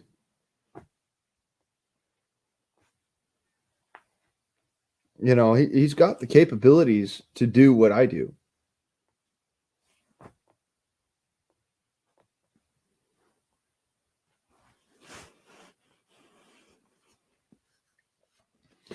Do not downplay yourself, Kat. You are way fucking better than you think. I've seen some of your knives, man, and I'm like, I envy you, bro. You got some skills. Homie got skills.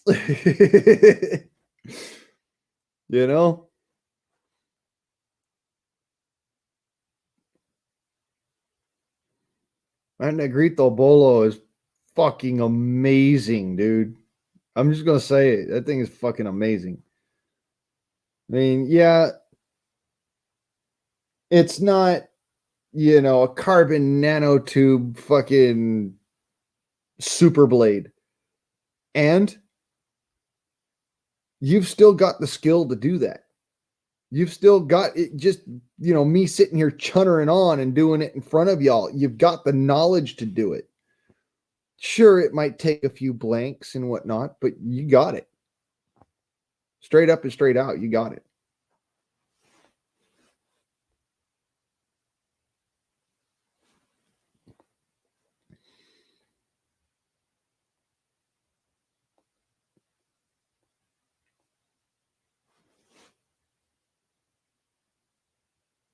Hell, you actually, what's funny? Cat's been making blades longer than I have. God's honest truth. He's been making blades longer than I have. I had a machinist as a dad, and my dad was like an anal retentive asshole when it came down to steel work. So, I got the dude brooding over my shoulder going, no, that's fucking wrong. Do it again.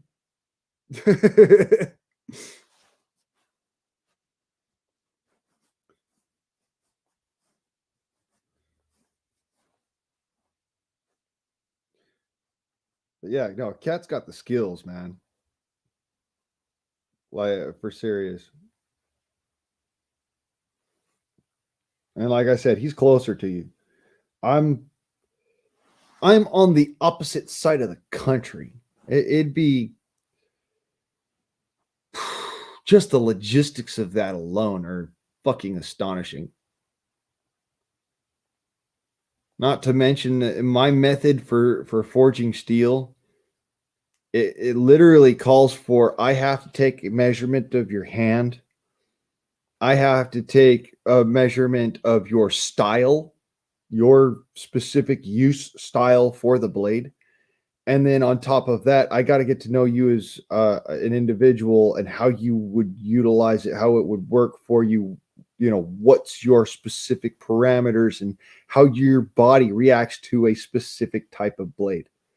So there's a lot of shit on it.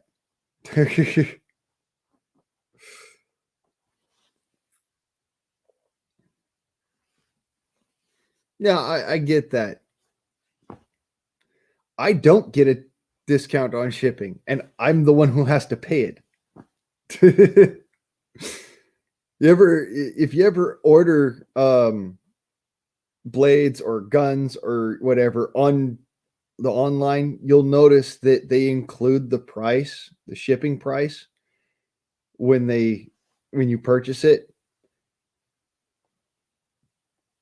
because they are paying for it, but they're including it in the price so that you're picking up the actual fee. You know, you're picking up the payment for it. They're not really they're not really paying for it per se, but at the same time, when it all comes down to it, they have to be the one who pays for it when they go in to ship it. So it's the money's going into their account and then going to the shipping company. That's how that works.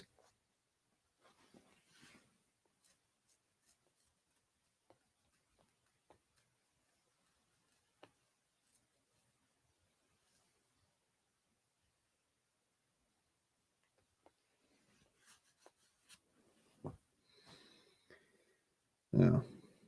See, my dad, here's the big difference between me and Kat. My dad handed me one of these and a chunk of steel. This is just a basic old chunk of steel and a file, and said, make a knife. This is what my dad taught me. So he's got grinders, he's got all the fucking power tools and shit. I started off with a fucking bastard file and a chunk of steel. And that's how I got to where I am.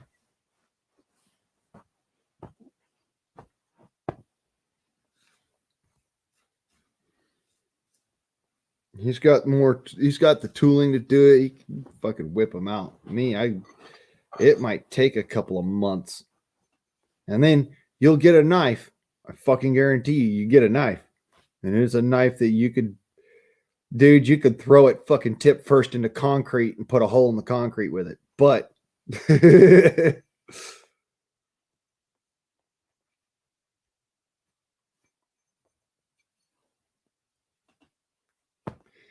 it'd take a few months.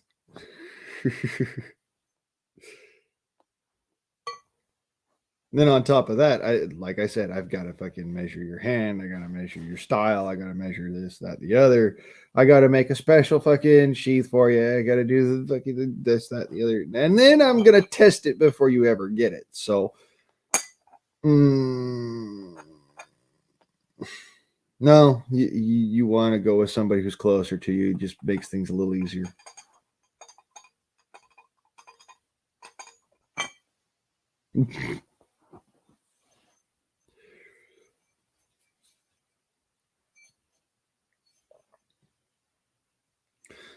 So, and yeah, Kat, if I could give you only one pointer that would improve your blade quality 100%, start with a good piece of steel. That's where the only difference between your blades and my blades lies, is the starting steel. And I've noticed that you pick up just whatever's handy and you start hammering on it, and you can get it to go to what you want it to be.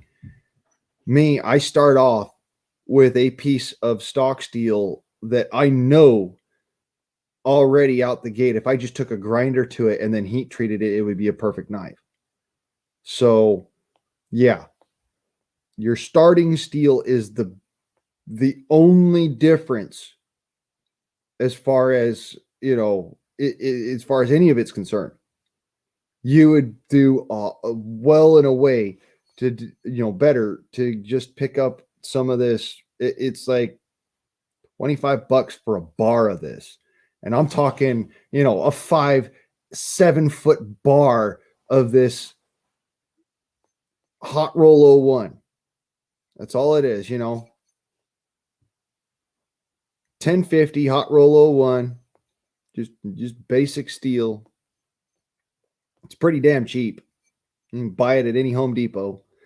And this is what I make my blades out of. This absorbs carbon like a sponge. You can make carbon nanotube structure knives with this steel that, if you picked up like a regular old, a piece of rebar or something, weld steel, it's not going to do the same thing. It would take annealing and heating, annealing and heating, annealing and heating. It's thermal cycling like a motherfucker to get it to this point. This has already been thermal cycled quite a bit, so it negates a lot of the work behind it. As a matter of fact, that's one of the reasons why my sword went so fast. It would have taken me years, and when I say years, I mean nigh on a decade to make that sword the way that I'm making it if I wasn't using this type of steel. It's your starting steel. That's the big deal. And I'm not telling you anything you don't know. I'm just saying, it's a little bitty tip, just the tip and only for a minute, mind. But yeah, hot roll 01 it's the shiznit. But yes, good practice for shit hits the fan, knowing how to turn some other types of steel, like, standard mild steels into a high carbon impregnation steels like hot roll 01. This is a medium steel. This stuff is a medium steel already. And what you're doing with the rebar is using a mild steel and turning it into this before you've even started making the blade. It's a lot of work and a lot of fuel, brother. That's what I'm saying. I'm not trying to put you down at all. Your blades are fucking awesome. Fuck, the very fact that you could take rebar and make a hard blade out of it, I'm impressed. All right, really, I am. I'm fucking hella impressed because I've forged rebar before. Fuck, I hate rebar.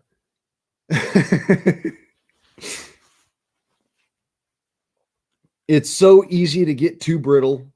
It is so easy to not get enough carbon in it.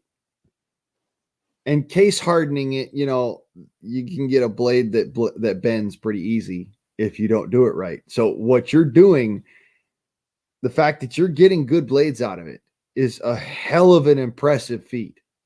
All right, it takes real knowledge, it takes real talent and skill to be able to make a blade like that. And I'm gonna talk you the fuck up. I'm serious about that. That's honest to God truth. The skill that it takes to take a piece of rebar and turn it into a blade is up there. I'm using just standard old fucking, the best blade steels on the planet. And then I'm turning that into a super steel,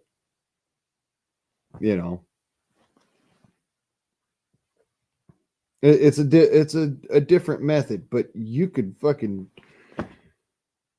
make blades that people would look at you like, dude, you are a fucking god. How did you do that?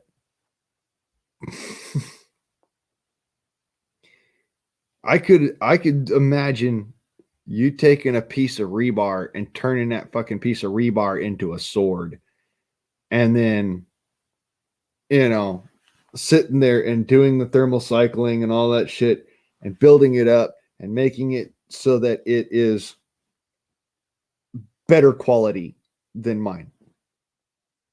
I could see you doing that.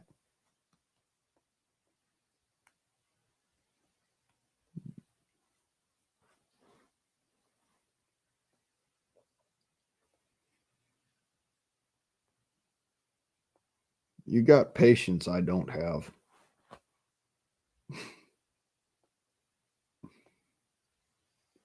I'm going to be brutally honest with that. It's one of the reasons why I'm actually such a good interrogator. I don't have patience. It's also what makes me, you know, not the greatest bladesmith on the planet, but certainly up there. Just because I needed to know how to manipulate the steel so that it would work within the time period and time frame before I got bored and just threw it away. So, like I said, you'd be able to build some knives, some swords that would fucking just blow mine out of the water with just a simple material change. I mean, I know it's a little more expendy, but honestly, if you're going to be making knives or swords for other people, picking and being picky about your steel, that's the best advice I could give to anybody when it comes down to making your own swords and knives or making swords and knives for other people. Be picky about your steel, because the steel you start with influences the steel you end with. Now, can I take a piece of mild steel and make it into an incredible blade? Sure. It's just so much fucking work and so much extra shit. And, you know, like I said, I do not have patience. So, I mean, I literally cooked this fucking blade to put the carbon into it necessary to get the nanotube structure in there.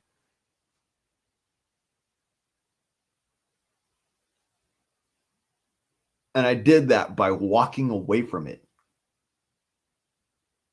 That's something that's completely a sin when you are forging steel. You never walk away from a blade in the forge.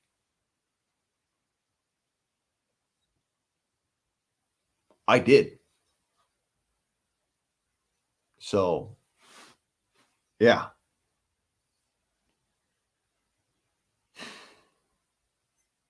And yet I got this. It's pretty nice. It's pretty good for what it is.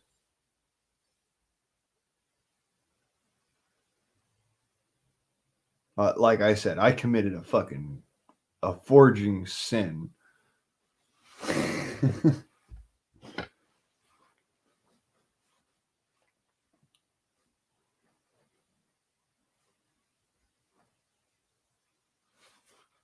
See, if I had that luxury, Kentucky, I would outsource it, because, like I said, I can forge some fucking amazing blades. But when it comes to long blades, I cannot legally own something that somebody else made. It has to be made by me. It's just one of those fucking...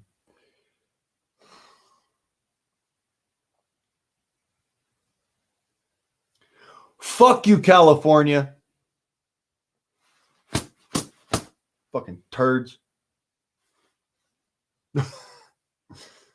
That's precisely why I have to do it the way I do it. Buy air guns, make my own swords. any type of fighting blade, I have to make it myself. It's just like, fuck. Yes. Red tape.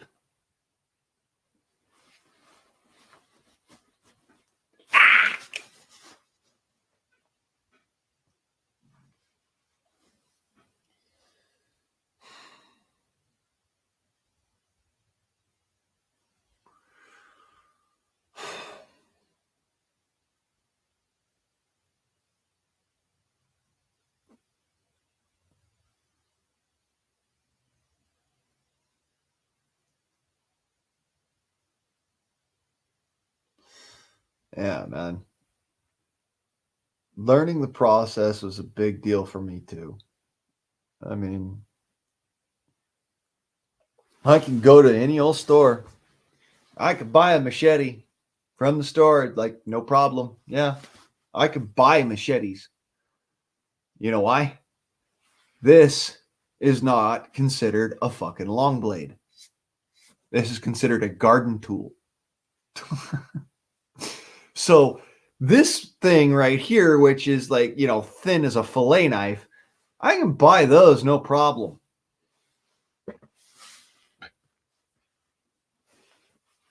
But a sword? Something that you would carry into battle? I can't even buy one of these from a reputable dealer. I can't even buy one of these from some Joe blow off the street. I have to make it myself because of the fact that, you know, my technique and my swords are literally one of a kind. So they can't say that I bought it from anybody. They can only say that I made it. And if I made it, well, then I jumped through a fucking legal loophole that they placed in front of me. They said, this is the only way you can do it. And I said, okay, then I will do it.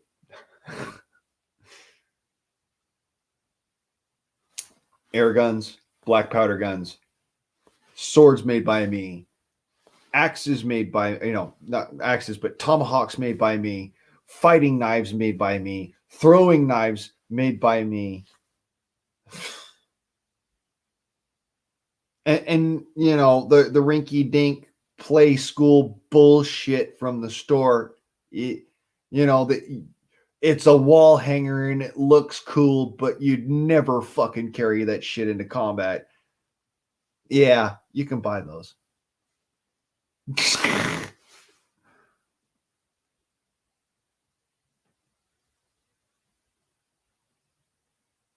Yeah.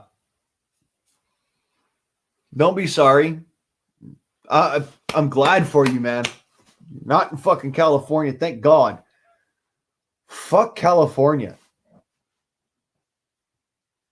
With a sharp fucking blade, you son of a bitches.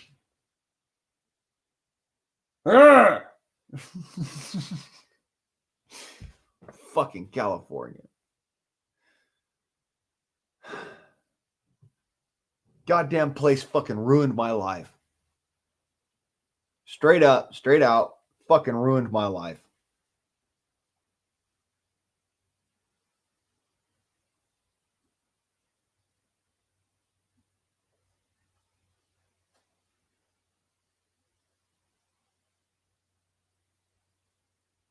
If I could do anything, if I had the power to change anything, I would have stayed with my dad in Utah.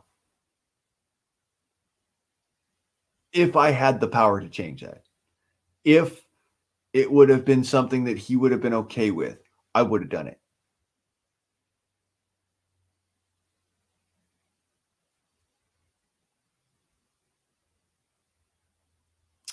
But yeah, kind of already know how that one would have went. Not. Fucking commie bastards. A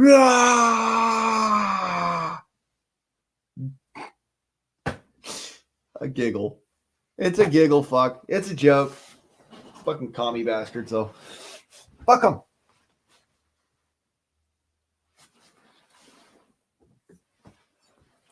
See, this right here, this is going to be my battle blade. That's why I'm making it. Short enough. It really doesn't fall into the realm of, you know,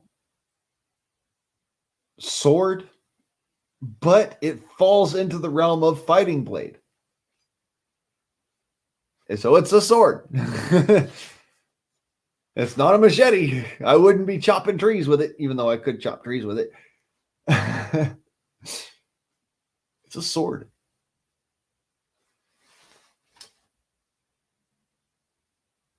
That's why I was like, yeah, I can't wait. One day I'm going to actually have a true sword blade, and I'll just be able to fucking pull that motherfucker out and be like, yeah.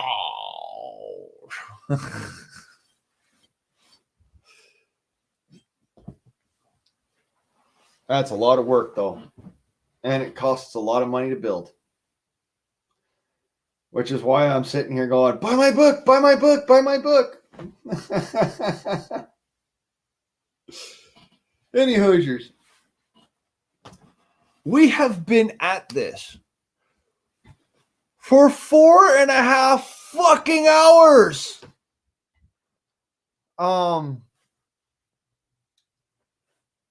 I'm sure I've bored the ever-loving snot out of you. Cloud from Final Fantasy. Big old fucking long-ass blade. Gigantic fucking shit. Yeah. All right. Sure. Sure.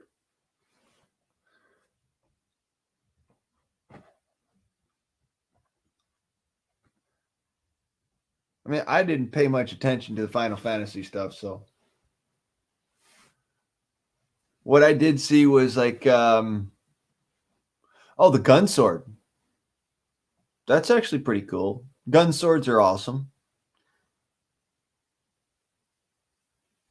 Highly impractical for the most part, but still have their uses and their point and their reasoning. And their historical foundation. So, yeah, gun sword. Pretty nice. A good idea. I've always looked at it as sword has a place. Gun has a place. Very seldom that those two things actually coincide.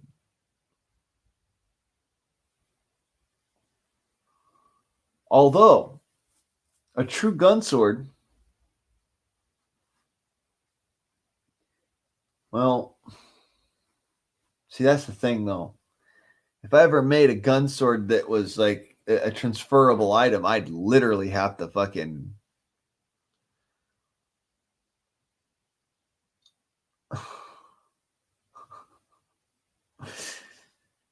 I'd have to pull a miracle out of my ass because I couldn't legally have the damn thing. So, yeah, I couldn't do the transferable shit. I could probably do the non-transferable, like, private home build and get away with it, but I couldn't do the fucking, yeah.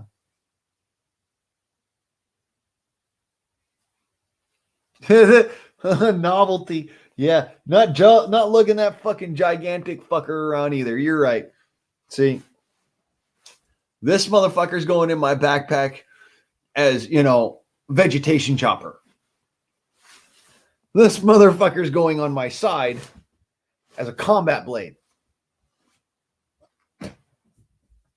Anything bigger than that is stupid.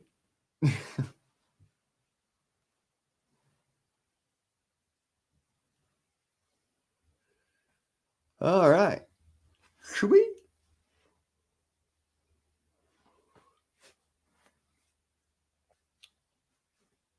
All right. So, any Hoosiers, like as I said, it has been 4.5 hours. I've got to go and do things. I got to go make food and get to working. So it has been fun.